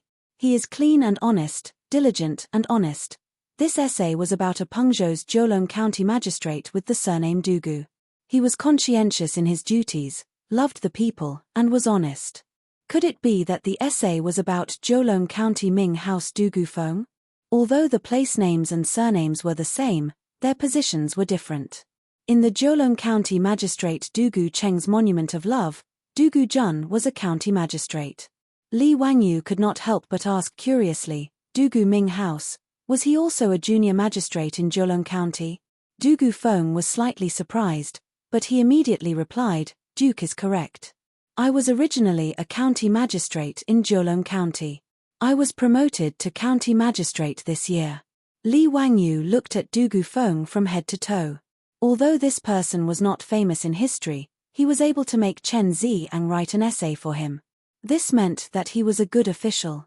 Just by looking at how he was able to resist Wang Yichuan from the Izhou Governor-General's office and refuse to open the city gate, he was worthy of Chen Ziang's praise.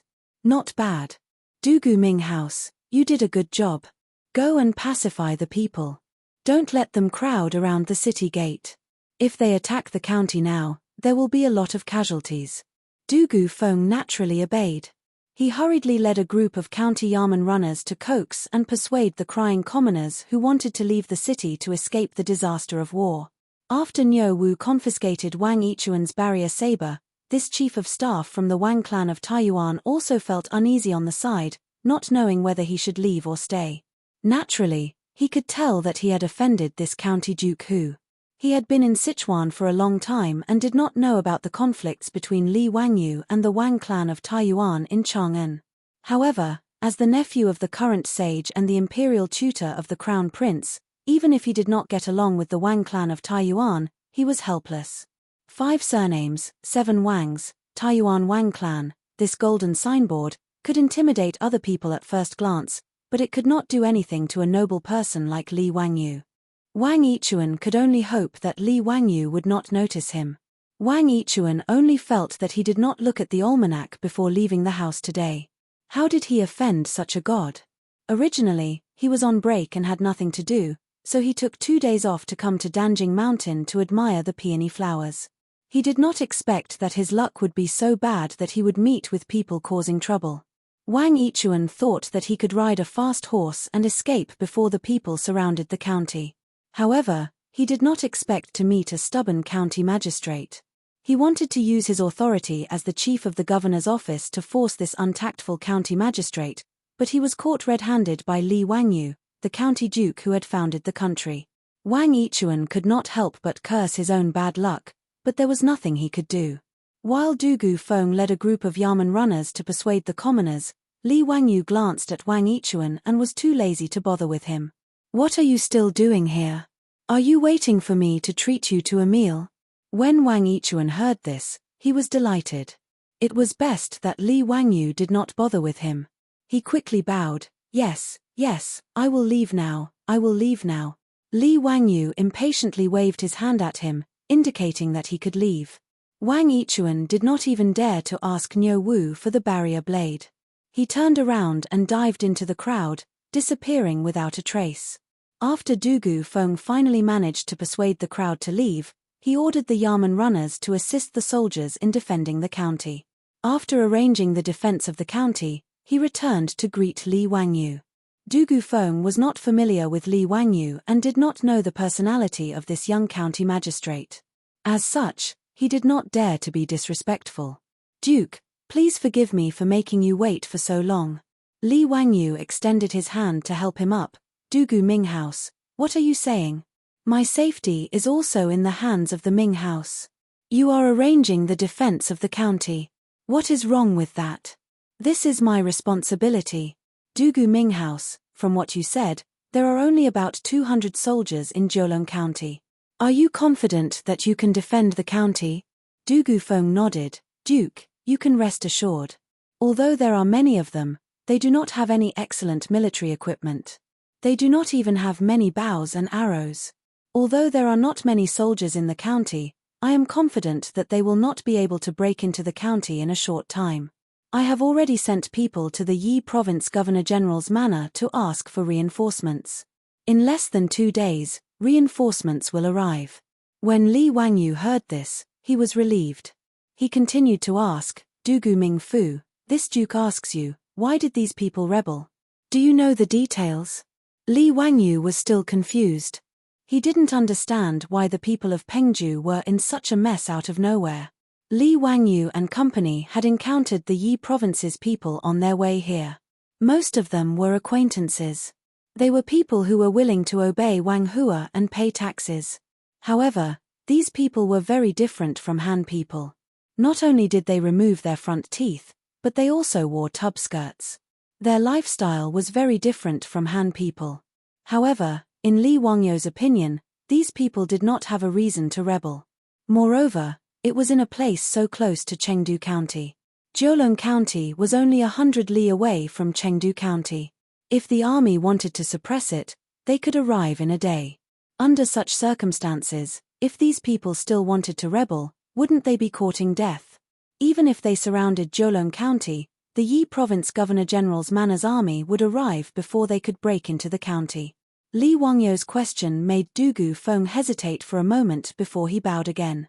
In response to the Duke, this matter is related to this official.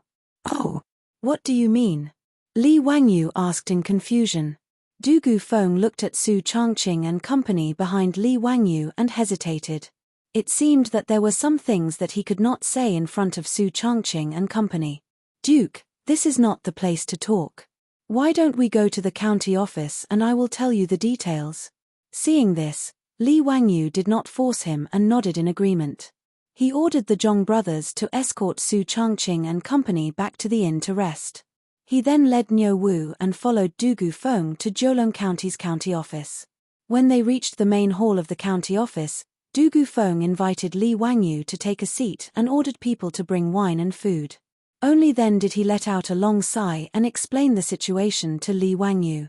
However, Li Wangyu and Niu Wu were flabbergasted when they heard this, and they were even more astonished by the fact that such a thing had occurred. This matter can't be blamed on the Dugu Ming house. These people did not know what was good for them and dared to use this opportunity to cause trouble. They deserve to die. Chapter 884. After listening to Dugu Feng's explanation, Li Wangyu realized that there was still a very primitive marriage snatching custom among the officials. In Dugu Feng's words, the laws are lax, the marriages are improper, the villages are violent, they steal people's wives and daughters to escape, they move to other places and live in peace. They are called companions, and Yang Huan thinks they are companions. In other words, the marriage customs of these officials were no different from those of primitive societies. If they took a liking to someone, they would knock them out and carry them away. Not only that, the officials did not even know the etiquette of marriage and did not know the nature of father and son. Not to mention the Tang people, even Li Wangyu found it hard to accept the marriage customs of these officials. Chaotic, it was too chaotic. It was also because of this that Dugu Feng was too embarrassed to say these words in front of Su Changqing and the others. The rebellion of the officials was related to the marriage snatching that happened a few days ago. There were also thousands of officials living in the area under the jurisdiction of Jiulong County. Originally, the marriage snatching was only done in their own tribe. Even if Dugu Feng did not like it, he could not do anything about it. But a few days ago, when someone from the Jingren tribe went down the mountain to the city to sell mountain goods, it was unknown what was wrong with that Jingren's head, but he actually took a fancy to a young Han woman. That man actually colluded with several other men to use their weapons and directly snatched the Han girl up the mountain. When such a thing happened, the girl's family could only cry and complain to the county yamen. Dugu Feng didn't hesitate and immediately led 3 groups of bailiffs to the Faeron tribe. Before the Faeron tribe could react, they rescued the young lady. Although the girl was saved, she was already defiled by the officials. Fortunately, the people of the Great Tang were rather open-minded.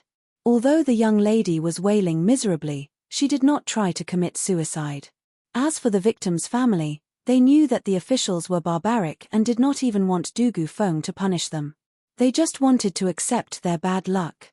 However, when the victim's family was prepared to settle the matter peacefully, those people started to cause a ruckus.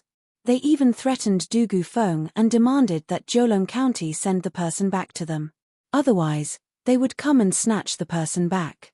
The Tang dynasty's attitude towards these officials had always been, Even though they are in danger, they should be treated with kindness and trust. However, Du Gufeng did not completely agree with this. He had been an official in Jiulong County for a long time, so he knew the nature of these officials well. He knew that to deal with these officials, it was not enough to just show them kindness. He also needed to make them fear him. As the saying goes, villains fear authority but not virtue, and don't know what virtue is. This also applies to these subordinates. As a result, Du Gufeng ordered the bailiffs to arrest the man who had come to threaten him. He whipped him heavily and reprimanded him before letting him go. Du Gufeng also did not expect that he would actually poke a hornet's nest this time. Du Gufeng whipped the man who abducted the woman was the son of the leader of the Dugu Ren tribe near Jiulong County. As a result, the leader of the Dugu Ren tribe contacted the other officials to attack Jiulong County to avenge his son. This was the reason why the current situation occurred. After Li Wangyu heard Du Gufeng's explanation, he could only let out a long sigh. This matter could not be blamed on Du Gufeng, the county magistrate of Jiulong County. There was nothing wrong with his actions. It was purely those officials who did not know what was good for them and did not respect the law. It is this official's fault that the officials started a rebellion. However, I have implicated the Duke. Please forgive me, Duke. When this matter is over, this official will naturally submit a memorial to the imperial court to ask for forgiveness. Du Gufeng bowed and apologized to Li Wangyu. He had never expected that Li Wangyu, the county magistrate, would be trapped in Jiulong County. Du Gufeng didn't even dare to imagine what the consequences would be if something were to happen to Li Wangyu under his rule. He was afraid that when the emperor was angry, the officials of Yi province would be slaughtered by the Tang dynasty's army. Li Wangyu waved his hand. This matter cannot be blamed on the Dugu Ming house. It is all because those officials did not agree with the emperor. There is no need to worry about the Ming house. This matter will not be too big. When the Yi province army arrives, those officials will naturally scatter. Yes, this official is also thinking of this. As the two were talking, a Yamen runner rushed in from outside the county office and reporting to the Ming house, the officials outside the city have appeared. Li Wangyu and Du Gufeng heard this and immediately stood up. Let's go and take a look. Although Jiulong County was a lower county, the city walls were very sturdy. The city walls were 20 feet high and 10 feet wide. There was also a horse path connecting the city walls. Li Wangyu and his group rode up the city walls. They looked up and saw torches in the forest outside the city in the east, west, and north of Jiulong County. However, the south gate of Chengdu County was completely dark. There seemed to be no movement at all. Du Gufeng revealed a suspicious expression in response to this. However, Li Wangyu and Niu Wu had mocking expressions on their faces. They smiled and didn't say anything. As Li Wangyu and Du Gufeng were observing the situation of the officials outside the city, they suddenly heard a voice. Duke, look at how powerful these officials are. Just by looking at the torches outside the city, there are at least a few thousand officials surrounding Jiulong County. There are no officials at all at the south gate. If I knew this would happen, I would have opened the gate and let the people out to take refuge. Li Wangyu turned his head and saw that it was Wang Yichuan from the Yi province's governor-general's manor. He had run up the city walls and was pointing outside the city as he complained. Clearly, this fellow still held a grudge against Du Gufeng for not opening the city gates. Li Wangyu did not expect Wang Yichuan to be so thick-skinned. He had run away after being reprimanded, but he still dared to come up. Li Wangyu did not find it strange that Wang Yichuan would appear on the city walls. This guy was a major from the Yi province's governor-general's manor. He probably had eyes and ears in Jiulong County. If he wanted to go up the city walls, the Yamen runners and soldiers would not dare to stop him. Li Wangyu could not help but mock Wang Yichuan in response to his complaint.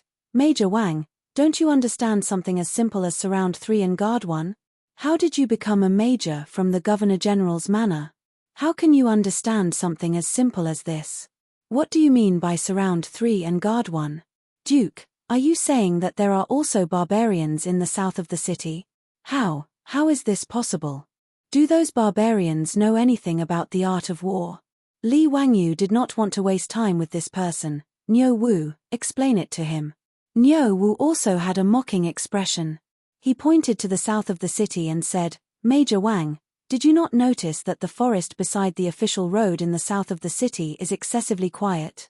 There is not even the sound of insects or birds. If there is no one lying in ambush, I will cut off my head and let you kick it like a ball.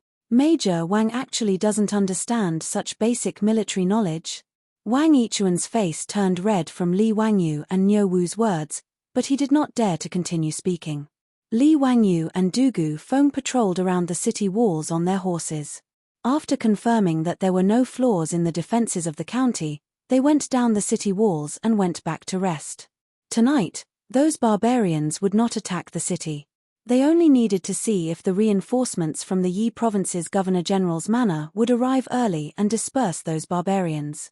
Otherwise, if the barbarians attacked the city, it would be a tough battle to fight against the thousands of barbarians outside the city with just the 200 Yamen runners and the 200 Yamen runners.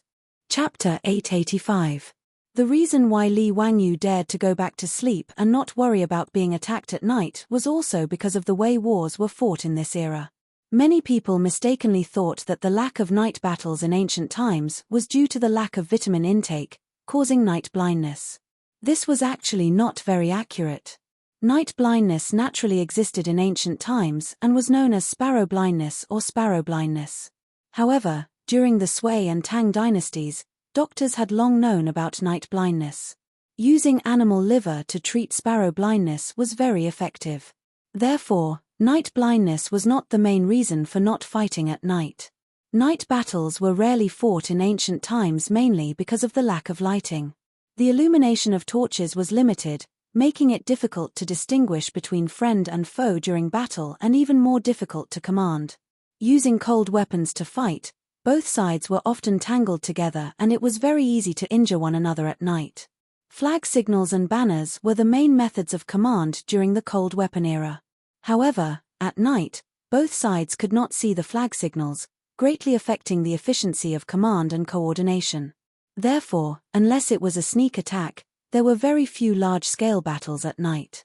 Jiulong County was protected by tall city walls. Even if the guards wanted to launch a sneak attack, it would be difficult to succeed. Therefore, Li Wangyu was not worried about this at all. The reality was exactly as he had expected. Until the dawn of the next day, the guards outside the city did not launch any attacks on Jiulong County. When the sky gradually brightened, the guards outside the city began to beat the bronze drum, making a loud sound. Li Wangyu was awakened by the sound of the bronze drum. Listening to it, he could not help but reveal a worried expression. Su Changqing was also awakened by the sound of the bronze drum. Seeing that Li Wangyu's expression was not very good, he could not help but ask curiously, Wangyu, what's wrong? Is there something wrong with the sound of the drum? It's nothing. Today, you, Aphrodite, and Perrin stay in the inn and do not go out. I've already instructed Dugu Ming to arrange for 2 bailiffs to stand guard in front of the inn to ensure your safety. I will bring Niu Wu and the Zhong brothers to the city walls to see the situation. Su Changqing knew that he was hiding something, but did not continue to ask. He only nodded to show that he understood. Be careful and do not try to be brave. Okay, got it. Li Wangyu got up. With the help of Su Changqing, he changed into a set of capable Hu clothes. He kissed his beautiful superior's face before he pushed the door open and walked out. In the courtyard of the inn, Niu Wu and the Zhong brothers had been waiting for a long time. Husband, listen to the sound of the drum. Before Niu Wu could finish, Li Wangyu waved his hand, indicating that he understood. The reason why Li Wangyu's expression was somewhat unsightly was because he, Niu Wu and the others could clearly hear that there were at least 5 bronze drums being struck outside the city. The bronze drum was the symbol of the tribe to the winged ones. According to the Wei Shu Zhuan Zhuan, often, an elder is chosen as the king, but he cannot rule from afar. If the father dies, the son will succeed, just like the aristocrats of China. Each king Liao has a pair of horns, so that his disciples can boast about them. The drum among them was the bronze drum. The bronze drums were both musical instruments and war drums. Every Fu Ren tribe had a bronze drum as the inheritance of the tribe leader. If the father died, the son would inherit the drum. These bronze drums were tall and had intricate patterns. When the drums were beaten, it often meant war. According to the Sui Shu geographical records, if you want to attack, sound the drum. Those who arrive are as numerous as the clouds. At this moment, the sound of 5 bronze drums could be heard outside of Jiulong County. This meant that at least 5 tribes were involved in this rebellion. And these tribes usually had more than 1,000 Gong clan members. As a result, even if each household only sent out one subordinate, there would still be at least 5,000 armed subordinates waiting outside Jiulong County. When Li Wangyu thought about how there were only 200 soldiers in the city, as well as 100 bailiffs and citizens, he felt a chill run down his spine. With such a huge disparity in military strength, even if those subordinates lacked weapons and equipment, and lacked siege weapons, if they were to go all out to attack Jiulong County, they might not be able to withstand it. Now, he could only pray that the reinforcements from the Yi Province Governor-General's manor would arrive soon. Li Wangyu led Niu Wu and the other 2 to the city wall, but Du Gufeng and Wang Yichuan had already arrived. Looking out, many people had already appeared at the foot of the Jiulong County city wall. Meanwhile, from the south of the city, which had been silent all night, close to 1,000 armed men emerged from the forest on both sides of the official road. Needless to say, these subordinates were the soldiers that had been lying in ambush at the south of the city last night. Wang Yichuan originally didn't believe Niu Wu's words, but when he saw these subordinates appear, his face couldn't help but turn pale. He didn't think that these barbarians would be so cunning. They had really set up an ambush at the south of the city and waited for the people of Jiulong County to fall for it. When they opened the south gate to escape, they would ambush them. Even Li Wangyu and Niu Wu felt a wave of fear. If they hadn't been trapped in the city by the fleeing crowd, they might have fallen into the subordinates' trap when they rashly rode out of Jiulong County. With just Niu Wu and the Zhong brothers, it would probably be difficult for them to protect Li Wangyu, Su Changqing, and the other 2 girls. Du Gufeng's face was also quite ugly. As the county magistrate of Jiulong County and a deputy for 4 years, he had a good understanding of the subordinates. Naturally, he knew what it meant to have the 5 bronze drums outside the city at this time. Li Wangyu lightly patted his shoulder and comforted him. Du Guming House, don't panic. Although the subordinates are strong, they can't do anything to Jiulong County in a short period of time.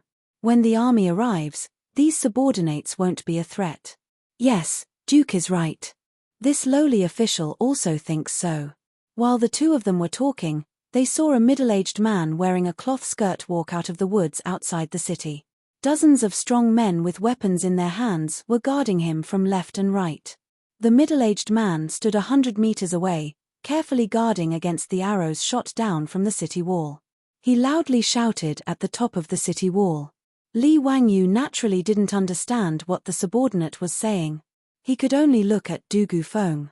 Du Gufeng had been an official in Shu County for a long time, so he understood the subordinate's language. After hearing the subordinates shout, he couldn't help but show anger. Du Guming House, what did the subordinate say? Li Wangyu curiously asked. Duke, that person is the father of the subordinate who kidnapped the young lady. He is the leader of the tribe. This time, the siege of Jiulong County was initiated by this person. Just now, he shouted at the bottom of the city wall, asking me to offer 1,000 copper coins, 100 women, 100 cattle, and 100 horses. If they don't attack the county, they will retreat on their own. When Li Wangyu heard this, he couldn't help but sneer. These subordinates have big appetites. They aren't afraid of eating themselves to death. There is no need to pay attention to these subordinates. If they want to fight, they can come. When the reinforcements from Yi Province's Governor-General's manor arrive, we will settle the score with them. On the side, Wang Yichuan opened his mouth as if he wanted to say something. However, he held back and closed his mouth. In his opinion, it was completely possible to have a good discussion with the subordinates. Other than the matter of giving away women, which was difficult to discuss, the other copper coins, cattle, and horses could all be discussed. However, he knew that Li Wangyu didn't like him. Therefore, he could only endure and not provoke him. Dugu Feng nodded. Just as he was about to shout, an unforeseen event occurred at the bottom of the city. Chapter 886. The leader of the guards at the foot of the city wall waved his hand behind him. Not long after, a few guards dragged a person dressed as a bailiff out of the forest. The bailiff's clothes were filthy and there was a lot of blood on his body. It was obvious that he had been in a fight when he was captured. When Dugu Feng saw the bailiff, his face was filled with fear. How is this possible? When Li Wangyu saw his panic, he quickly asked, Dugu Ming House, what happened? Is the bailiff that was captured one of your men? Dugu Feng's face was as if he had seen a ghost and he stuttered. Yes, sir. That person is one of the bailiffs in the county office. Yesterday, I ordered him to leave the city and go to Chengdu County to ask for help. What? Li Wangyu and Wang Yichuan exclaimed at the same time.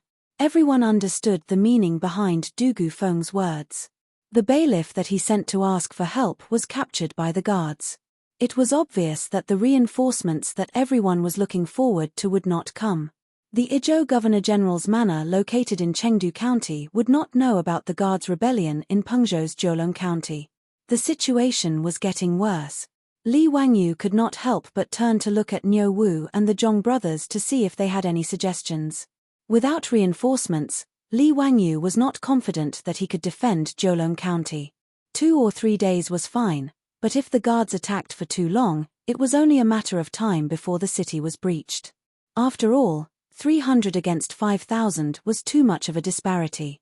Niu Wu, a soldier of the Sui dynasty's White Army, and the Zhong brothers, 2 veterans of the Golden Guards, were frowning as they looked down at the city without saying a word.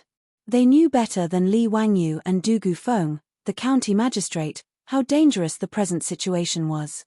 Niu Wu began to look around, trying to find a weak point in the guards' defense. He also did not have much hope that Jiulong County could be defended. Although the guards lacked siege weapons, they had the advantage in numbers. The 300 soldiers and bailiffs would be able to hold the fort for a while, but without reinforcements, it was only a matter of time before the city was breached.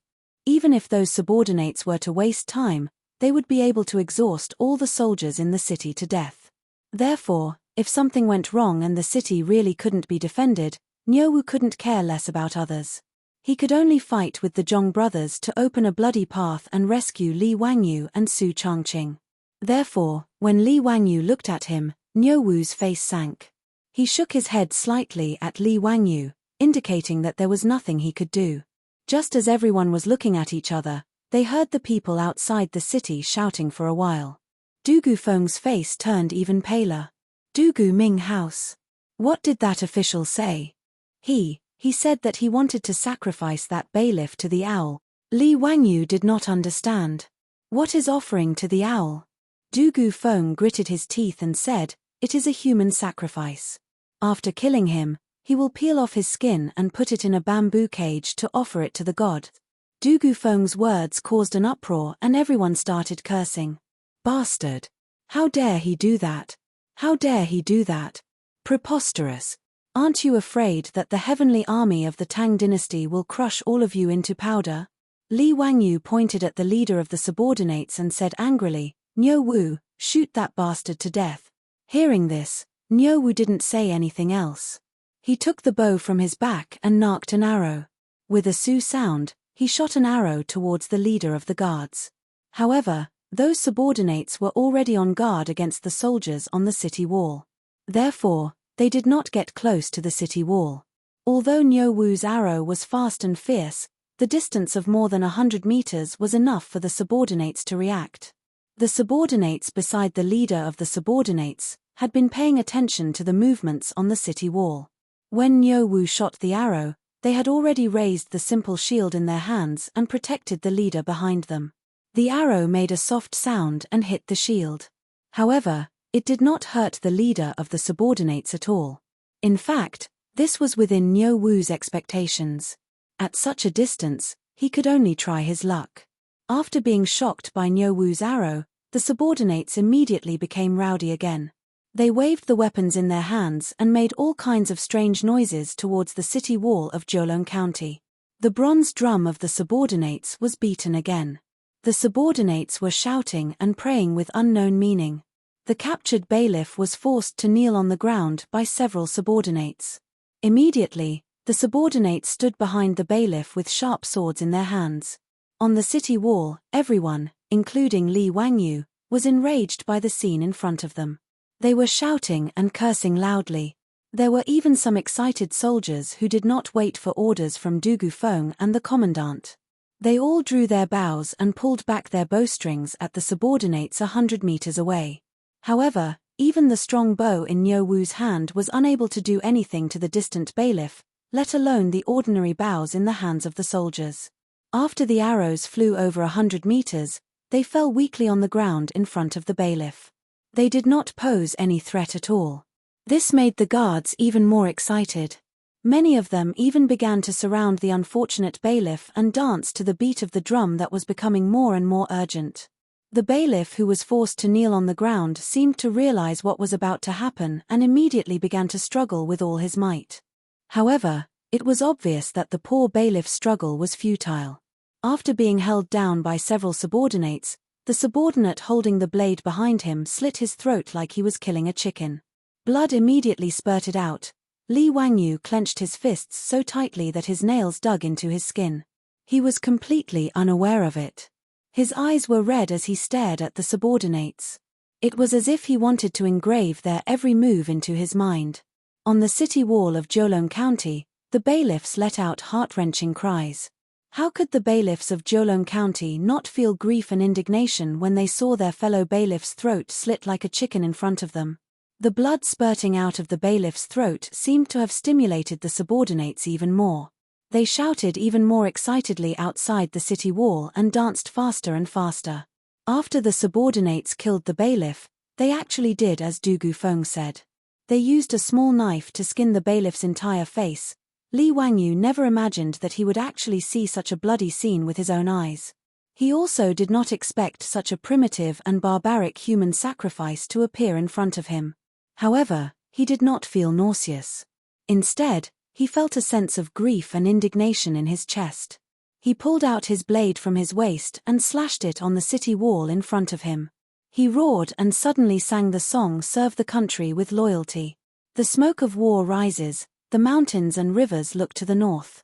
The dragon rises and the horse neighs. I am so angry that I want to go crazy. Where my blade points, how many brothers and sisters are buried in their hometown? Why not sacrifice 100 lives to serve the country? Ever since Li Wangyu brought this song to the Tang dynasty, everyone in the Lai Hot knew how to sing it. Niu Wu and the Zhong brothers immediately unsheathed the sabers at their waists and hacked at the bricks of the city wall, producing a dong dong dong sound, just like the sound of war drums. Following Li Wangyu, they loudly sang this tragic song.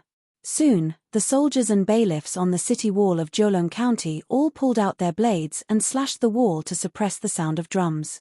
They followed Li Wangyu and Niu Wu and sang the song "Serve the Country with Loyalty." Chapter 887. The solemn atmosphere at the top of Jiulong County's walls did not affect the officials outside the city. After killing the bailiffs and stripping off their skulls to sacrifice to the heavens, the officials' bronze drums sounded once again.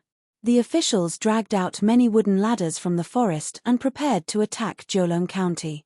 These so-called wooden ladders were simple and crude to the extreme. After removing the branches and leaves from the tree trunks, they would tie some short sticks to the tree trunks and step on them to create a set of wooden ladders. However, even with such crude wooden ladders, Li Wangyu and the others did not dare to underestimate them. When Li Wangyu saw that the officials were really preparing to attack the city, he turned around and looked at Jiulong County behind him.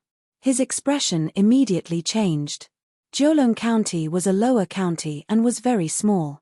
However, no matter how small the county was, the square city walls were close to 4 kilometers long. At this moment, all the soldiers, bailiffs, and able-bodied citizens were preparing to defend the city. However, there were only 300 of them. A simple calculation showed that there was only one government soldier or Yamen runner guarding the parapet of the city wall every 10 meters or so. When Li Wangyu looked at the thousands of officials below the city walls, he felt his scalp go numb. He pulled Du Gufeng over and said, "Du Gu Minghouse, Gather all the citizens in the city and mobilize all the able-bodied citizens to assist the soldiers on the city walls. We won't be able to defend the county with just the soldiers. Du Gufeng was stunned for a moment before he reacted. His expression also changed greatly. Since ancient times, it was necessary to mobilize the citizens in order to defend a city. Although Du Gufeng was an honest official, he had never been on the battlefield. This was the first time he had experienced something like this. He actually forgot to mobilize the citizens to help defend the city. After being reminded by Li Wangyu, he realized his mistake. Wait, aside from mobilizing the able-bodied citizens, gather all the doctors and prepare the medicine to treat the injured. Requisition all the servants of the major clans in Jiulong County and have them immediately come to the city walls to assist in the battle. Li Wangyu continued to give out orders. Although he had never experienced war, he was familiar with such things. After Du Gufeng left with the order, Wang Yichuan sneaked over to Li Wangyu's side. Duke, in this official's opinion, why don't you agree to the conditions of those officials? How could they defend Jiulong County with only 200 soldiers? With the Duke's precious body, why should he take the risk to fight those barbarians head-on? Shut up. Before he could finish, he heard Li Wangyu's shout. A great battle is about to begin. If you dare to speak such nonsense again, be careful that this duke will directly chop off your head and use it as a sacrifice. Wang Yichuan's face turned pale after being scolded by Li Wangyu, but he didn't dare to say a word. He could only bow and apologize. Li Wangyu couldn't be bothered with this person, so he simply sent him down the city walls to assist Du Gufeng in mobilizing the citizens. After Wang Yichuan walked down the city wall, his eyes were filled with resentment. Jiulong County wasn't big, but like Chang'an, it was divided into several squares. Apart from supervising the taxes and labor of the citizens, the square also had the job of supervising illegal activities and maintaining law and order. After Du Gufeng ordered the bailiffs to go to each square to inform the square, the sound of gongs could be heard all over Jiulong County. Each square began to gather the youths in the square to prepare to participate in the defense of the county. This wasn't voluntary. Every household's youth, regardless of gender, had to participate. The men carried weapons and went up the city walls to assist in the defense. The women began to move resources under the guidance of the county yamen scribes. Outside the city, the drums of the officials became more and more urgent. The war was about to begin. Li Wangyu stood on the city walls and coldly looked at the officials preparing to attack the city. Obviously, the equipment of these subordinates was extremely simple and crude. Needless to say, they definitely didn't have any armor. The weapons in their hands were mostly short blades that were about the same length as the barricade sword. As for long-range weapons, only a few of them had bows and arrows in their hands. As for siege chariots, battering rams, and trebuchets, they obviously didn't exist. The only thing that could allow the officials to attack the city walls of Jiulong County was those crude wooden ladders. However, the equipment of the officials didn't make Li Wangyu feel at ease. After all, the difference in numbers between the two sides was too big.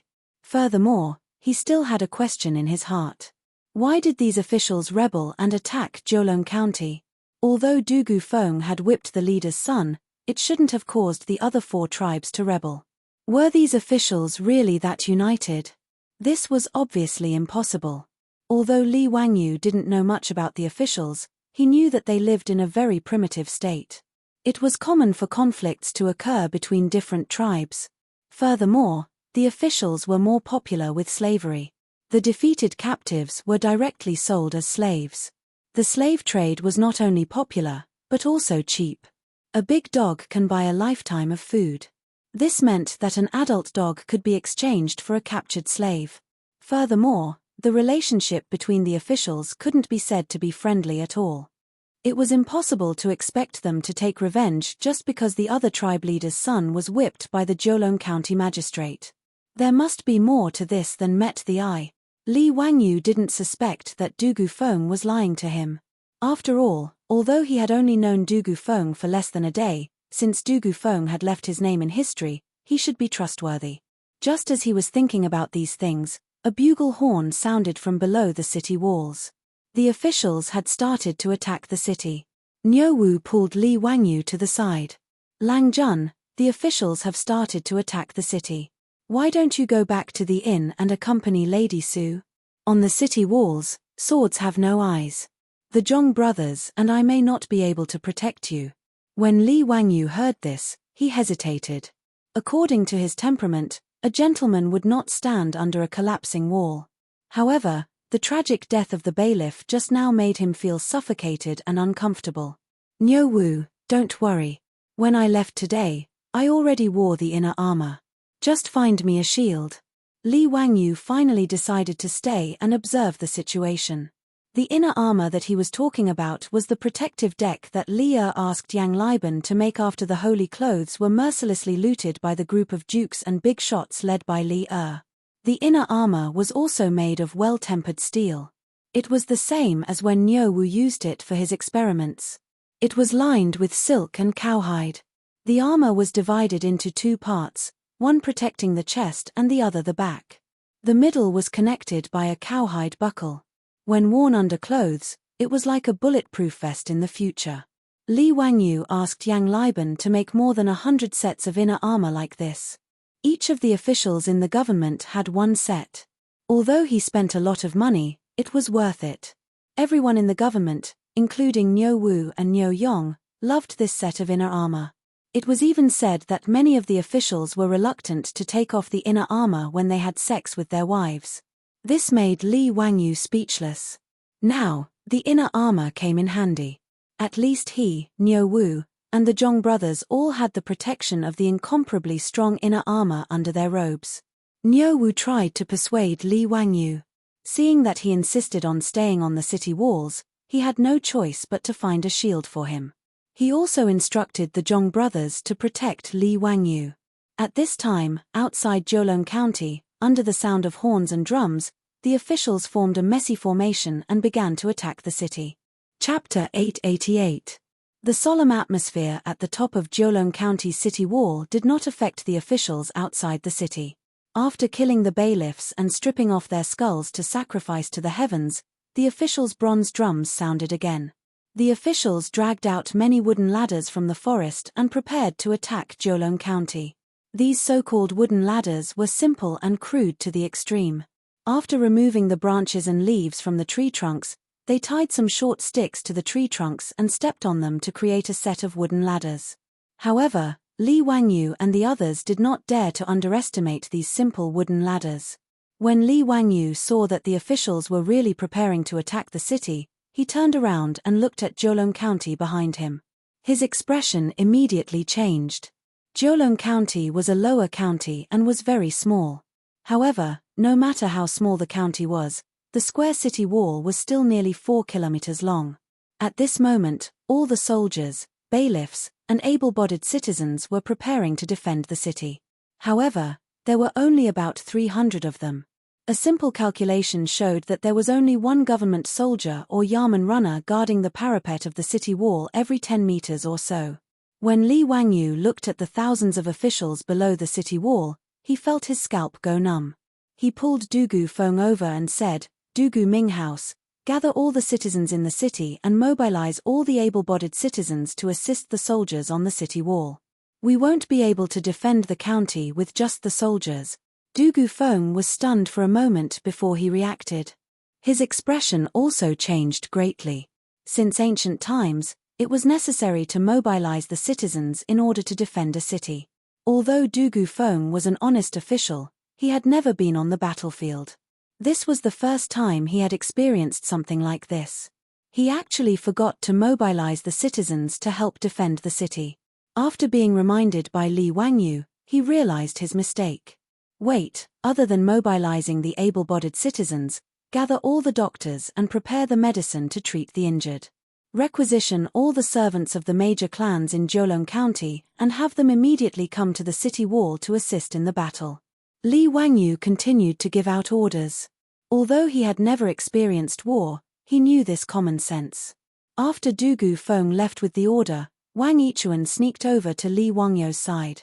"Duke, in this official's opinion, it would be better to agree to the conditions of those officials. How could they defend Jiulong County with only 200 soldiers? With the Duke's precious body, why would he take the risk to fight those barbarians head-on? Shut up. Before he could finish, he heard Li Wangyu's shout.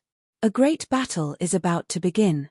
If you dare to speak such nonsense again, be careful that this Duke will directly chop off your head and use it as a sacrifice. Wang Yichuan's face turned pale after being scolded by Li Wangyu, but he didn't dare to say a word. He could only bow and apologize. Li Wangyu couldn't be bothered with this person, so he simply sent him down the city walls to assist Du Gufeng in mobilizing the citizens. After Wang Yichuan walked down the city wall, his eyes were filled with resentment. Zhoulong County wasn't big, but like Chang'an, it was divided into several squares. Apart from supervising the taxes of the citizens, the squares also had the job of supervising illegal activities and maintaining law and order. After Du Gufeng ordered the bailiffs to inform the squares, the sound of gongs could be heard all over Zhoulong County. The squares started to gather the youths to participate in the defense of the county. This wasn't voluntary. Every household's youths, regardless of gender, had to participate. The men carried weapons and went up the city walls to assist in the defense. The women started to move resources under the guidance of the county government clerk. The beating of the drums outside the city became more and more urgent. The war was about to start. Li Wangyu stood on the city walls and coldly looked at the people below preparing to attack the city. Obviously, the equipment of these subordinates was extremely simple and crude. Needless to say, they didn't have any armor. The weapons in their hands were mostly short blades that were about the same length as the barricade sword. As for long-range weapons, only a few of them had bows and arrows. As for siege vehicles, battering rams, and trebuchets, they obviously didn't exist. The only thing that could allow the people to attack Zhoulong County's city walls was the crude wooden ladders. However, the equipment of the people didn't make Li Wangyu feel at ease. After all, the difference in numbers between the two sides was too big. Moreover, he still had a question in his mind. Why did these people rebel and attack Zhoulong County? Although Du Gufeng had whipped the leader's son, it shouldn't have caused the other 4 tribes to rebel. Could it be that these people were really so united? This was obviously impossible.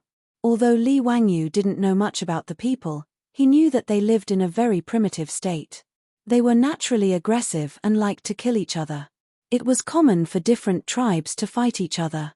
Moreover, the people of the Gong tribe were more popular with slavery. The defeated captives were directly sold as slaves. The slave trade was not only popular, but also cheap.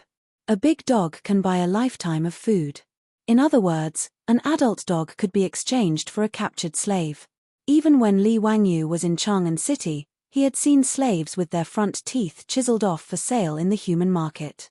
Moreover, the relationship between the people of the Gong tribe couldn't be said to be friendly at all.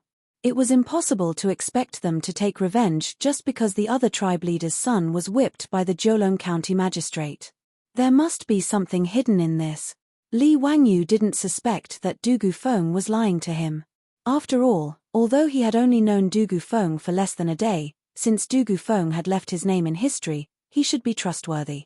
Just as he was thinking about these things, a horn suddenly sounded from below the city wall. The people of the Gong tribe had begun to attack the city. Niu Wu directly pulled Li Wangyu to the side. Lang Jun, the people of the Gong tribe have begun to attack the city.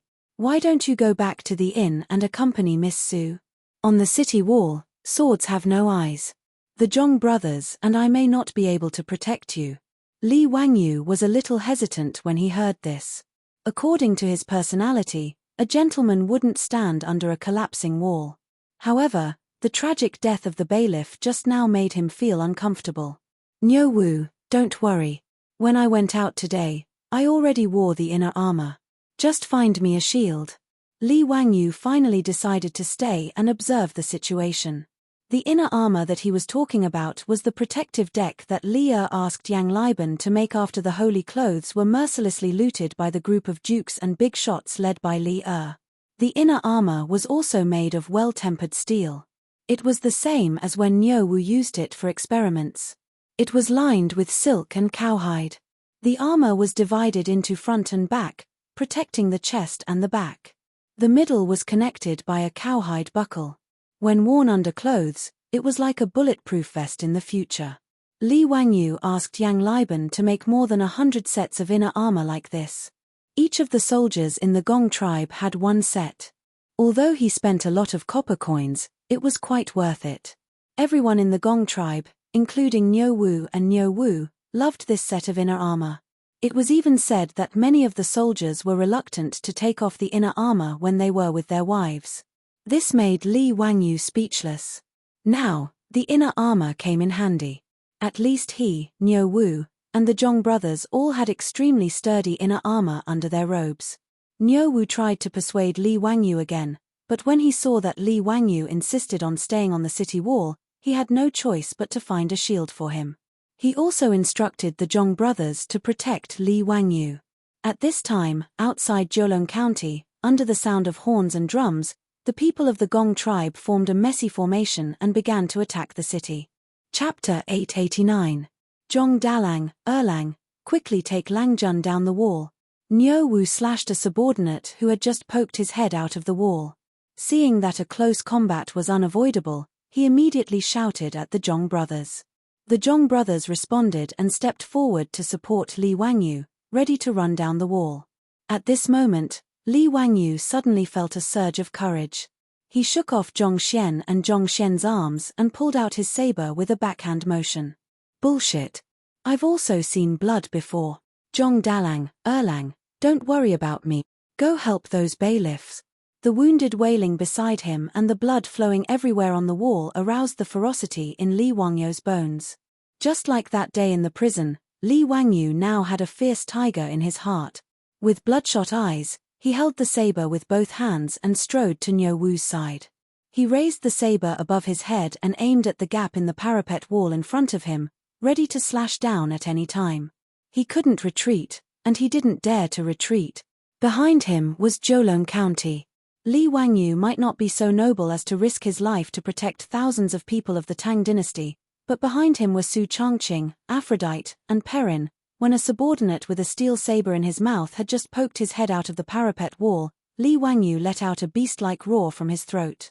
He aimed his saber at the subordinate's head and slashed down. The saber in his hand was also made of well-tempered steel. It was extremely sharp and could cut iron like mud. Li Wangyu used all his strength to slash down and instantly split the subordinate's head in half.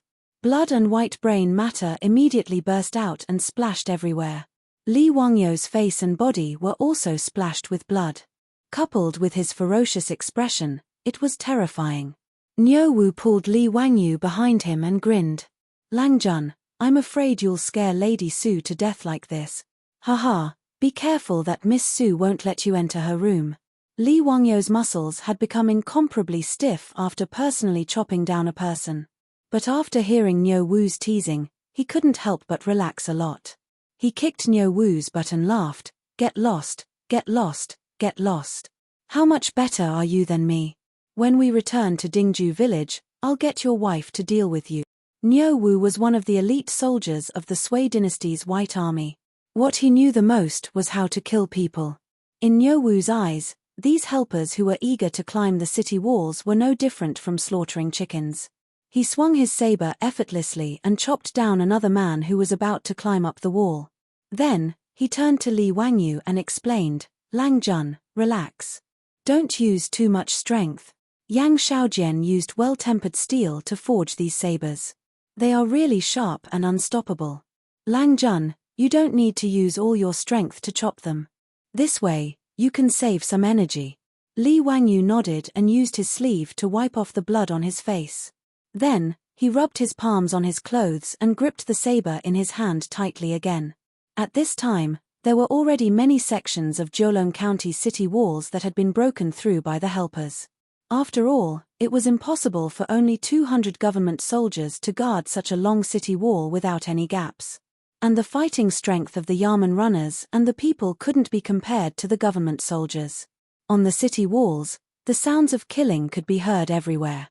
The city was in a mess. There were people who were constantly hit by the saber and fell down screaming. There were helpers, Yamen runners, and government soldiers in full armor, Li Wangyu was able to hold on because Niu Wu and the Zhong brothers were three people who were highly skilled in martial arts. After swinging his saber and chopping down another helper, Li Wangyu wiped the sweat off his forehead. He raised his eyes to look at the chaotic battle on the city wall and then looked at the helpers who continued to climb up the wall like ants. He couldn't help but feel a sense of despair. The disparity in strength between the two sides was simply too great.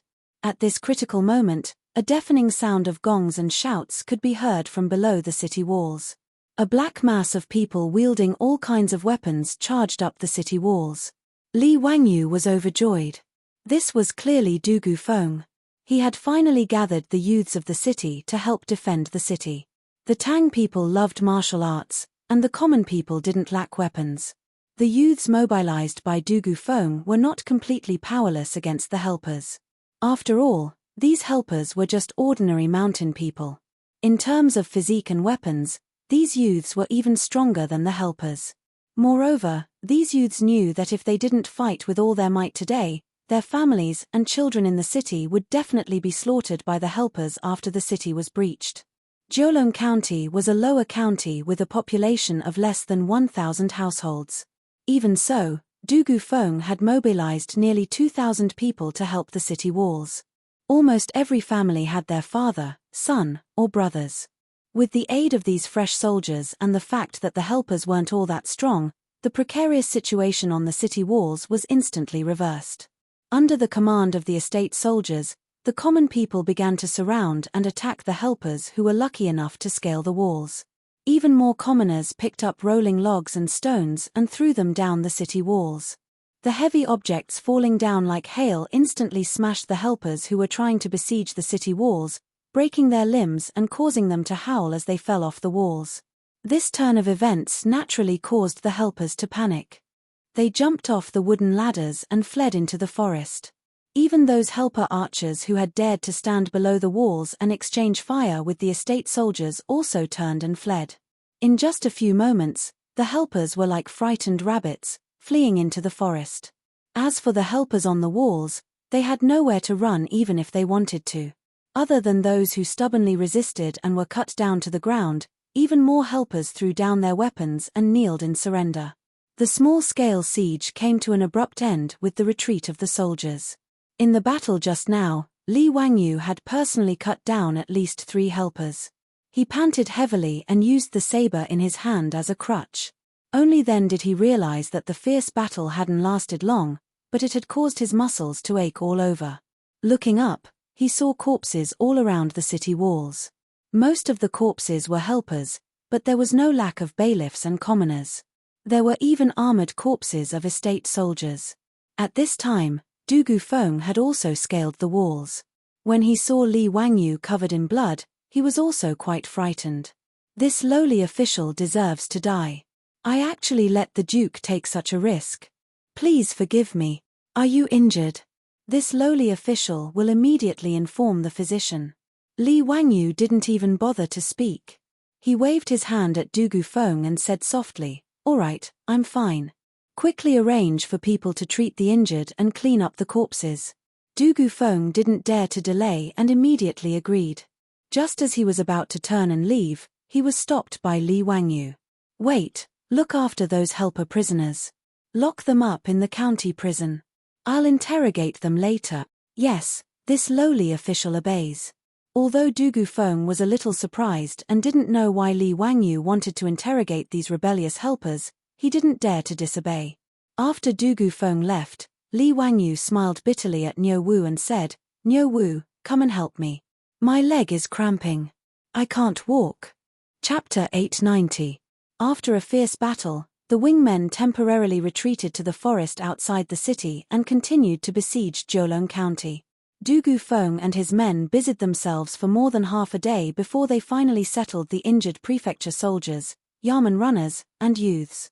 They also rearranged the guards on the city walls and divided the citizens according to the different houses, leaving them under the command of the prefecture soldiers' sergeants and sergeants. They would take turns to guard the city walls to prevent the wingmen from launching a sneak attack. The corpses of the wingmen were all thrown down the city walls and shouted from the top of the city walls for the wingmen to come and collect the corpses. After all, the weather was hot, and if the corpses weren't disposed of as soon as possible, the hundreds of corpses piled up outside the city walls would easily spread diseases once they started to rot. This was hard for both sides to accept. Thus, many wingmen ran out of the forest outside the city. They didn't carry any weapons and started to move the corpses of their tribesmen. This siege didn't last long, but the wingmen had left 200 to 300 corpses behind, and the number of injured was several times more. In Jolong County, 6 soldiers, more than 20 runners had died in the battle. There were about 10 citizens in the city and hundreds of injured. It could be said that the losses weren't small. The runners, and youths were all locals of Jolong County. When their relatives learned that their loved ones had died in the battle, they all cried their hearts out in grief. Soon, cries filled Jolong County. Li Wangyu was carried back to the hostel by Niu Wu. Su Changqing, Aphrodite, and Perrin were so frightened that they almost screamed. He was covered in blood and carried back by Niu Wu. Anyone who saw him would think that he was seriously injured. Today, Su Changqing and the other 2 girls were in the hostel.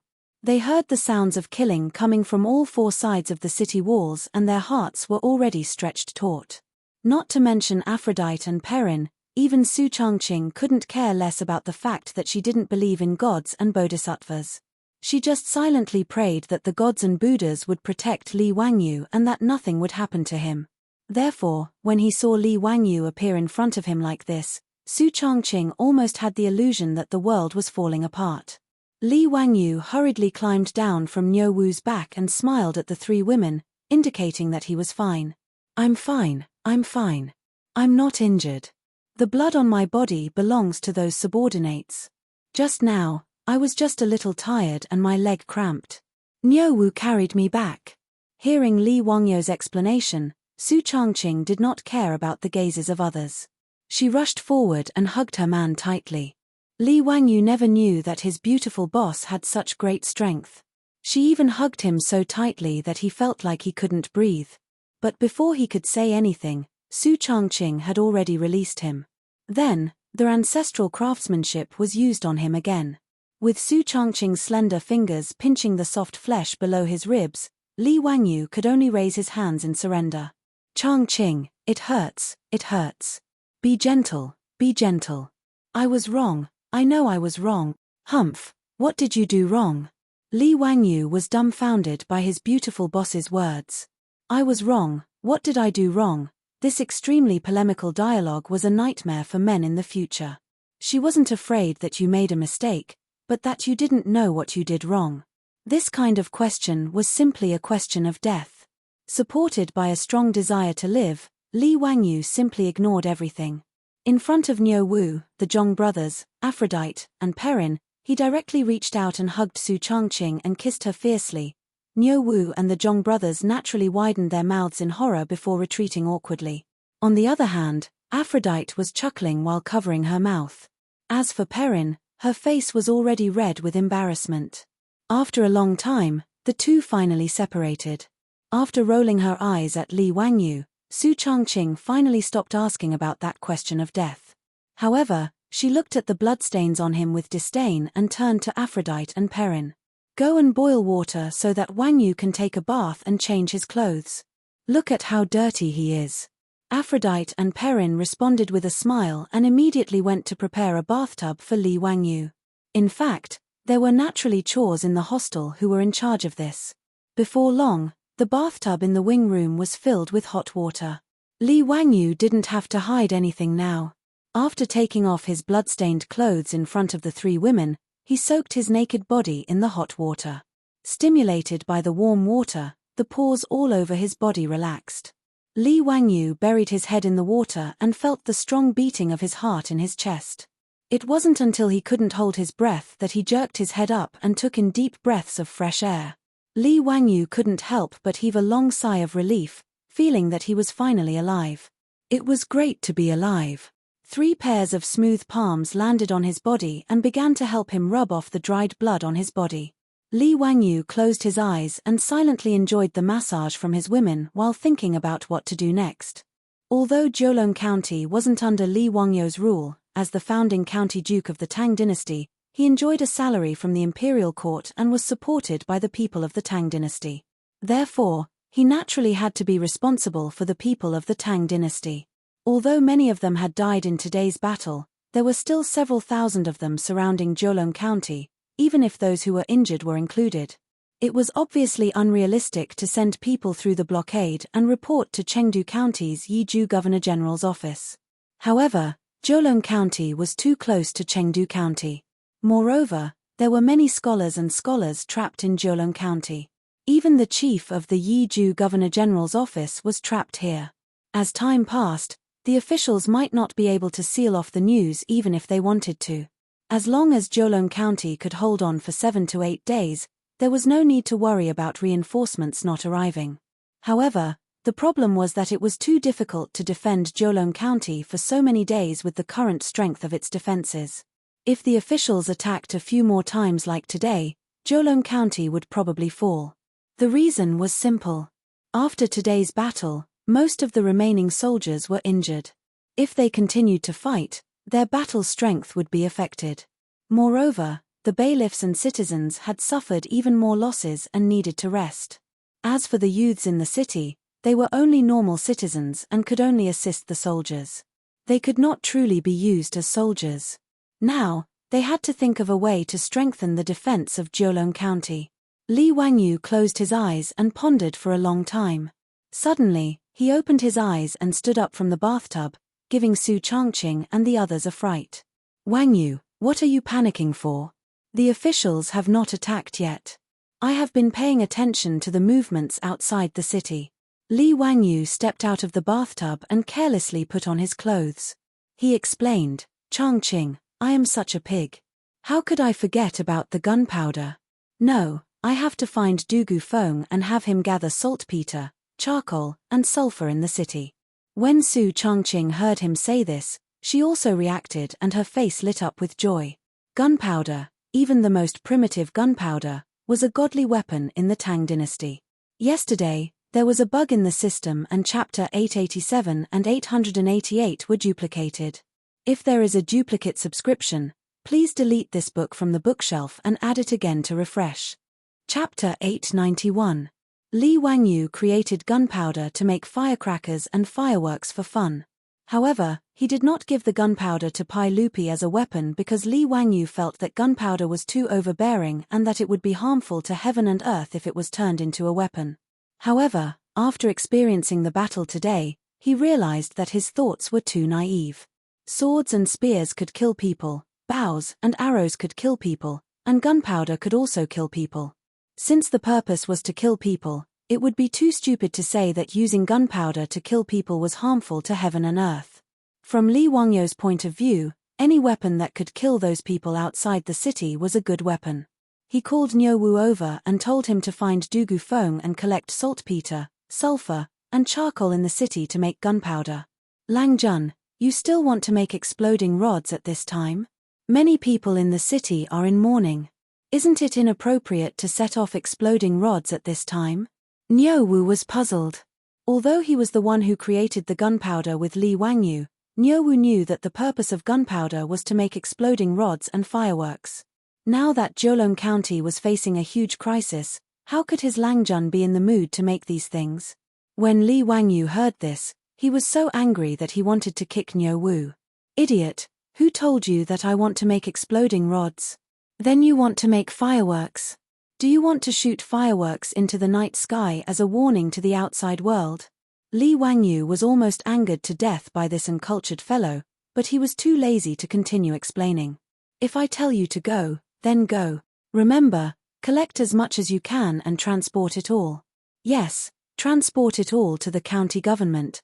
I need it urgently, so do not neglect it." This is related to whether Jiulong County can be defended or not. Li Wangyu originally wanted to transport it to the hostel, but after thinking about it, it was safer to transport something as dangerous as gunpowder to the county government. Yes. When Niu Wu saw that Li Wangyu was serious, he knew that his Langjun was not joking. He quickly ran to inform Du Gufeng to collect the materials. After Du Gufeng received Niu Wu's notice, although he was suspicious in his heart, he did not dare to be negligent. When he heard that county duke who wanted to collect these items, which were related to the defense of the city, he immediately led the bailiffs to collect these 3 items from all over the city. Charcoal was easy. Even if they didn't have enough, they could always order people to build a kiln to burn it.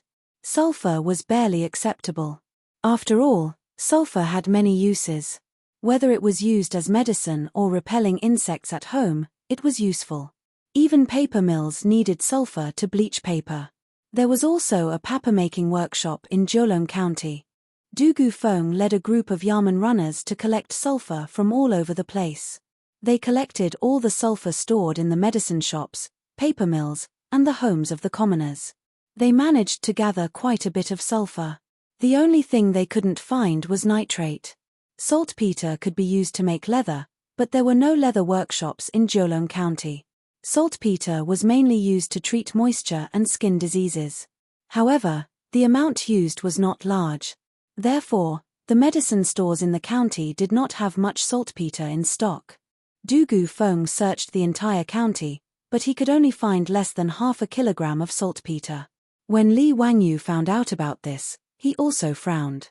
To make gunpowder, the amount of saltpeter needed was much more than sulfur. Now that Jiulong County was besieged, where could he find saltpeter? If he didn't have enough saltpeter, or in other words, potassium nitrate, how could he make gunpowder?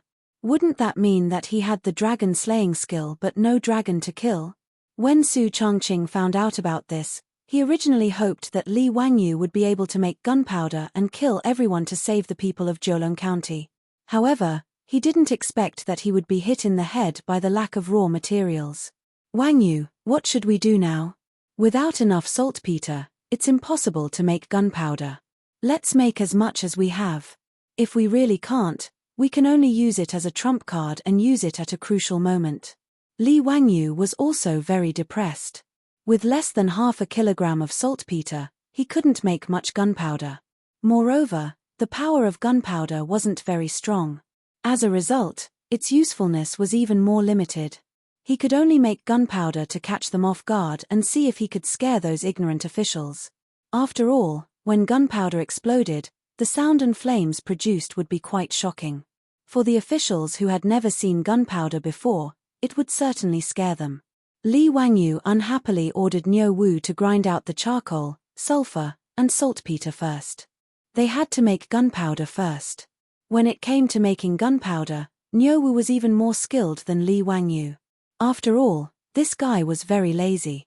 When he had researched how to make gunpowder, he had thrown it to the 2 brothers, Niu Wu and Niu Yong, to manage. After sending Niu Wu to the county Yamen to make gunpowder, Li Wangyu stayed in the hostel with waning interest. He continued to ponder about what other methods he could use to win by surprise. While he was thinking hard, he felt a burst of discomfort in his stomach. He quickly got up and went to the outhouse. The outhouse of the hostel was relatively clean. However, no matter how clean the outhouse of the Tang dynasty was, it was still limited. There was no need to talk about the smell. It was unavoidable.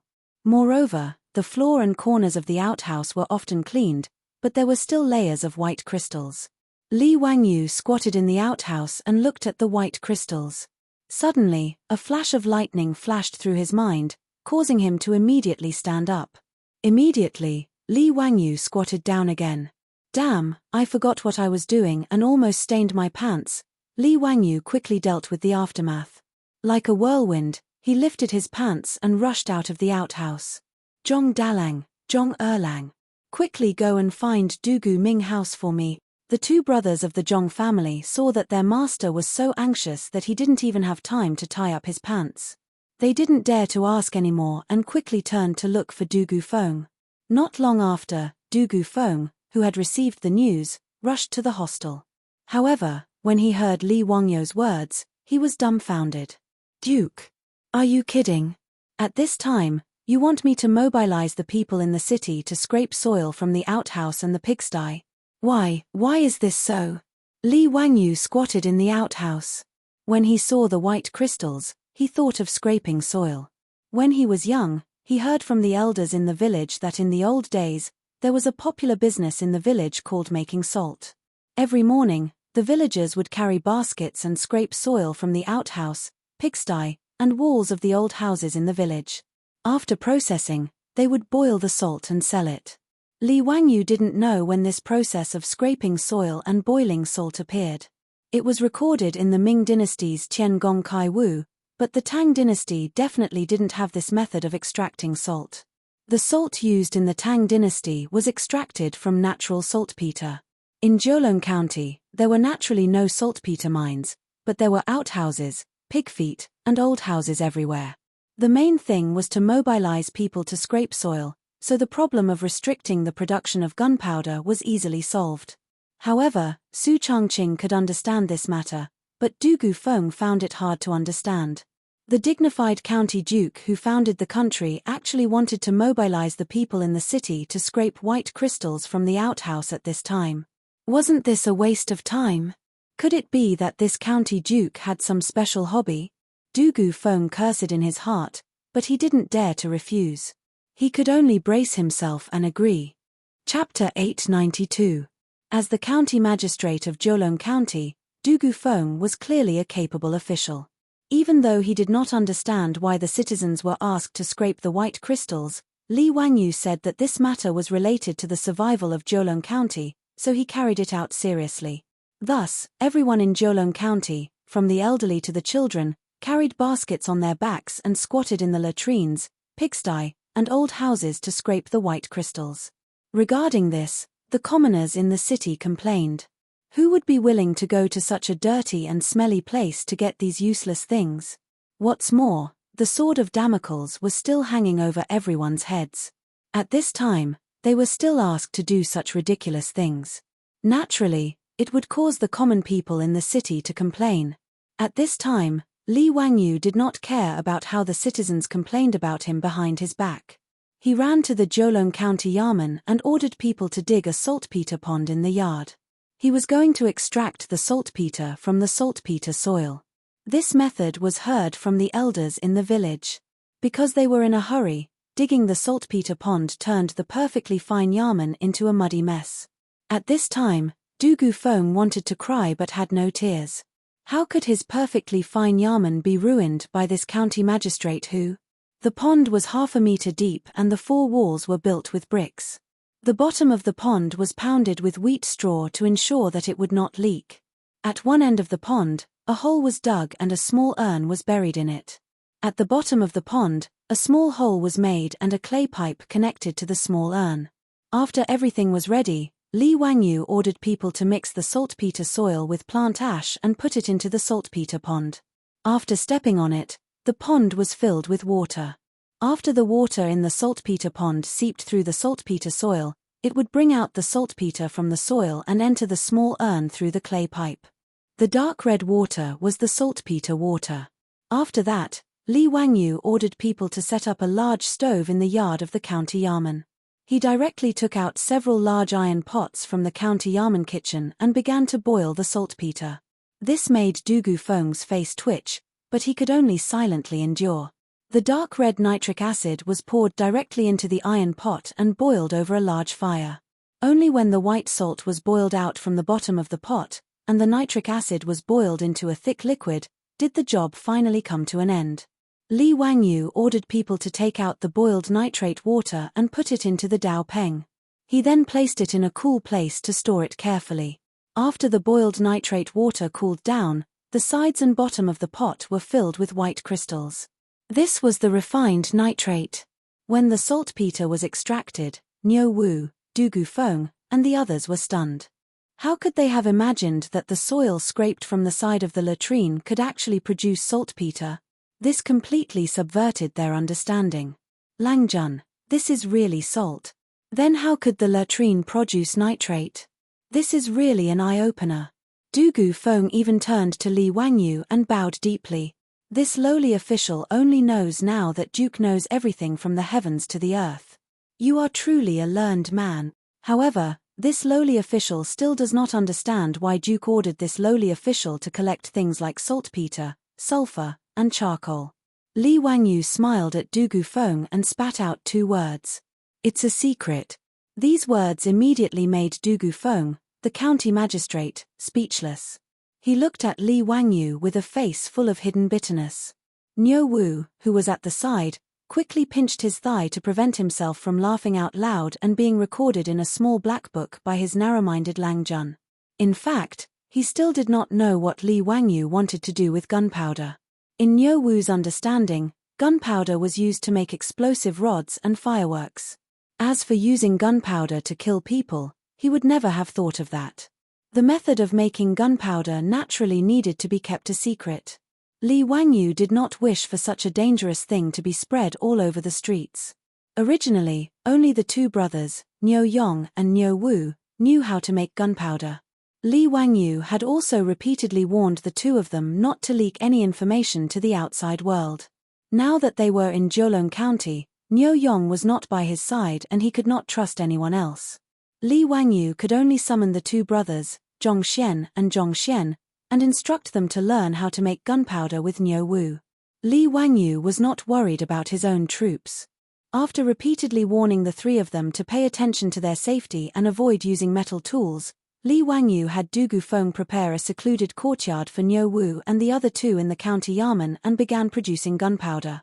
In less than half a day, Niu Wu and the other two used a roller to grind sulfur, charcoal, and saltpeter into powder. They carefully mixed them together according to the ratio that Li Wangyu had taught them. After making a few catties of gunpowder, Niu Wu went to ask Li Wangyu for instructions on what to do with the gunpowder. Li Wangyu had already thought about how to make these gunpowder into killing weapons. Making guns and cannons was out of the question. If he wanted a second-rate electronic business student to know how to make guns, it would be impossible unless Lao Zi appeared. Moreover, with the current level of metal smelting and processing in the Tang dynasty, Li Wangyu estimated that he would have to ask a deity to help him bring over a set of machinery from the future. Only then would he be able to make firearms. This was a complete industrial system. It was impossible for it to be as easy as it was written in novels, where the Tang dynasty of over 1,000 years ago could achieve industrialization. However, although he could not make guns and cannons, Li Wangyu still had other ways to make use of the gunpowder. Making explosive packs was one of the simplest ways. In movies and TV dramas, the kind of explosive that often appeared on screen, wrapped like a quilt, was actually also called a group of explosives. Spread loose powdered explosives in the middle of a cloth or paper, wrap it up like a package, and then tie it up with a rope. A must-have explosive pack for home, traveling, murder, and arson would be complete. If one was a little crazy and buried some broken stones and tiles in the explosive pack, the effect would be even better. Li Wangyu directly asked Du Gufeng to bring silk and instructed Niu Wu and the others to tightly wrap the gunpowder in it. At the same time, he also accidentally sprinkled some broken stones inside. The several catties of gunpowder that Niu Wu and the others ground were all wrapped in a square explosive pack. Lang Jun, what the hell is this thing? If it explodes, it will be too big. How big of a brazier do you need to light this thing? Until now, Niu Wu still thought that this thing that Li Wangyu had made was just a weird-looking explosive rod. Seeing Niu Wu throw the several catties of gunpowder up and down like a toy, Li Wangyu's back was covered in cold sweat. F***ck. This bastard Niu Wu who could scare people to death, did he really think that the thing in his hand was just for listening to the sound? Stop! Li Wangyu shouted loudly, scaring Niu Wu. The explosive pack in his hand almost fell to the ground, scaring Li Wangyu so much that his heart almost stopped beating. Although he knew that the gunpowder wouldn't explode even if it fell, who could say for sure about this kind of thing? If the several catties of gunpowder in front of him exploded, there was no need to think about the consequences. He wouldn't even have to collect the corpse. He, Li Wangyu, could only pray that the heavens would let him transmigrate again. Li Wangyu could only angrily kick Niu Wu who had almost scared him to death. With a dark face, he signaled the Zhong brothers to carry the explosive pack and follow him. He had to find a place to test the power of the explosive pack. Chapter 893. Li Wangyu was a kind person. In order to extract the nitrate, he had already turned the Jiulong County Yamen upside down. If he were to test the power of the explosive in the Yamen, well, he was actually afraid that Du Gufeng would fight him to the death. If he accidentally blew up the Yamen, No matter how thick-skinned Li Wangyu was, he would not be able to face Du Gufeng. After asking Du Gufeng, Li Wangyu decided to go to the military camp's drill ground to test it out. Du Gu Minghouse, weren't you very puzzled when I asked you to collect sulfur and other materials? Now it's time to reveal the truth. I'll let you see what a divine weapon is. Haha, with this item, those subordinates are nothing to be afraid of. I can easily turn them into ashes. When Li Wangyu said this, he hated that he did not have a feather fan in his hand to show off. With a feather fan and a silk headband, he could turn them into ashes while talking and laughing. Wasn't he talking about him? Li Wangyu did not hide it from Du Gufeng. After all, the explosive was made to be used. Only by letting Du Gufeng see its power could the Jiulong County magistrate be at ease. Du Gufeng looked at the explosive in the arms of the Zhong brothers, but he was still suspicious. A squarish package made of silk and linen was the so-called divine weapon. How was he going to kill the enemy? Was he going to throw it from the city wall to kill those subordinates? Wasn't that a joke? Du Gufeng racked his brains, but he still could not figure out what Li Wangyu was trying to do. Duke, may I ask what this item is called? What is it used for? Haha, Du Gu Minghouse, you may not know, but this item is called explosive. Well, Thunderbolt Sky-Shaking Thunder. Don't think it looks ordinary, but it can explode like a thunderbolt. Its power is so great that it can almost split the sky open. Using it to kill the enemy is as easy as chopping vegetables. Li Wangyu originally wanted to call it Explosive Bag, but he immediately felt that this name was not cool at all. Thus, he casually came up with the name Thunderbolt Rumbling Thunder. However, it was not only Du Gufeng who did not believe his words. Even Niu Wu and the Zhong brothers could not help but look at each other with smiles in their eyes. In Niu Wu's opinion, their Langjun was just spouting nonsense to fool the Jiulong County magistrate. What bullsh *T Thunderbolt? The explosives in Zhong Xian's arms were personally made by the three of them.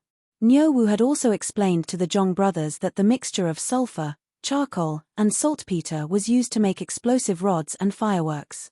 The exploding rods and fireworks that were set off in the residence were made from these herbs. The explosion that Li Wangyu made was as loud as thunder. The Zhong brothers were naturally aware of this.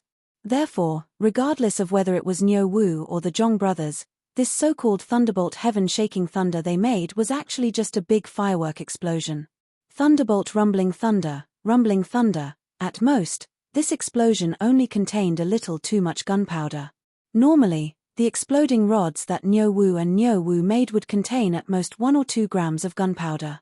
However, the explosives in front of them contained at least 7 to 8 kilograms of gunpowder. Niu Wu estimated that after this big explosive rod was ignited, it would definitely cause a huge commotion. Could it be that Lang Jun was planning to use this loud noise to scare those people to death? In short, in Niu Wu and the Zhong brothers' opinion, their Lang Jun was just fooling the honest people. In fact, Du Gufeng was also skeptical of Li Wangyu's words. How could he really believe in the Thunderbolt Rumbling Thunder? The group walked to the drill ground in the city. Li Wangyu looked at the drill ground, which was about the size of a soccer field in his previous life, and nodded his head in satisfaction. Such a spacious area was perfect for testing the explosives. It would also prevent them from accidentally injuring other people due to the narrow space. Li Wangyu ordered people to set up a wooden stake in the middle of the drill ground and hung the explosives on it. He pondered for a moment, then turned his head to Du Gufeng and ordered, Du Gu Minghouse, get people to find a few more pigs. This duke wants to test the power of the Thunderbolt Rumbling Thunder. Du Gufeng was even more confused about what Li Wangyu wanted to do. However, he could only helplessly order the bailiffs to find a few more pigs. According to Li Wangyu's instructions, the bailiffs tied up the pigs that were making a mess and placed them 5 to 6 meters away from the drill ground. After everything was ready, Li Wangyu led the group to the edge of the drill ground. He took out a match and had a smirk on his face. Which one of you wants to test the power of this duke's Thunderbolt Rumbling Thunder? This is an unprecedented feat. This duke will give the glory of releasing this Thunderbolt Rumbling Thunder to all of you. Oh right, find someone who can run fast. Don't get blown up by the Thunderbolt Rumbling Thunder. That would be too unjust. Husband, let me do it. Hihi, this explosive rod. Ah, no, it's the thunderbolt rumbling thunder. I haven't released such a big one yet. I think it will be very satisfying. Nyowu rubbed his hands and smiled. Li Wangyu rolled his eyes at him and ignored his words. Instead, he turned his gaze to the bailiffs behind Dugu Feng. To be honest, Li Wangyu wasn't very confident in the powder that he made, which was the fuse. Although it was simple to make a fuse, it was just a paper wrapped in gunpowder and twisted into a rope. Then, a layer of rice paste was brushed on the outside to prevent the paper from falling apart. However, after the fuse was made, Li Wangyu secretly tested it a few times. He discovered that the burning speed was not uniform. It was sometimes fast and sometimes slow. This was actually very normal. When the powder was twisted by hand, the gunpowder wouldn't be spread evenly. Even when he was setting off firecrackers in his previous life, Li Wangyu had almost burned his finger because the fuse of some firecrackers burned too fast. Therefore, Li Wangyu wasn't willing to let Nyo Wu and the Zhong brothers do such a dangerous experiment. Although it wasn't very kind, he still decided to give this heavy responsibility to the bailiffs of Jiulong County. The bailiffs of Jiulong County looked at each other. Then, someone immediately stood out. They did not know the dangers involved, but they were naturally willing to do such a thing to show their faces in front of the founding duke. Li Wangyu handed the match to that person and explained to him how to ignite the powder. He repeatedly told the man to turn around and run as fast as he could once the flame was ignited. Otherwise, if he was killed by the thunderbolt rumbling thunder, it wouldn't be his fault. Nyo Wu and the Zhong brothers looked at each other. In their hearts, they felt that Li Wangyu was making a fuss over nothing. Wasn't it just setting off fireworks? Was there a need to be so exaggerated? The bailiff in charge of lighting the fire was frightened by Li Wangyu's words, but he also felt some regret in his heart. However, it was too late to say anything now. He could only grit his teeth and walk towards the powder with the match. Following Li Wangyu's instructions, he found the long powder. His hands trembled as he lit the match. Then, he gently moved to the side of the powder. Sizzle. A light sound was heard. Then, a puff of smoke rose. The powder was ignited and quickly burned. The bailiff, who had never seen a fuse burn, was stunned. He didn't move for a long time. When Li Wangyu saw the smoke rise, he knew that the fuse had been ignited. Seeing that the bailiff was still standing there, he quickly shouted, "Run!" The bailiff was stunned for a moment. Then, he reacted and immediately turned around to run. After he ran 40 to 50 steps, he heard a loud bang behind him. Then, there was a buzzing sound in his ears. After that, he couldn't hear anything. The bailiff, who was still running, felt as if someone had pushed him from behind. He immediately fell to the ground. At the side of the training ground, everyone, including Li Wangyu, was dumbfounded. Nyo Wu and the Zhong brothers only had one thought in their minds. This firework explosion was really exciting. I am me, a different kind of firework. Chapter 894. In the history of human firearms, black gunpowder was the beginning of the era of firearms. However, strictly speaking, the power of black gunpowder wasn't that great. In terms of physical data, the explosive speed of black gunpowder was only 500 meters per second. The explosive speed of TNT in the future was 6,920 meters per second, the explosive speed of nitroglycerine was 8,000 meters per second, and the explosive speed of C4 was 8,040 meters per second. All of them could instantly turn black gunpowder into dregs. Therefore, the explosive bag that Nyo Wu and the others made wasn't that powerful. At least, it was much less powerful than the explosive bag used by the 8th Route Army during the anti-Japanese War. Even so, when the explosive bag made of 8 to 9 kilograms of black gunpowder showed the power of firearms for the first time in this world, the huge roar and the power of the explosion still shocked everyone present. In the mansion soldiers' drill ground, there was a loud roar and a flash of fire. The shock wave of the explosion blew up the yellow soil on the drill ground, and a huge dust column rose from the ground. After the black gunpowder exploded, a huge cloud of black smoke rose up into the sky. The deafening sound of the explosion caused everyone's ears to ring and hum. Li Wangyu was smart. When the Yamen runner lit the fuse, he had already covered his ears with his hands and opened his mouth to offset the shock wave of the explosion. Therefore, when the explosive bag was detonated, he was the first to recover. In fact, the explosion of the explosive bag also shocked Li Wangyu. After all, in the future, other than seeing explosive scenes in movies and TV shows, he didn't have the chance to experience the shock of an explosion at close range. As for Niu Wu and the Zhong brothers, at this time, their mouths were wide open and their faces were full of horror. In their eyes, the explosive bag was just a large explosive rod. After it was ignited, it caused such a violent explosion. Naturally, the three of them didn't expect it. The shock of the explosion, which was like a thunderbolt, made the three of them finally believe that what their Langjun asked them to make wasn't a toy explosive rod, but a thunderbolt shocking thunder that could be used to kill people. Du Gufeng, the county magistrate of Zhoulong County, was also stunned. He stared blankly at the column of smoke rising from the explosion, unable to speak for a long time. The few bailiffs behind Du Gufeng felt their legs go weak. They all knelt down and kowtowed to the location of the explosion. From their point of view, there was no other explanation for this thunderous fury other than the legendary magic of the immortals. The bailiffs looked at Li Wangyu with fear and reverence. After Li Wangyu came back to his senses, he couldn't help but laugh. The power of the explosives was completely in line with his imagination. As such, as long as they had the explosives in their hands, would they still have to worry about being surrounded? He was afraid that when those subordinates attacked the city again, they would throw down a few packs of explosives. After killing a group of people, they would be so scared that they would piss their pants and directly run back to the mountains. Who knows, maybe that would happen. Haha, Dugu Minghouse, what do you think? Are you satisfied with the power of my thunderbolt shocking thunder? Li Wangyu smiled pretentiously at Du Gufeng, waiting for the county magistrate of Zhoulong County to worship and respect him. However, his words were like a blind man throwing flirtatious glances. Du Gufeng rubbed his ears hard and shouted, "Duke, what did you say? I can't hear you." Li Wangyu silently rolled his eyes. Damn it, he forgot to tell them to cover their ears. Obviously, there was only ringing in their ears. Whatever he said would be a waste of breath. After waiting for a while, when everyone's ears had recovered, Li Wangyu signaled for Du Gufeng to come with him to see the effect of the explosion. However, Li Wangyu felt that he had forgotten something.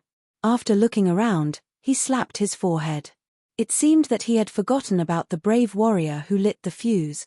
When he turned back to look for that person, he finally saw that Yamen runner struggling to get up from the ground.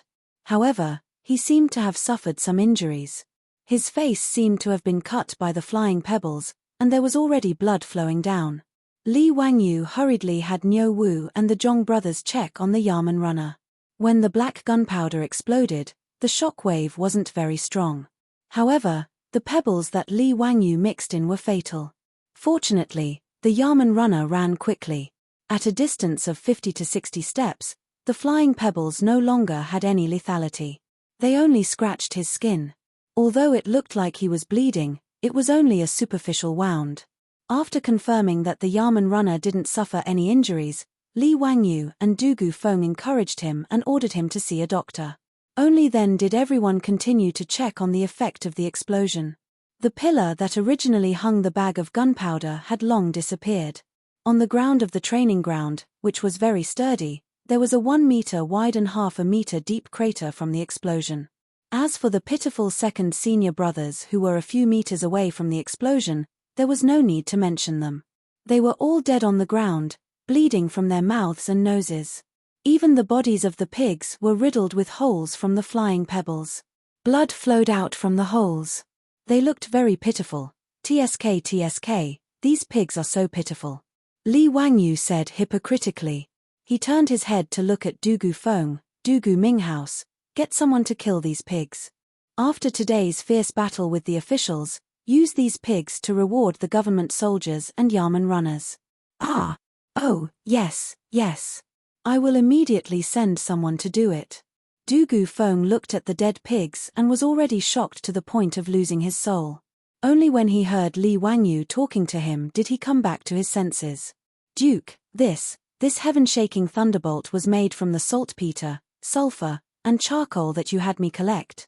This is too frightening. Could it be that the Duke used some kind of immortal magic? Li Wangyu naturally wouldn't reveal the truth to Du Gufeng. Gunpowder was the top secret of this era. Even though some monks, Taoists, and alchemists knew about gunpowder, no one had truly grasped the correct formula of gunpowder. The different ratios of sulfur, saltpeter, and charcoal determined the explosive power of gunpowder. In history, it wasn't until the 13th century, during the Southern Song dynasty, that gunpowder was used in large quantities on the battlefield and became something that could be fatal. It was now the 4th year of Cai Zhenguan, the year 630 AD. There were still 500 to 600 years before gunpowder was used on the battlefield. Li Wangyu pretended to be mysterious and nodded at Du Gufeng. He spat out 2 words in a very pretentious manner, yes. Worried that Du Gufeng would misunderstand, he added, of course, the main thing is the sulfur, charcoal, and other materials that the Dugu Ming house painstakingly collected from the city. Otherwise, this duke would be like a clever housewife who can't cook a meal without rice. I wouldn't be able to make this heaven-shaking thunderbolt. Du Gufeng was slightly stunned. He didn't even have time to greet Li Wangyu before he turned around and ran out with his official robes. Li Wangyu was stunned by his reaction and couldn't help but shout, "Dugu Ming house, what are you doing in such a hurry? This official is going to supervise the people and continue to scrape the saltpeter from the city." Du Gufeng left these words and ran out of sight. Li Wangyu, Niu Wu, and the others were stunned for a moment before they burst into laughter. Chapter 895. After testing the power of the explosives, Li Wangyu was finally able to relax after the incident of his subordinates surrounding the city. As long as he had the explosives in his hands, no matter how many people there were outside the city, he was not afraid. Jiulong County currently lacked charcoal and saltpeter. Although there was not much sulfur, the amount of sulfur used in the gunpowder formula was the least. Therefore, Li Wangyu estimated that with the sulfur that they had collected, Niu Wu and the others would be able to make almost 100 explosives. Li Wangyu did not believe that with so many explosives, those people would be able to overturn the situation. How could a body of flesh and blood be able to compete with explosives? After relaxing, Li Wangyu finally thought of the strangeness of the rebellion. Why did those people suddenly attack Jiulong County? Li Wangyu did not believe that just because the son of a tribe leader was whipped by Du Gufeng, it would lead to such a crisis. In his opinion, this was more like a premeditated attack. Li Wangyu had asked Du Gufeng before. When he received the news of the rebellion, he immediately ordered people to seal the city gates and sent out a bailiff to deliver the message. However, the bailiff had fallen into the hands of the people. This meant that there were already people lying in ambush on the official road leading to Chengdu County. Their goal was to prevent Jiulong County from calling for help. Including the tactic of surrounding 3-in-1 and the 5 people risking their lives to attack the city, this meant that this matter was not as simple as it seemed. There must be a mastermind behind this. Li Wangyu couldn't figure out the reason, so he decided to interrogate the captured subordinates to see if he could find any clues to understand why they suddenly besieged Jiulong County. There were about 40 to 50 people captured on the city walls. These people were all locked up in the county jail by Du Gufeng. Li Wangyu instructed Niu Wu and the Zhong brothers to quickly make the explosives. He then called Du Gufeng back and prepared to interrogate the people. After all, he didn't understand their language. Without Du Gufeng's translation, it would be like a chicken speaking with a duck, and both parties would have no way of communicating. "Duke, this lowly official understands those subordinates very well. They are a group of stubborn people. It is very difficult to get them to confess. The helpers' living environment was terrible, which made them fearless of death. They were very hard to deal with. Furthermore, this lowly official suspects that the subordinates that we have captured might not know what their leaders are trying to do." Du Gufeng first gave Li Wangyu a heads up. In his view, it would be difficult to get these subordinates to confess. Li Wangyu was naturally aware of this, but he didn't know if he could get any useful information from his subordinates. However, since he had nothing to do, he might as well interrogate him first. When the Tang dynasty interrogated criminals, they used all kinds of torture to extort confessions. They used all kinds of cruel methods to torture the person being interrogated. Things like flogging, whipping, pinching fingers with bamboo sticks, burning with hot iron. Li Wangyu, on the other hand, looked down on these interrogation methods. Beating people until they were badly mutilated and using pure pain to extort confessions was too low-end. Li Wangyu couldn't bear to do it. He wanted to try out a few interrogation methods that he had seen when he was browsing the internet in his previous life. In his previous life, extorting confessions through torture had become the target of scorn. However, there were interrogation methods that didn't harm the body, but could torture the mind. Dugu Ming House, order people to prepare some thick coffins. Li Wangyu instructed Dugu Feng. His words naturally gave Dugu Feng a fright. Why would he want coffins for no reason? Could it be that this duke was planning to bury those subordinates alive? Duke, why do you need coffins? Naturally, to interrogate those subordinates. Li Wangyu's words, which came out of nowhere, made Dugu Feng even more puzzled. However, it was not good for him to continue asking. He could only arrange for bailiffs to go to a coffin shop in the city and requisition a few thick coffins.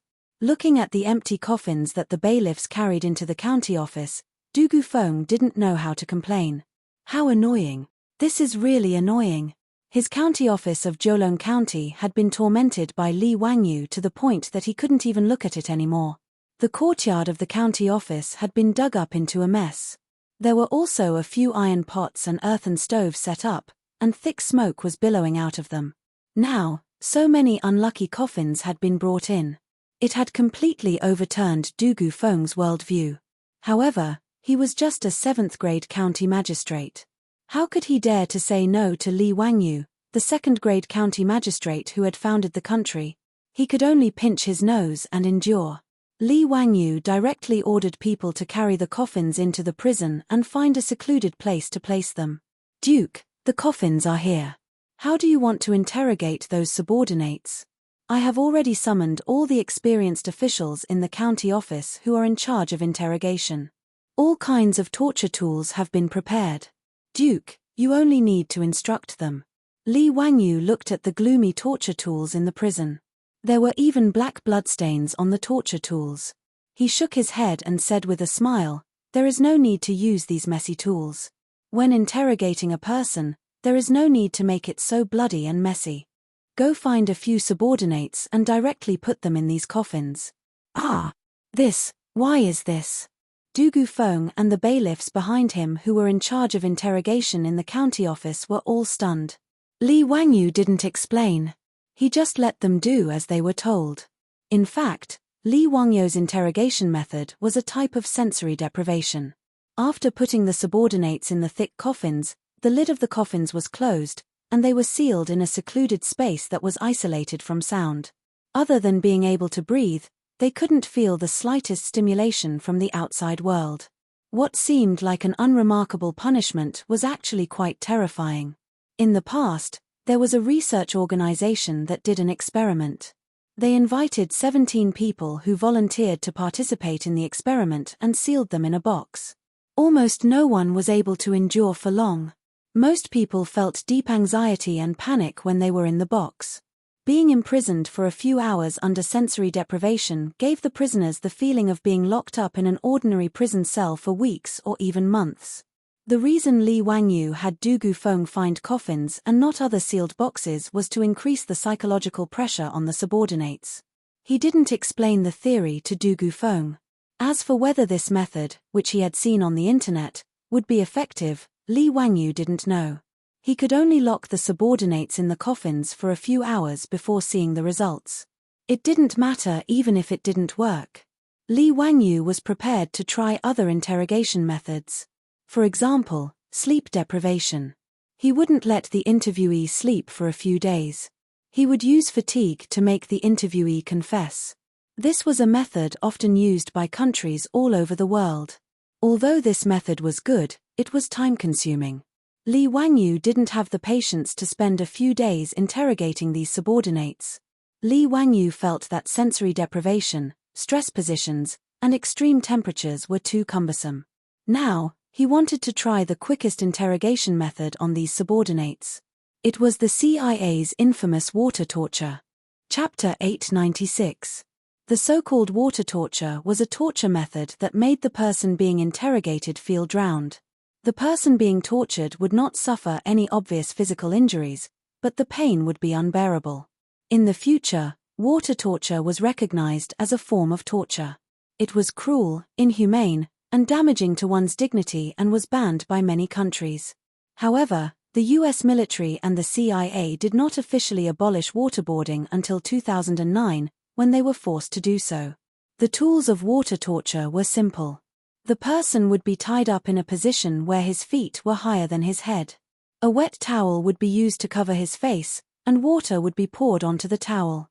This form of torture would make the person feel suffocated and drowned. It was extremely cruel. Li Wangyu said that he could not bear to see his subordinates being tortured, but in reality, he did not want to see a bloody scene. He did not think that there was anything wrong with torturing his subordinates. After all, if these subordinates conquered Jiulong County, they would not be merciful and let the civilians, Su Changqing, and the others go. Li Wangyu ordered his men to drag out one of the subordinates from the prison and prepare to water torture him. The subordinate was very strong. His hands were tied behind his back by 2 Yamen runners, but he did not stop struggling. His expression was ferocious and he was cursing. Even though Li Wangyu did not understand the language of the subordinates, he knew that this person did not have anything good to say. After ordering the Yamen runners to tie the subordinate up, Li Wangyu ordered his men to bring a towel and a bucket of water. He was ready to torture the subordinate. However, Li Wangyu's water torture was seen as cruel by Du Gufeng and the other Yamen runners. They did not think much of it. When Li Wangyu ordered them to lock the subordinate in a coffin, they did not understand what he meant. Now that they saw that the so-called tools of torture Li Wangyu ordered his men to prepare were just a bucket of water and a towel, they thought that Li Wangyu, the county duke who founded the country, was just messing around. The Yamen runners, who had been torturing prisoners for years, looked at each other and saw a hint of amusement in each other's eyes. Obviously, they thought that Li Wangyu's so-called interrogation was just child's play. It was simply a fantasy to expect these stubborn subordinates to confess with a bucket of cold water that didn't hurt them at all. Of course, they did not dare to say this in front of Li Wangyu. They also did not dare to show any strange expressions on their faces. After all, Li Wangyu was a god that no one dared to offend. Therefore, even though the Yamen runners did not think much of it, they were still very happy. They followed Li Wangyu's instructions and prepared to torture of the subordinates. After tying him up from head to toe, they covered his face with a towel. Then, a few Yamen runners lifted a bucket of water and slowly poured it on his face. Originally, the Yamen runners thought that this kind of punishment was no different from washing the subordinates' faces. But they did not expect that when the bucket of water was only half poured, the subordinates who were fixed to the platform suddenly started to struggle violently. They seemed to be in great pain. Some sharp-eyed Yamen runners even noticed that the subordinates' pants were wet. There was a foul smell. The subordinates actually lost control of their bowels. The Yamen runners were stunned. They were all veterans who had been torturing prisoners for a long time. They knew that it was not easy to beat the prisoners until they lost control of their bowels. Moreover, these subordinates were known for their stubbornness. In the past, torturing them was a difficult task. Don't think that beating people would not be tiring. But now, did the subordinates see a ghost? Just half a bucket of water was poured on his face and he could not help but struggle in pain. He even lost control of his bowels. Could it be that this punishment was really that terrifying? Li Wangyu did not know what the Yamen runners were thinking. Otherwise, he would definitely laugh out loud. Water torture did not seem like much, but it was actually quite painful. He had seen a piece of information on a military forum in his previous life. A CIA official had once revealed that water torture was very efficient. 80% of the people who were interrogated by water torture would confess. As for the remaining 20%, it was not because they were heroes who would rather die than surrender, but because they were tortured to death. Perhaps the only people who could survive water torture were those who had the halo of a main character in a Hollywood movie. The reason why water torture was so cruel was that it was impossible to breathe during the process. This caused the person being interrogated to subconsciously open their mouth and swallow. This caused a large amount of water to be sucked into their stomach, lungs, and trachea. This would cause the person being interrogated to vomit, cough, lose control of their bowels, and experience indescribable pain. They would be tortured to the point of death. According to the information disclosed by the CIA official, if an ordinary person was subjected to water torture, they would confess within 16 seconds to 2 minutes. The efficiency was very high. The Yamen runners of Jiulong County naturally did not know about this, and Dugu Feng did not know either. Everyone looked at the subordinate's painful appearance in horror, but they did not understand why. That's enough. Be careful not to drown him if you continue to water him. Stop. Dugu Minghouse, can I trouble you to ask him if he is willing to cooperate? Li Wangyu saw that the Yamen runners were still pouring water on the subordinates' faces and hurriedly spoke to stop them. Dugu Feng was stunned for a moment before he hurriedly nodded. Yes. I will go ask him now. The Yamen runners hurriedly put down the buckets of water and removed the wet towel covering the subordinates' faces. At this time, the subordinates could finally breathe again. He opened his mouth and greedily took in large mouthfuls of the not-so-fresh air in the prison. At the same time, he violently coughed, causing his face to be covered in snot and tears. He looked very miserable. Dugu Feng and the other subordinates' coughing subsided a little. They then used the subordinates' language to ask a few questions.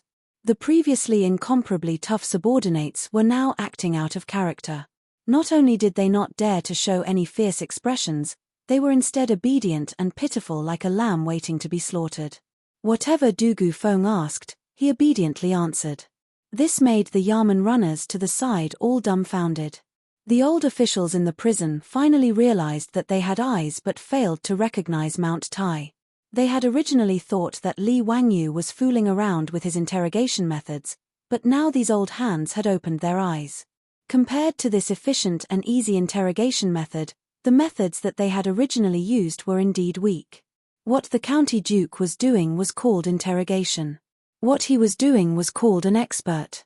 If it weren't for the fact that the Yamen runner's status was too low compared to Li Wangyu's, these old torturers in the county Yamen would have wanted to kneel down and kowtow to Li Wangyu to become his disciple. They would have wanted to learn some of these magical interrogation methods. Disregarding the shock in the Yamen runners' hearts, the subordinates that Dugu Feng had questioned for a long time shook his head regretfully at Li Wangyu. Duke, I have asked this person. He does not know why their tribe is besieging the county.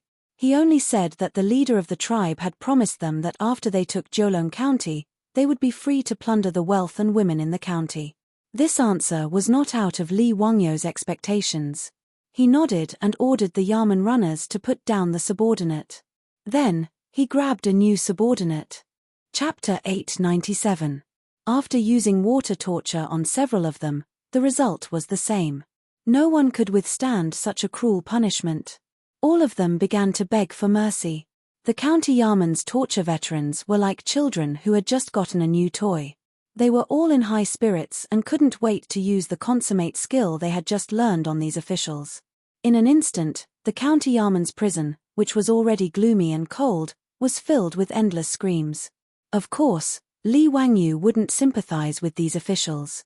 According to the laws of the Tang Empire, these captured officials would be exiled for 3,000 miles even if they weren't beheaded. In short, their fate wouldn't be pleasant. However, he was a little disappointed. After interrogating several officials, no one knew why the 5 major tribes of officials had joined forces to attack Jiulong County.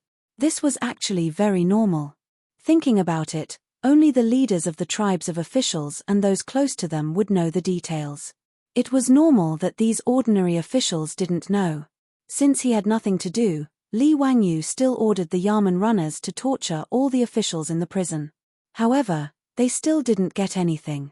After spending 2 to 4 hours, it was all for naught.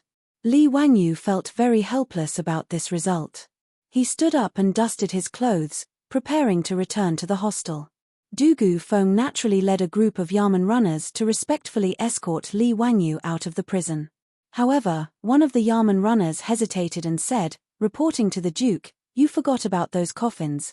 Li Wangyu was reminded by him and suddenly remembered. Damn it, I completely forgot. Previously, he had ordered people to capture a few officials and lock them in the coffins. Their senses were cut off and they were confined. Now that a few hours had passed, he didn't know if those officials had broken down or not. He quickly ordered the Yamen runners to release those officials and check on the situation. If these officials were still unwilling to confess, Li Wangyu might have to ask the Yamen runners to torture them with water again for the sake of his reputation. Contrary to everyone's expectations, when the bailiffs opened the coffin lids and released them, the eyes of the people locked in the coffin were all lifeless, as if they had received a terrible shock. Li Wangyu's heart couldn't help but thump. These officials couldn't have been locked in the coffins for a few hours, right? Before Li Wangyu could say anything, the Yamen runners saw the muddle-headed appearance of these officials and directly raised their arms and slapped them a few times to wake them up. The unruly officials cried and knelt down. They kowtowed to Dugu Feng, who was wearing an official's robe. They were mumbling something that no one knew what they were talking about. Li Wangyu couldn't understand what the officials were saying, but the Yamen runners and Dugu Feng could. After listening to the officials' words, the Yamen runners looked at Li Wangyu as if they were looking at their ancestor. They were full of worship. It was no different from when the most fanatical obsessive fans saw their idol in the future. This group of experienced torturers felt that their worldview had been turned upside down. If it was water torture, then it would be fine. After a few attempts, everyone roughly understood why pouring water on the faces of the subordinates would cause such pain. But why were these people who were locked in the coffins so terrified? At this moment, the officials who were kneeling on the ground and kowtowing like they were pounding garlic were begging for mercy.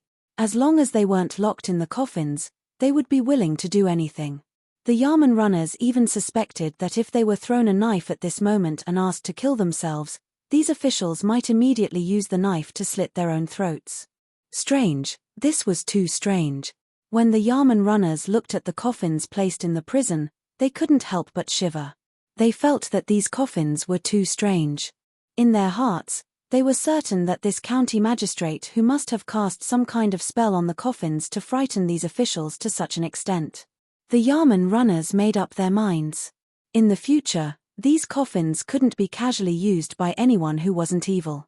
In their opinion, locking people in these coffins that had been enchanted was even more terrifying than water torture.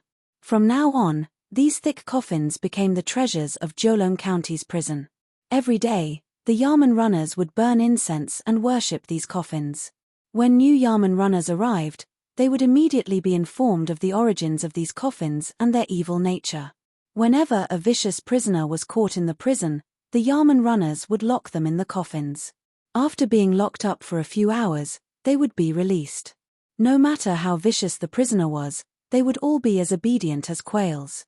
This added a mysterious aura to these coffins, and it led to many legends. Putting aside the misunderstanding caused by Li Wangyu's sudden decision to get a few coffins to replace the confinement room, one of the officials told Dugu Feng something that caught Dugu Feng's attention after being interrogated by Dugu Feng and the Yamen runners.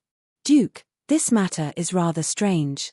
Li Wangyu's eyes flashed as he asked curiously, "Dugu Ming House, did you find out anything useful?" Dugu Feng pondered for a moment before replying, "I can't say that it's useful. However, according to this person, a Tang person appeared in their tribe a few days ago. He was led by the trusted aid of their tribe's chief. They carefully avoided the eyes and ears of others and secretly brought the Tang person to meet with their chief. Oh right, he also said that the Tang person had an extraordinary identity and wasn't a commoner." "Oh, then how did he know?" "This person said that he was slacking off and was sleeping in a tree when he accidentally saw this matter. As for that person's identity, it was because when he had peeked from the tree, he had noticed that although that Tang man was wearing hu robes, he was also wearing a silk inner robe. Thus, he was certain that that person was not a commoner. This official isn't sure if this matter has anything to do with the official's rebellion. Because cotton had not been introduced to China in large quantities in the early Tang dynasty, the commoners mostly wore hemp clothing. Only the nobles and wealthy merchants had the ability to wear silk clothing. If the Tang person that the officials saw was wearing a silk undergarment, it meant that the person was either rich or noble. Li Wangyu pondered for a moment before saying, "Dugu Ming House, ask this person again. When did he see the Tang person appear in their tribe?" Dugu Feng turned his head and asked a few more questions before replying. "Duke, he said that it was 10 days ago." "Then when did Dugu Ming House's official kidnap a commoner's girl happen?" Replying to the Duke, "That was 3 days ago." "Haha, that's interesting." Li Wangyu rubbed his chin and said, "Dugu Ming House, from what I know, these officials usually don't have much contact with the Tang people, right?" "Yes, Duke is right. The customs of the officials are poles apart from the Tang people. In addition, the Tang people mostly despise the officials for being vulgar and call them barbarians. Thus, other than those officials who come down the mountain to sell mountain products and buy goods, they rarely interact with them." Dugu Feng's words made Li Wangyu even more certain that the rebellion of the officials was a premeditated conspiracy. Chapter 898. Even the commoners of the Tang dynasty disdained to interact with the officials. Yet, the mysterious person went to the tribe of the officials and talked to the leader in secret. He even avoided the eyes and ears of the other officials in the tribe. Obviously, what they talked about was confidential. The mysterious Tang people, the rebellion of the officials, all these things happened within a few days. Li Wangyu would never believe that there was no connection between them and that it was just a coincidence. But if the officials rebelled because someone was behind it, what was the purpose of this person? Rebellion? That was obviously impossible. It would be good if the officials could at most take over Jiulong County. Once the Izhou Governor-General knew about this, they would send troops to surround and suppress them. There would be no chance for them to rebel. In history, there was a larger-scale rebellion in the beginning of the Tang dynasty. In the 7th year of Wuda, the rebellion of the officials in Shiju was huge. Li Yuan sent Do Gui to lead the army into Shu to quell the rebellion. In the Battle of Fang Mountain alone, he captured 20,000 Tujia men, and killed the Tujia men until their souls flew away and scattered. After that, Do Gui stayed in Izhou and became the governor of the Izhou Governor-General. He suppressed the officials until the 1st year of Zhongguan. After that, the officials in Shu were quite afraid of the military power of the Tang dynasty. Hundreds of thousands of officials rebelled, but it was to no avail. Li Wangyu did not believe that the officials in Pengju were stupid. They would be courting death if they dared to go against the Tang dynasty with just a few thousand people. In that case, the goal of the rebellion was obviously this small Jiulong County. The idea of the leader of the guards was to escape back to the mountains and disappear without a trace after conquering Jiulong County before the arrival of the Tang army. But what was so attractive about this small Jiulong County that someone would want to do such a thing? Was it for money and food? Li Wangyu denied this guess again. When the officials told him that the leaders of their tribes had promised them that after the city was taken, they could take whatever they wanted in the city. The leaders of the tribes did not want a single cent. If that was the case, why did the leaders of the 5 tribes still want to drive their people to attack Jiulong County? What was their purpose? He asked Dugu Feng again and confirmed that there wasn't any large amount of money or grain stored in Jiulong County. Jiulong County was just an ordinary county in the Tang dynasty. How could there be many benefits in it? For a moment, Li Wangyu didn't know what to do.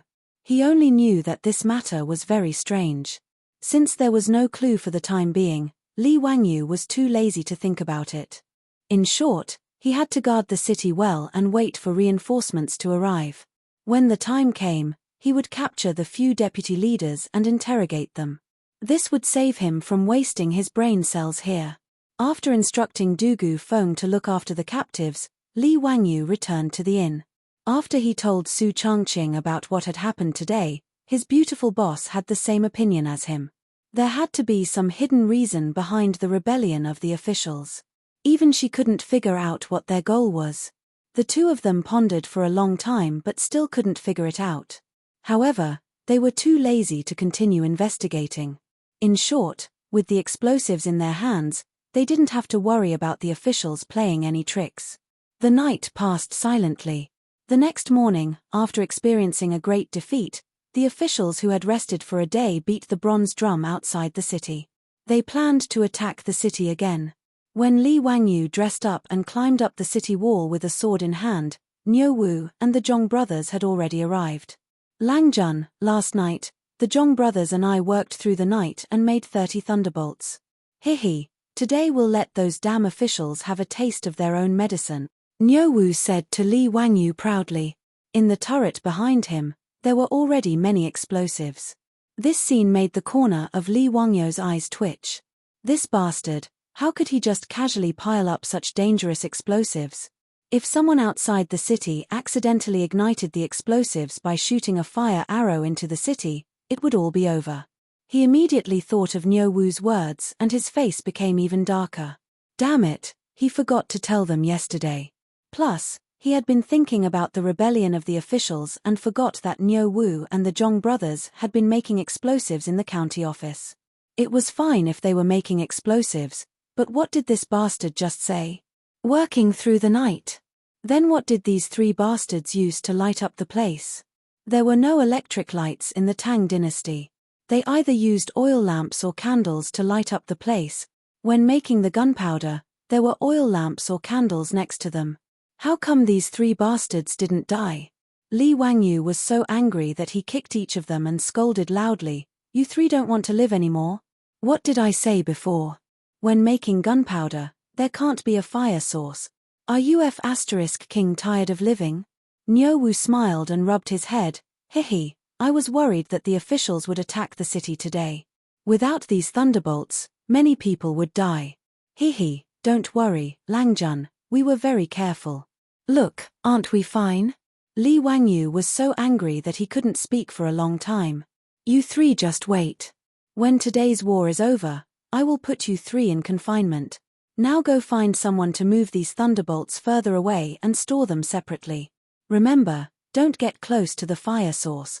He made up his mind to throw these 3 lucky bastards into the county office's prison and lock them in the coffins for an hour. Let's see if they still dare to act so recklessly in the future. Today, he could still see the 3 of them alive and kicking. It was simply a blessing from the gods. Niu Wu and the Zhong brothers' ancestral graves were smoking. Yes. Niu Wu and the Zhong brothers saw that Li Wangyu was really angry, so they didn't dare to argue. They quickly ran away to move the explosives. Li Wangyu shook his head at the 3 of them. At this time, he didn't have the energy to continue to cause trouble for them. In front of the city wall, more than 100 government soldiers were already on the battlefield. They led many of the city's youths and waited on the city wall. Accompanied by the deafening sound of the officials' drums, a black mass of officials appeared in the forest outside the city. Each of them held a weapon and looked at the people on the city wall, ready to attack at any time. Li Wangyu now had the explosives in his hands, so he wasn't too worried about this group of officials. Although Niu Wu and the rest only made 30 or so explosives, it was enough to make the officials suffer. Li Wangyu wasn't at ease with the others using the explosives, so he simply let Niu Wu and the Zhong brothers each take 7 to 8 explosives to guard one side of the city wall and support the government soldiers in battle. He personally led a few Yamen runners with the remaining explosives to guard one side of the city wall. As for the one responsible for igniting the explosives, it was a familiar person. It was the Yamen runner who was used as a guinea pig by Li Wangyu yesterday. The Yamen runner's face was only scratched by the gravel yesterday.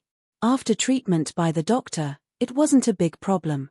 At this moment, this bailiff was bragging to the bailiffs beside him about his glorious achievements yesterday. He was extremely proud that Li Wangyu had once again given him these quaking thunders, and his chest was puffed up high. He was even more disdainful of the bailiffs outside the city. Everything was ready. Just as another battle was about to begin, Li Wangyu heard someone exclaim behind him.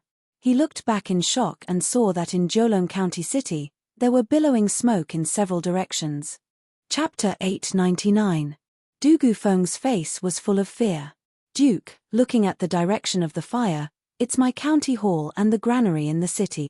This must be the work of a spy in the city. Li Wangyo's face was gloomy as he nodded silently. Needless to say, it would be strange if the county hall and granary in the city were on fire during such a big battle. As for Du Gufeng's claim that it was a spy, Li Wangyu could only sneer. It might not be a spy. He thought of what the spy said in the prison yesterday. That mysterious Tang person, Du Gu Ming House, immediately take the bailiffs and mobilize the people in the city to put out the fire, Li Wangyu ordered. Du Gufeng looked at the people outside the city who were ready to attack at any time and hesitated. Duke, why don't I stay here? Li Wangyu waved his hand. That's enough, I'm here. You don't know how to use the quaking thunder, so it's useless for you to stay on the city wall. Don't worry, with my quaking thunder, those people won't be able to reach the city wall. Du Gu Ming House, just put out the fire. Yes. Then I'll leave the safety of Zhoulong County to you, Duke. Du Gufeng knew that Li Wangyu was right and did not continue to insist. After bowing deeply to Li Wangyu, he led a few bailiffs and rushed down the city walls. He was prepared to gather the people in the city to put out the fire. Wait, Du Gu Ming House, take 10 more bailiffs with you. Li Wangyu called out to Du Gufeng again, since someone has set fire to the county hall, their target might be the captured subordinates. Be careful that they don't act rashly. Du Gufeng immediately nodded and led a group of bailiffs to leave. The fire in Zhoulong County was naturally seen by the bailiffs and the young men on the city wall. Since they were the young men who came to help, their families were all in the city. When they saw the city on fire, it naturally caused an uproar. They were worried about the safety of their families in the city. There were even some impulsive young men who wanted to turn around and run down the city wall. The people on the city walls, who had been nervously guarding against the people outside the city, were in a state of chaos. Seeing this, Li Wangyu hurriedly shouted, "Stop!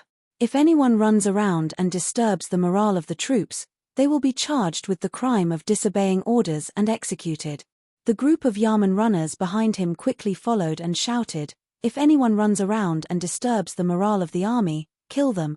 Once their voices spread, the squad leaders and Dekachas on the wall knew very well that they must not let the young men run amok. They yelled one after another, "Anyone who runs around and disrupts the army's morale will be killed."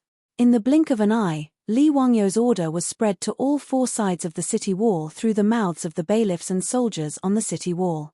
The cold word slash calmed the young men who had been panicking a little. The military orders of the Tang dynasty were strict. Although these young men were not soldiers, they knew this very well. Therefore, when the military order was passed down, even though the young men were worried about the safety of their relatives in the city, they dared not make a ruckus anymore. Li Wangyu did not have time to care about the situation in the city at the moment because the people outside the city had begun to attack the city. Naturally, the people outside the city could see the thick smoke rising from Zhoulong County's county seat. How could the leader of the people let go of such a good opportunity? He immediately ordered his men to blow the horn and ordered the people in the tribe to attack the city amidst the chaos. The situation was basically the same as the day before. The fearless people on the city wall braved the rain of arrows from the soldiers on the city wall. After leaving behind dozens of corpses, they successfully leaned the crude wooden ladder against the city wall. The young men who were assisting in the defense of the city began to throw rolling logs and stones desperately to stop the people from climbing up. As for the archers outside the city, they had entered the range of their bows and were ready to suppress the defense on the city wall. Naturally, Li Wangyu did not give the archers a chance to do so. When the people gathered at the foot of the city wall, he immediately patted the shoulder of the Yamen runner next to him. "Go, let these people see what it means to not offend the power of heaven. Let them have a taste of the sky tremor bomb." Yes. The Yamen runner with a bloody scab on his face was so excited that his face was flushed red. He stood up and saluted Li Wangyu with a fist and palm salute.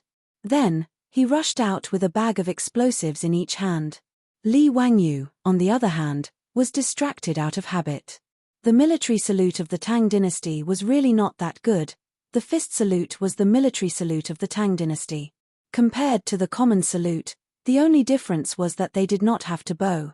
He could not help but start to wonder if he should go back and suggest to Pai Lupi to come up with a standard military salute. The military salutes of the later countries were similar, but Li Wangyu felt that in the era of cold weapons, the chest-beating salute of the ancient Roman Republic was more domineering. When saluting, the right hand would beat the chest.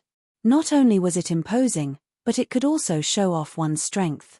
He silently kept this in mind and planned to discuss it with Cheng Yaojin and Yuqi Jingde when he returned to Chang'an. While he was thinking, he heard a sudden thunderclap outside the city wall. It made the battlefield, which was originally filled with war cries, suddenly quiet down. Then, 3 more explosions sounded in the other 3 directions of Jiulong County. Obviously, Niu Wu and the Zhong brothers had made a move together. Several bags of explosives were thrown down the city wall. After the successive explosions, the people of the Tang dynasty roared furiously. The shock wave of the explosion and the flying gravel, with the explosives as the center, instantly cleared the area with a radius of 20 to 30 meters. The people, who had been swarming toward the city wall like ants, were suddenly cleared out by the sudden explosion. The deafening sound, the flames soaring into the sky, the black smoke column, and the human body parts flying in all directions, deeply shocked everyone's heart. For a moment, whether it was the soldiers of the Tang dynasty on the city wall, the young men, or the people outside the city, they were all dumbfounded. They stopped, twisted their stiff necks, and stared blankly at the place where the explosion occurred. It seemed that they did not understand what had happened. On Li Wangyu's side of the city wall, the Yamen runner responsible for throwing the bags of explosives was flushed. He roared at the people below the city wall. He used so much force that even the blue veins on his neck bulged. He didn't care whether those subordinates were scared silly or not. After roaring angrily, he once again chose a place where the subordinates were gathered. With a sinister grin, he ignited the explosive in his hand with a match and threw it out with all his might. Boom! Another loud sound came. After being struck by the fury of thunder twice in a row, looking at their companions who had been blasted beyond recognition and were badly mutilated, the soldiers below the city did not dare to continue attacking the city. They let out terrified roars, turning around and fleeing toward the forest outside the city. Many of the people were scared out of their wits by the explosion. They did not run away, but knelt on the ground and kowtowed incessantly. The soldiers on the city wall were not in the mood to shoot arrows to kill the people who fled. How could they not be shaken by this shocking explosion to the point that they were at a loss for what to do? Just like that, because of a few packs of explosives, the large-scale siege ended with a strong start and a weak finish, just like that. Li Wangyu was naturally very satisfied with this result. He did not need to use a single soldier, and he could solve the problem with a few bags of explosives. Why not? After the people outside the city retreated, the fire in the city was slowly extinguished due to the efforts of Du Gufeng and the people in the city. Recently, this old dragon has been updating 2 to 3 times a day, but there are still people who want to send me razor blades. It's too hard for me. Let's exchange the razor blades for tips. Chapter 900. The fire in Jiulong County was set on fire during the crucial moment of the siege. It was obvious that someone had done it on purpose. Needless to say, the motive was to create chaos in the county in order to coordinate with the siege. However, the people outside the city who had taken the opportunity to attack the county were scared out of their wits and fled in panic because of the variable that was Li Wangyu's explosives. After the crisis in Jiulong County was resolved, Li Wangyu ordered the 2 colonels to arrange the defense of the city wall. Then, he led Niu Wu and the others to check on the fire in the county. When he found Du Gufeng, he saw that the county magistrate of Jiulong County was covered in dirt. His light green official robe was also full of holes from the fire. Du Guming House, how is it? Did you suffer a great loss? When Du Gufeng saw Li Wangyu, he quickly bowed. Reporting to the Duke. Fortunately, Major Wang was organizing the people nearby to transport supplies for the soldiers. He led the people here in time and prevented the fire from spreading. After I arrived, I organized the people and put out the fire. It was only now that Li Wangyu noticed the middle-aged man beside Du Gufeng. His face was covered in soot, and even much of his beard had been charred. He was none other than Wang Yichuan, the major of the Yi Province's Governor-General's office, whom Li Wangyu disliked. When Wang Yichuan saw Li Wangyu looking at him, he hurriedly revealed a fawning smile. On his dark face, only a row of white teeth could be seen, which made Li Wangyu very amused. Wang Yichuan, who was previously afraid of death, led a group of people to put out the fire. This reduced Li Wangyu's dislike for him. Major Wang has worked hard. Wang Yichuan hurriedly bowed and saluted. Duke is too polite. This lowly official just happened to come by at the right time. I was organizing the people nearby to move rolling logs and stones when I saw that the granary was on fire. I hurriedly led the people to put out the fire. I am ashamed to say that as a major, I did not dare to go to the city wall to supervise the battle. I could only do some small things within my ability. Li Wangyu smiled and nodded. When this matter is over, I will definitely ask for a reward for Major Wang. Thank you for your kindness, Duke. On the other side, Du Gufeng had already led the scribes of the county government to make a rough inventory of the losses in the granary. He returned to report to Li Wangyu. Duke, this lowly official has already sent people to check. The loss of grain isn't too great. About a few dozen darns were burned. It's not a big problem. That's good. How's the situation at the county Yamen? Your Highness, there are no major problems with the county Yamen. It seems that the arsonist only wanted to cause chaos in the city and did not intend to rescue the officials locked up in the prison. Therefore, they only burned some official robes. When Li Wangyu heard that, he also rejoiced endlessly. Luckily, Niu Wu and the Zhong brothers had already finished making the explosives and moved them to the top of the city wall.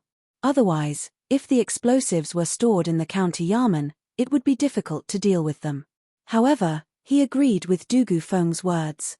The arsonist's purpose in setting the fire in Jiulong County wasn't to burn the grain or rescue the officials.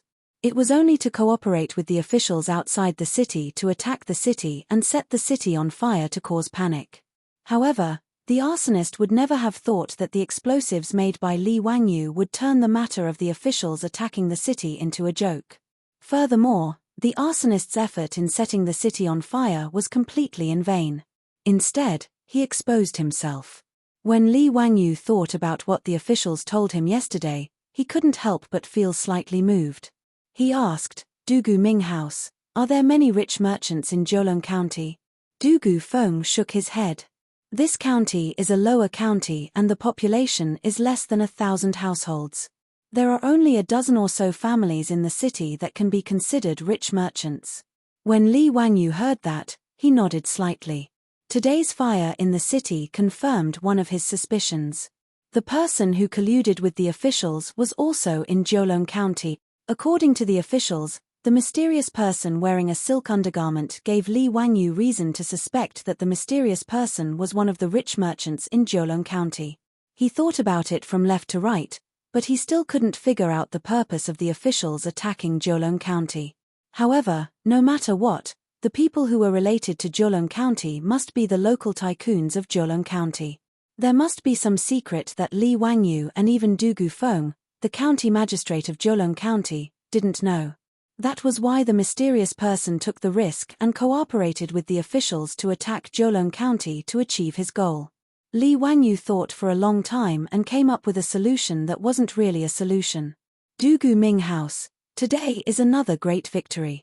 Why don't you invite the Ming House to choose a restaurant in the city and invite the rich merchants in Jiulong County to celebrate today's victory? What do you think? When Du Gufeng heard that, he was slightly stunned. He didn't quite understand Li Wangyu's words. Now that there were thousands of officials surrounding the city, how could they invite the rich merchants in the city to a banquet? Then, he suddenly understood. Duke, are you thinking of? Before he could finish, Li Wangyu nodded, indicating that he didn't need to continue. Yes, this official understands. This official will order someone to send invitations to those country gentlemen. Du Gufeng and Li Wangyu looked at each other. They could tell what the other was thinking from the look in the other's eyes. Li Wangyu's idea was simple. The mysterious person probably didn't expect that his whereabouts would be discovered by one of the officials. He also didn't expect that the official would be captured by Jiulong County. As such, the most direct method was to capture the assistant and have him recognize the person in person. As long as the official could identify the rich merchants in Jiulong County as the Tang person he saw that day, he would be able to easily capture the mastermind. Du Gufeng, the county magistrate of Jiulong County, was also a clever person. He immediately understood Li Wangyu's idea. Wang Yichuan naturally didn't understand the conversation between the two, but he didn't care about it. After Du Gufeng left to arrange these matters, Wang Yichuan also cupped his hands and bid farewell to Li Wangyu. He returned to the hostel to wash up and change his clothes. This major of the Izhou Governor-General's manor was trapped in Jiulong County. He was also staying in the hostel in the city. Li Wangyu saw that the situation in the city had stabilized. The mastermind's plot had failed, so he led Niu Wu and the others back to the city wall. He needed to properly store the remaining bags of explosives. If they weren't stored properly and accidentally detonated, it would be very troublesome. These bags of explosives were dangerous items. Li Wangyu naturally couldn't bring them back to the hostel. After thinking it over, he decided that it was more appropriate to entrust the bags of explosives to the prefectural soldiers.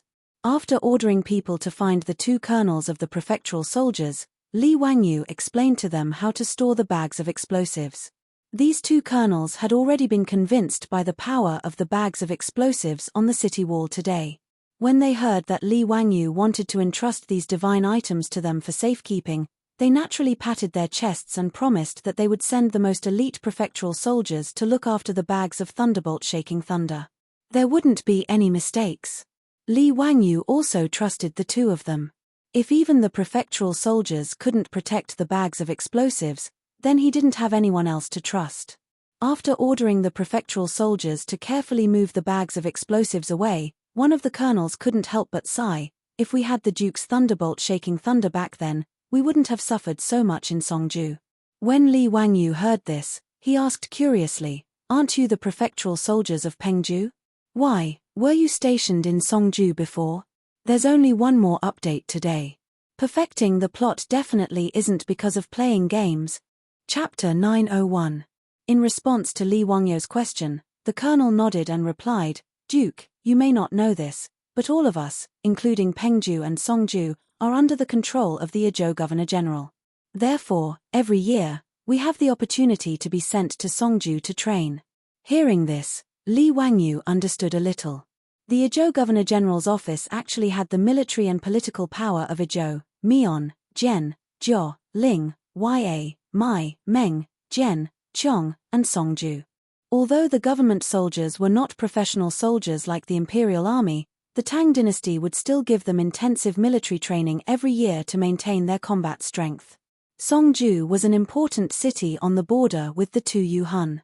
In addition, the Tang dynasty and the Tu Yuhan had small conflicts on the border from time to time. As such, the Yi province governor-general's manor took turns transferring these soldiers from the various provinces to Song province for a period of time in order to achieve the effect of actual combat training. Li Wangyu asked curiously, "Based on what you said, did you fight with the Tu Yuhan in Songju? And you suffered a big loss?" The two colonels looked at each other with a sad expression and nodded with a bitter smile. "Duke, to be honest, we were originally 3 brigades of government soldiers. A month ago, when we were stationed in Songju, one of the brigades was out on patrol and was ambushed by the Tu Yuhan. The entire brigade died in battle." The colonel's words made Li Wangyu very surprised. There was actually such a thing happening. Immediately, he thought of the government soldiers he saw rushing to Songju when he departed from Mianzhou. It must have something to do with this. Is the Tu Yuhan so arrogant? Aren't they afraid of the Tang dynasty's revenge? The colonel shook his head. "Duke, you may not know, but it is normal for the Tang dynasty and the Tu Yuhan to attack each other. It's just that it's rare to see an entire brigade like us die in battle without even a messenger escaping." The colonel continued, "After this happened, we originally wanted to avenge our comrades, but we didn't expect to be immediately sent back to Pengju." Sigh, as he spoke, he angrily punched his own palm, his face filled with grief and indignation. Li Wangyu had never been in the army before, but he could immediately understand the mood of the two colonels. He sighed and comforted the two colonels. After the regiment commander left, Li Wangyu also returned to the hostel to prepare for the feast at Hongmen that night.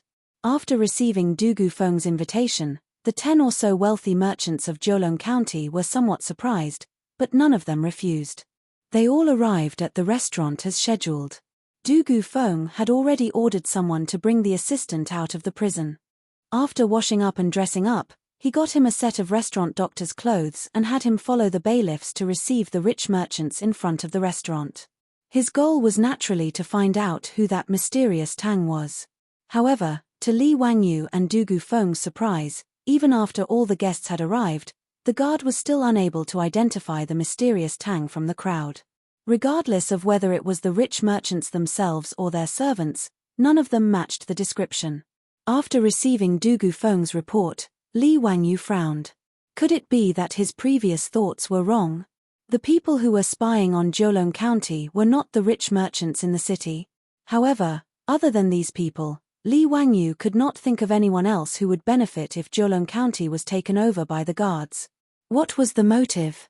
Needless to say, the people outside the city must have been promised great benefits, which was why they were tempted. However, what was the motive of the mastermind behind the scenes? Who would benefit if Jiulong County was taken over by the guards? Li Wangyu thought until his head was about to explode, but he could not think of anyone who would benefit from it. This matter was 2F** King illogical. He even suspected Wang Yichuan, the major of the Ezhou Governor-General's office.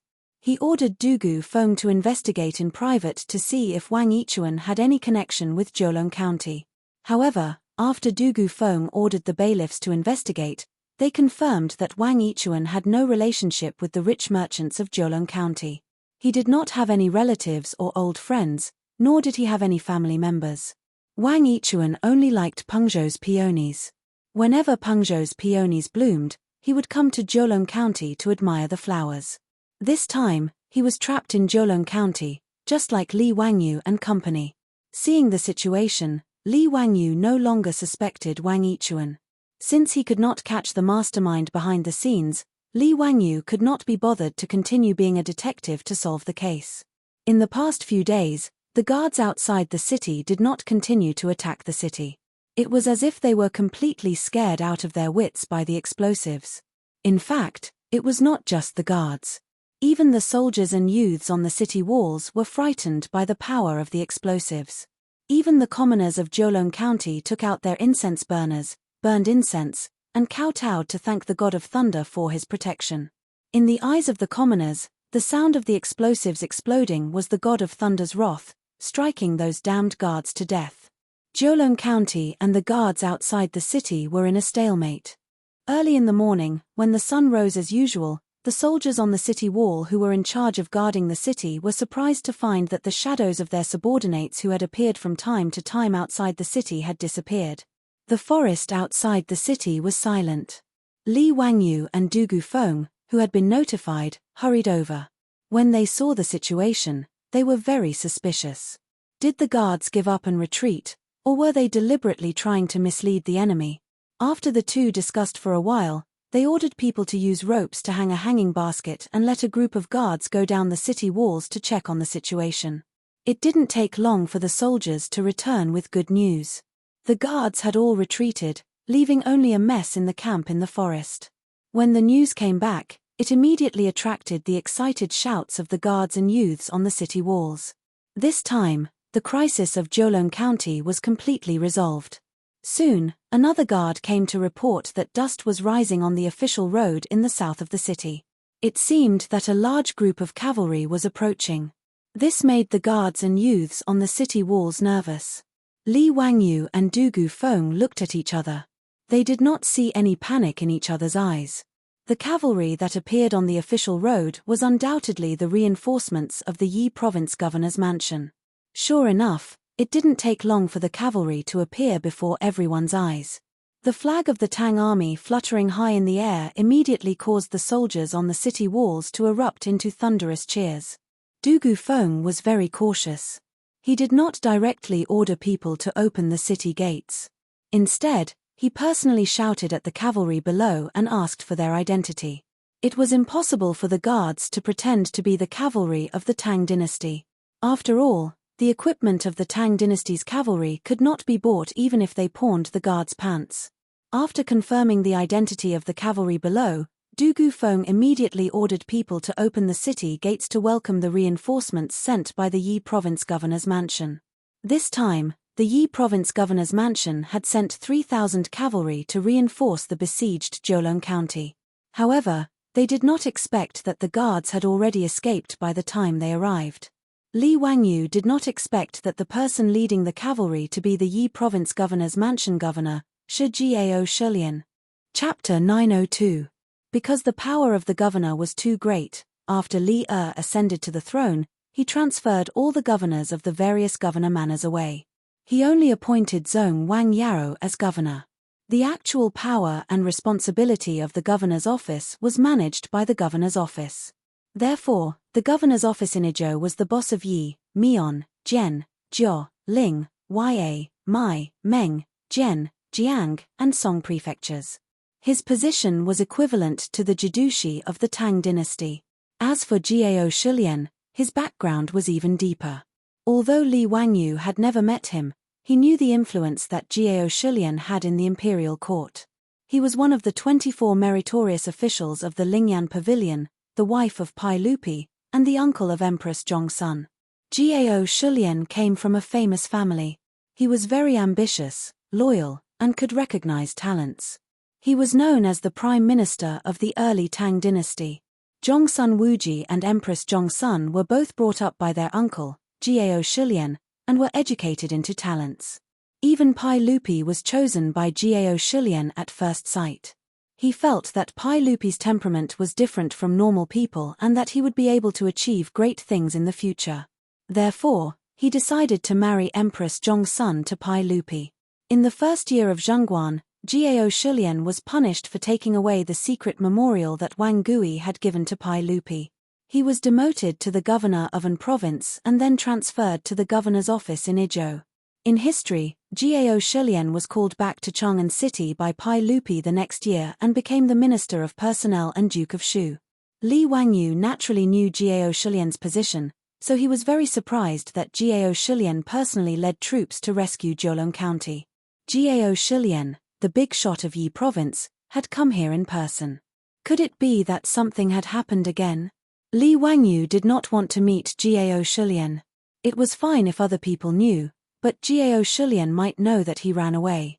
If he met Jiao Shilian and this guy insisted on escorting him back to Chang'an City, then it would be pointless. But now that he was in Jiulong County, it was almost a well-known fact.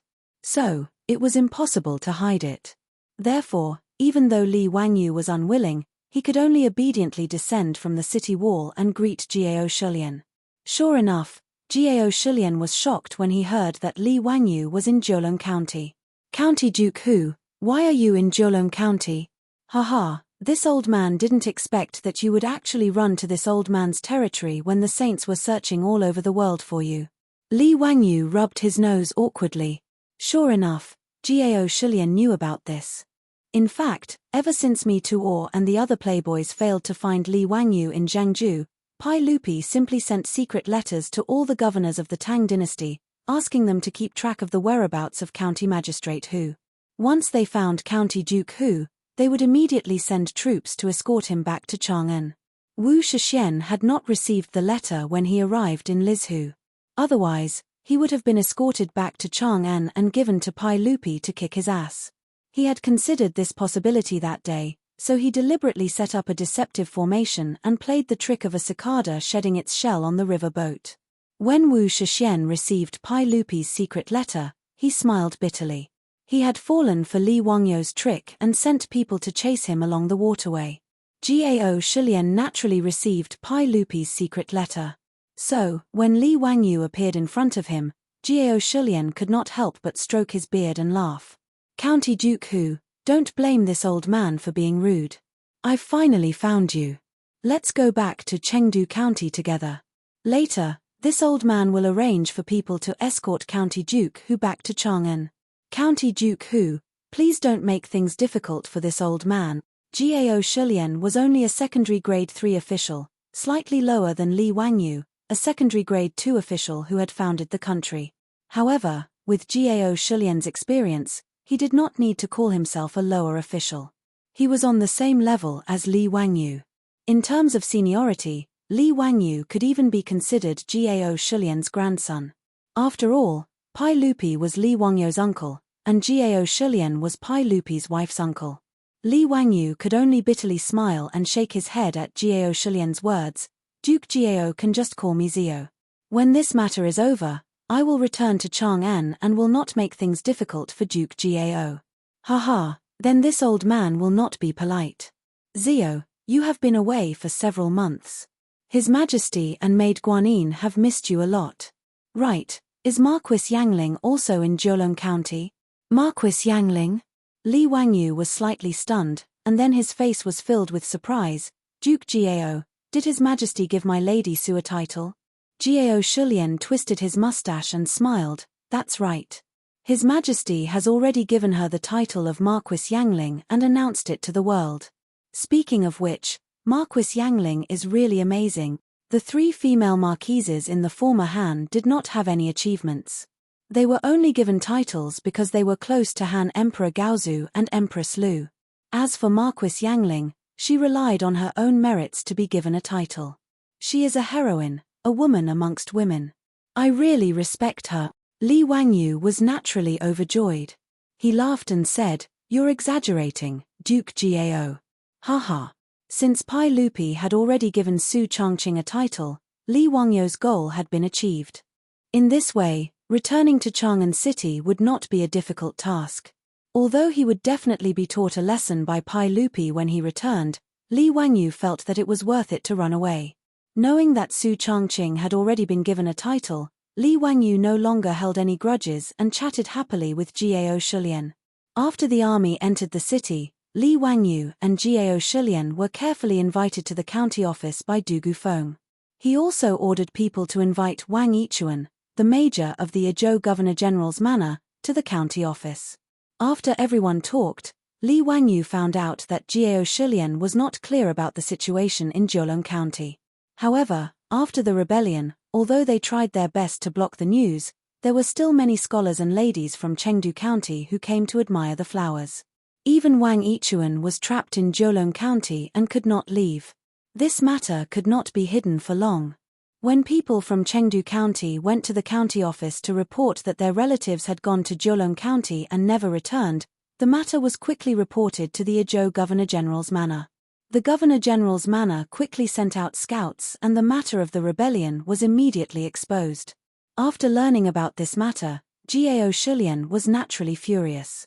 Originally, this kind of matter did not require him, the chief of the Ezhou Governor-General, to personally deal with it. However, Gao Shulian was like an old man who had gone crazy. Frankly speaking, he was just bored in Chengdu County. Thus, he decided to personally take action. He planned to lead the army and crush these reckless subordinates into smithereens. Gao Shulian did not expect that he would make a wasted trip. Li Wangyu and Du Gufeng also told Gao Shulian about the rebellion from beginning to end. When Gao Shulian heard that there were Tang people who colluded with the rebels, he was also furious. To think that there was such a thing. Ziyu, do you know who is behind all this? Li Wangyu shrugged his shoulders helplessly.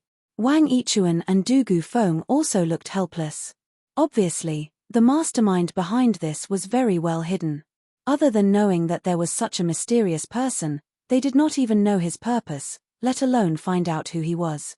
Gao Shulian pondered for a while and said, "Since that is the case, let's not bother about that person for now. When I lead the army to encircle the few tribes that the rebels are from, we will capture their leaders and interrogate them directly." Li Wangyu and the others looked at each other and nodded in agreement. That was the only thing they could do now. Chapter 903. The 3,000 soldiers rested for a day in Jiulong County. The next morning, the army set off to attack the Feiran tribe. After Li Wangyu and Su Changqing discussed, they led Niu Wu and the Zhong brothers and set off with the army.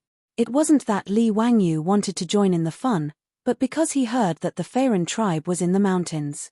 They usually chose places that were easy to defend and hard to attack. Thus, he wanted to bring the remaining packs of explosives to see if they could help. Niu Wu and the Zhong brothers had spent the night making explosives, and there were still 20 or so left. Li Wangyu believed that there was no defensive power that could withstand the gunpowder. Jiao Shulian naturally didn't want to bring Li Wangyu to attack the Feiren tribe.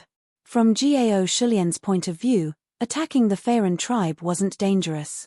However, if he had nothing to do, bringing Li Wangyu, the founding county duke, to the battlefield was still risky. Jiao Shulian obviously didn't want to do something that didn't bring him any benefits. Li Wangyu's method of persuading Jiao Shulian was simple.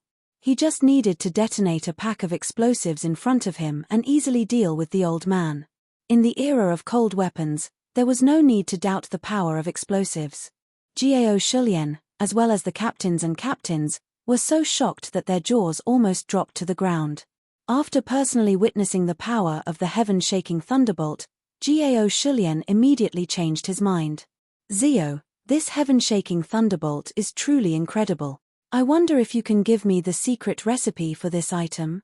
If we have such a powerful weapon, Tu Fan and Tu Yuhun will be nothing but chickens and dogs. Li Wangyu didn't even think about Jiao Shulian's words and shook his head to reject. What a joke! How would he dare to casually give away such a dangerous item? Even if the remaining explosives hadn't been used up by the time he left Yi Province, Li Wangyu was prepared to destroy them all and not leave them in Yi Province. As for how to use the explosives in the future, he would leave it to Pai Lupi and the other dukes to worry about.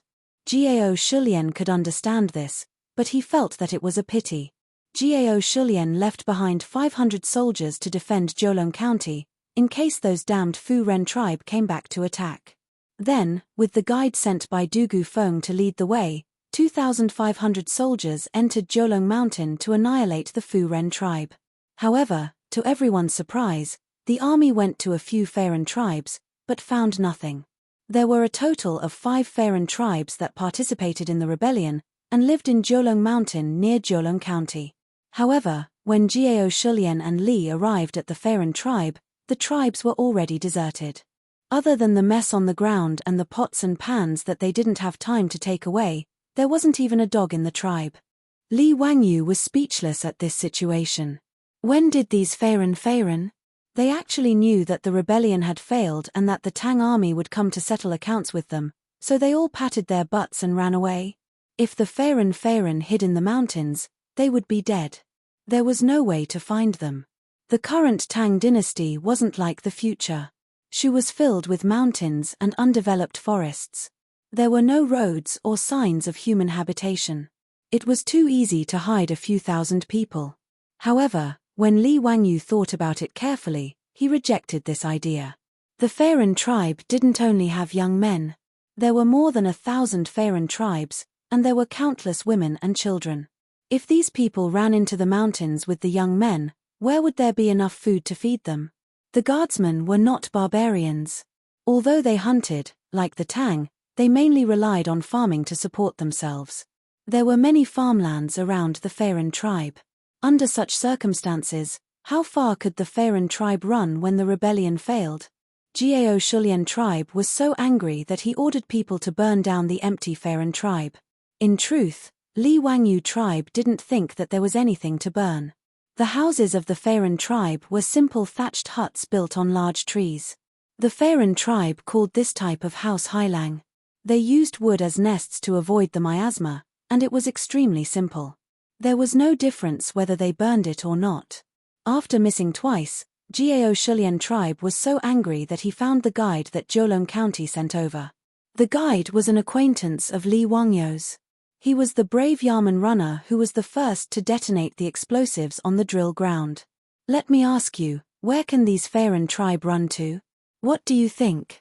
The bailiff thought about it and replied, if these Feiren tribe members didn't run into the mountains, then only Zhongfei Camp can hide so many Feiren tribe members. Zhongfei Camp? Where is that? Jiao Shulian tribe did not understand. Legend has it that during the Three Kingdoms period, Zhongfei Camp was where Shu country General Zhongfei led his troops. There were very few people there, and it was filled with forests and wilderness. Zhongfei Camp was about 700 to 800 steps tall, and the top of the mountain was flat. It was about 3,000 mu wide. It was surrounded by rocks, and there was only one small path up the mountain.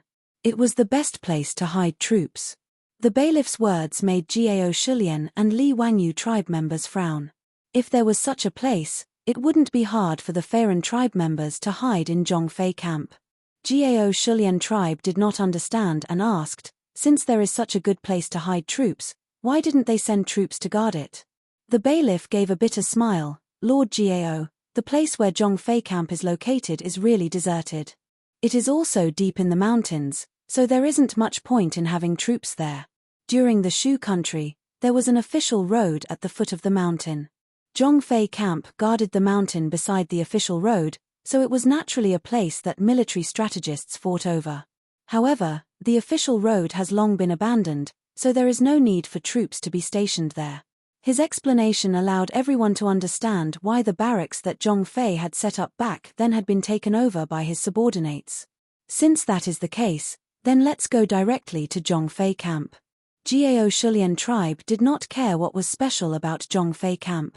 As long as the Feiran tribe members were there was no need to worry about them escaping. Even if it was easy to defend and hard to attack, Gao Shilian did not believe that he could not take down the camp with his 2,500 elite soldiers. Ever since they entered the mountains to encircle the Feiran tribe members, the horses of these soldiers were all stored in Jiulong County. The mountain forest was dense, so they could only climb it on foot. The army changed direction and headed toward Zhongfei camp, which the bailiff had pointed out. Marching through the mountain forest, Li Wangyu tribe members complained incessantly. He regretted joining in the fun. As the saying goes, looking at a mountain is close enough to kill a horse. Furthermore, they were marching through the mountain forest on foot. Not only was Li Wangyu tribe members tired, Gao Shilian tribe members also walked until they were out of breath. Fortunately, there were smart people among the soldiers. Seeing that the two nobles could not walk anymore, they chopped some bamboo and made two simple poles for them to carry Li Wangyu and Gao Shilian tribe members. After marching for about a day, the army finally arrived at the foot of the mountain where Zhongfei camp was located. Li Wangyu tribe members and Gao Shilian tribe members got off the poles and looked up. Both of them could not help but suck in a breath of cold air. The terrain in front of them was more dangerous than they had expected. Chapter 904. The stone mountain in front of Zhongfei Ying was about 700 to 800 meters high and surrounded by cliffs. Only the top of the mountain was lush and green, and was as flat as a round table. As for the path up the mountain, it was just as the bailiff had said.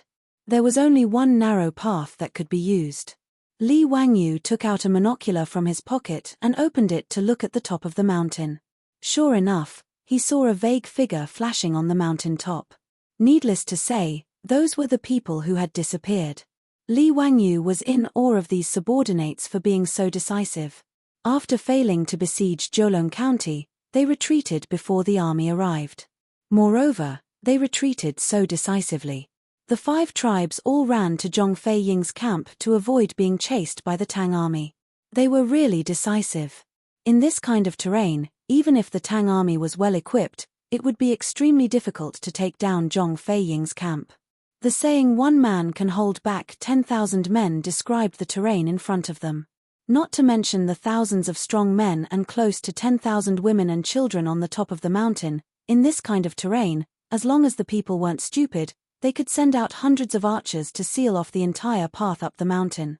Even if the Tang dynasty's soldiers had armor and shields, they wouldn't be able to charge through the hundreds of meters of narrow path to the people under the rain of arrows.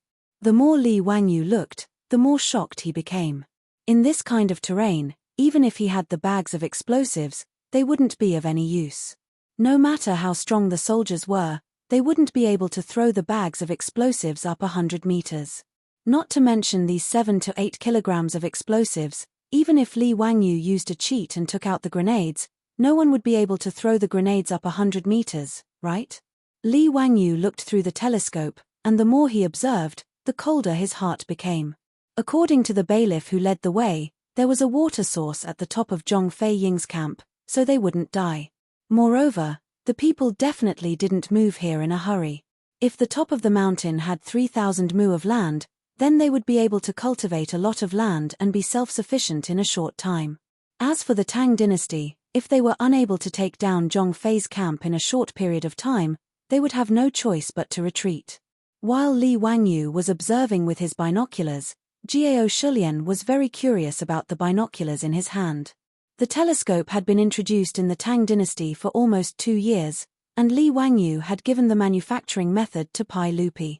However, because there was no glass in the Tang dynasty, telescopes were made with colorless and transparent crystals that were manually polished. The production rate was extremely low. Nowadays, only the high-ranking generals of the imperial guards in Chang'an were given binoculars. Therefore, even Jiao Shulian, the actual ruler of Yi province, had never seen such a novel thing as a telescope. He saw Li Wangyu holding the metal cylinder and constantly observing it. Out of curiosity, he asked, "Zio, what's that in your hand?" Li Wangyu looked at the binoculars in his hand in astonishment. He could not help but smile. "Master Jiao, this is called a telescope. It's a gadget that I ordered people to make. It can magnify people or objects far away for observation." "Oh, that's interesting. I wonder if Zio can lend it to me to take a look." Li Wangyu naturally would not refuse. He smiled and handed the telescope to Jiao Shulian. He even guided Jiao Shulian on how to use it step by step. "Hiss. This thing is really amazing. I can actually see the figures of the people on the top of the mountain clearly." After Jiao Shulian learned how to use the telescope, he was so shocked that he sucked in a breath of cold air. Jiao Shulian, this big shot, was like a child who had gotten a new toy. He held on to the telescope and refused to let go. This made Li Wangyu's heart skip a beat. He thought to himself, is this old man going to learn from Cheng Yaojin and borrow Jingju without returning it? Sure enough, after Jiao Shulian finally saw enough, he put the binoculars into his arms with an indifferent expression. Li Wangyu silently rolled his eyes. This old man's movements are very skillful. Jiao Shulian's action of putting something into his arms reminded Li Wangyu of a doctor friend he had met in his later life. What was different was that his doctor friend was using his pen instead of his pen, no matter if it was a signature pen, a ballpoint pen, or a fountain pen. As long as he dared to give it to his doctor friend, the next thing he would do after using it would be to put the pen into his pocket. His movements were extremely skillful and natural. There was not the slightest bit of awkwardness. It was as if the pen naturally belonged to him. As for Jiao Shulian's actions of taking his telescope, Li Wangyu opened his mouth but decided to endure it in the end. After all, this old man was Pai Lupi's wife's uncle. He was also the uncle of Empress Zhongsun and Zhongsun Wuji. He was 2 generations older than Li Wangyu. He could not afford to offend him. It was just a telescope. He would just treat it as a gift from this junior. Jiao Shulian carefully observed the terrain of Zhong Fei's camp. He then gathered all the captains and colonels of the prefecture army to discuss how to attack. With regards to the unique terrain of Zhong Fei's camp, no one had any good ideas. There was no better idea. After the captains and colonels discussed, they decided to attack first. As the mountain path was narrow, at most 2 people could walk side by side. As such, they could not put in too many soldiers to attack. The captains and colonels picked out 100 of the strongest soldiers from the 2,500 prefecture soldiers. They all put on Mingguang armor and held heavy shields, preparing to attack. The fighting strength of the Tang prefecture soldiers was relatively strong. If these 100 or so prefecture soldiers were to fight on flat ground, even if there were 500 or 600 of them, they would not be afraid. However, due to the restrictions of the terrain, they could only wrap themselves in an iron shell to see if they could withstand the rain of arrows. After some preparation, the Tang army beat the war drums. The 100 or so fully armed prefecture soldiers started to attack Zhong Fei's camp. Behind them, there were a few hundred prefecture soldiers ready to provide support at any time. As long as the vanguard could open a gap, the army at the back would immediately charge in and take down the mountain. After the army set off, Jiao Shulian once again took out the telescope and stared at every movement on the mountain. Li Wangyu was also a little nervous. He asked Niu Wu for another pair of binoculars and followed Jiao Shulian to observe the movement on the mountain. They saw that the prefecture soldiers were holding heavy shields in their hands and cautiously walking up the mountain. Hundreds of people climbed up 500 or 600 meters in one breath, but they did not see any of the prefecture soldiers.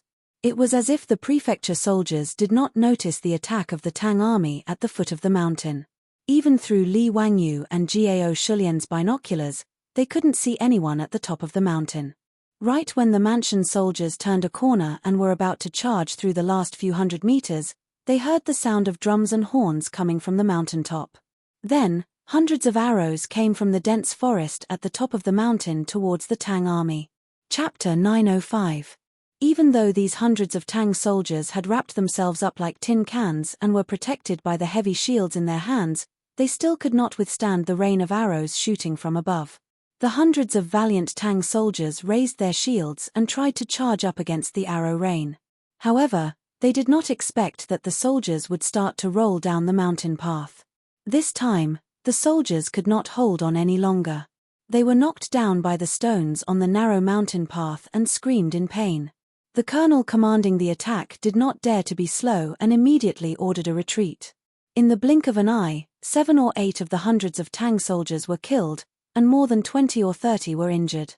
Gao Shulian and Li Wangyu both frowned at the foot of the mountain. It would be difficult to break through Zhong Feiying's tough bone. The Tang commandant and lieutenant were not willing to lose like this. They tried a few more times to test the waters but returned with no results. Instead, they lost many men for nothing. Gao Shulian saw the situation and had no choice but to order a retreat. 2,000 soldiers set up camp at the foot of Zhong Feiying's mountain. After arranging the defense and preventing the soldiers from sneak attacking the camp, Gao Shulian gathered the commandants and lieutenant in his tent to discuss how to break through the situation.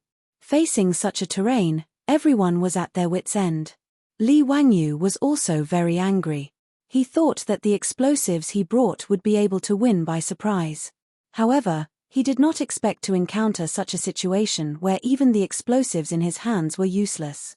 He had thought that if they had siege weapons like trebuchets, they should be able to throw the explosives 100 meters away. However, the Tang army did not have any trebuchets. Even if they did, they could not transport them up the mountain to attack. Furthermore, there was no place to place trebuchets on the narrow mountain path. He also thought that if they had large ballistae, they might be able to tie the explosives to the arrows and fire them. However, like trebuchets, large ballistae were also very large and difficult to transport up the mountain. Usually, large ballistae were fixed on the city walls for defense. Other than this, Li Wangyu really couldn't think of any other way to throw the explosives more than 100 meters away. He couldn't help but think angrily that if they had modern weapons like mortars, this kind of terrain would be nothing. With just one round of cannon fire, those subordinates who were defending from above would scatter and collapse. But this was just a thought. It was impossible for the Tang dynasty to have such firearms as mortars. After all, Li Wangyu was just a fake military fanatic. He didn't really know how to fight a war. He racked his brains for a long time but still couldn't figure it out, so he could only give up. Gao Shulian and the commandant had no choice either. With the current situation, unless they hardened their hearts and used the lives of their men to fill in the gaps, they would not be able to attack Zhong Fei's camp no matter what. Thus, the two sides were in a deadlock. The subjugation army was besieged at the foot of Zhong Feiying's mountain, but they could do nothing to the subjugation army at the top of the mountain. After being trapped here for several days, the mansion soldiers tried various kinds of attack methods such as night attacks, fire attacks, and archery. However, they all failed and even lost some men. Gao Shulian had no choice but to gather a group of soldiers again and discuss the matter of retreating. Their 2,000 soldiers couldn't keep defending at the foot of the mountain forever. Who knew how long it would take to trap the subjugation army at the top of the mountain? Regarding this, although Li Wangyu was unwilling, there was nothing he could do. He was too lazy to continue staying in Gao Shulian's tent to listen to everyone discuss this matter. Thus, he simply said goodbye to Gao Shulian and brought Niu Wu out of the tent to get some fresh air. Raising his head and looking at the steep cliff of Zhong Feiying, Li Wangyu could only sigh. Not being able to attack Zhongfei Ying and capture the 5 tribe leaders alive to find out who the mastermind was made Li Wangyu very unhappy. Furthermore, these traitors hiding here was like a fishbone stuck in the throat for Jiulong County. Who knew when they would become a disaster? There was only 1,000 days of being a thief. How could there be 1,000 days of guarding against thieves? If they couldn't deal with these subjugation army, Jiulong County would have a hard time in the future. Thinking about it, Gao Shulian could only send more soldiers to be stationed in Jiulong County to prevent the subjugation army from rebelling again. Niu Wu was also very unwilling. Lang Jun, why don't you let me take some men to sneak up at night? When we get close, we can throw out thunderbolts to kill those bastards. No, the soldiers have already tried to sneak up at night, but it didn't work. Those subjugation army are already prepared for this. Once night falls, they will light up a bonfire on the mountain peak. There are no trees on the mountain path to hide, so how can we sneak up? Are we just going to let it go like this? Wouldn't that be letting those bastards off easy? Niu Wu angrily pulled out his blade and chopped off a small branch beside him to vent his anger. Li Wangyu shrugged and comforted Niu Wu. He continued to wander around the camp aimlessly, thinking about how to get out of this situation. Unknowingly, he walked to the camp's kitchen. Next to the kitchen tent, the squad leader was busy preparing food. When the squad leader saw Li Wangyu, the nobleman, he quickly gestured for everyone to greet him. Li Wangyu waved his hand, indicating that he was just looking around. He told them not to bother about him and to do their own things. After the cooks apologized, they busied themselves with their own affairs. Just as Li Wangyu was about to turn and leave, he saw 2 cooks putting something in a big wooden bucket. He couldn't help but be curious, so he went over to take a look. He saw a layer of cobblestones in the wooden bucket. The cooks at the side were constantly digging out hot cobblestones from the bonfire and throwing them into the wooden bucket. Seeing as Li Wangyu looked over, the cooks quickly explained with a smile that they were preparing to cook meat. The method of cooking meat with roasted cobblestones was famous in Sichuan. After the bottom of the bucket was covered with hot cobblestones, the cooks poured the condiments and meat on top of the cobblestones. Following that, a bucket of boiled bone broth was poured into the bucket. Sizzle, sizzle sounds were heard, and an aroma immediately gushed out of the wooden bucket. Li Wangyu nodded as he was pleased. Looks like I'm going to have a good lunch today. He had seen the method of cooking meat with cobblestones in his previous life, and the taste was very unique. After praising the cooks, Li Wangyu turned around and left. But he hadn't taken a few steps when he suddenly stopped and turned around to look at the steaming hot wooden barrel. Immediately after, Li Wangyu's mind seemed to have been struck by lightning, and his thoughts became clear all of a sudden. Mwahahaha, wonderful, truly wonderful. Niu Wu, reward these brothers. Li Wangyu raised his head and laughed loudly. Even Cheng Yaojin's laughter could be heard. Niu Wu and the Zhong brothers looked at each other. They didn't understand what their Langjun meant. The cooks were pleasantly surprised. They couldn't understand why their Langjun would reward them for no reason at all. Li Wangyu didn't pay any attention to them, and directly walked towards Gao Shulian's tent with large strides. 2nd Battalion Commander, where's your mother's Italian artillery? Pull it up for me.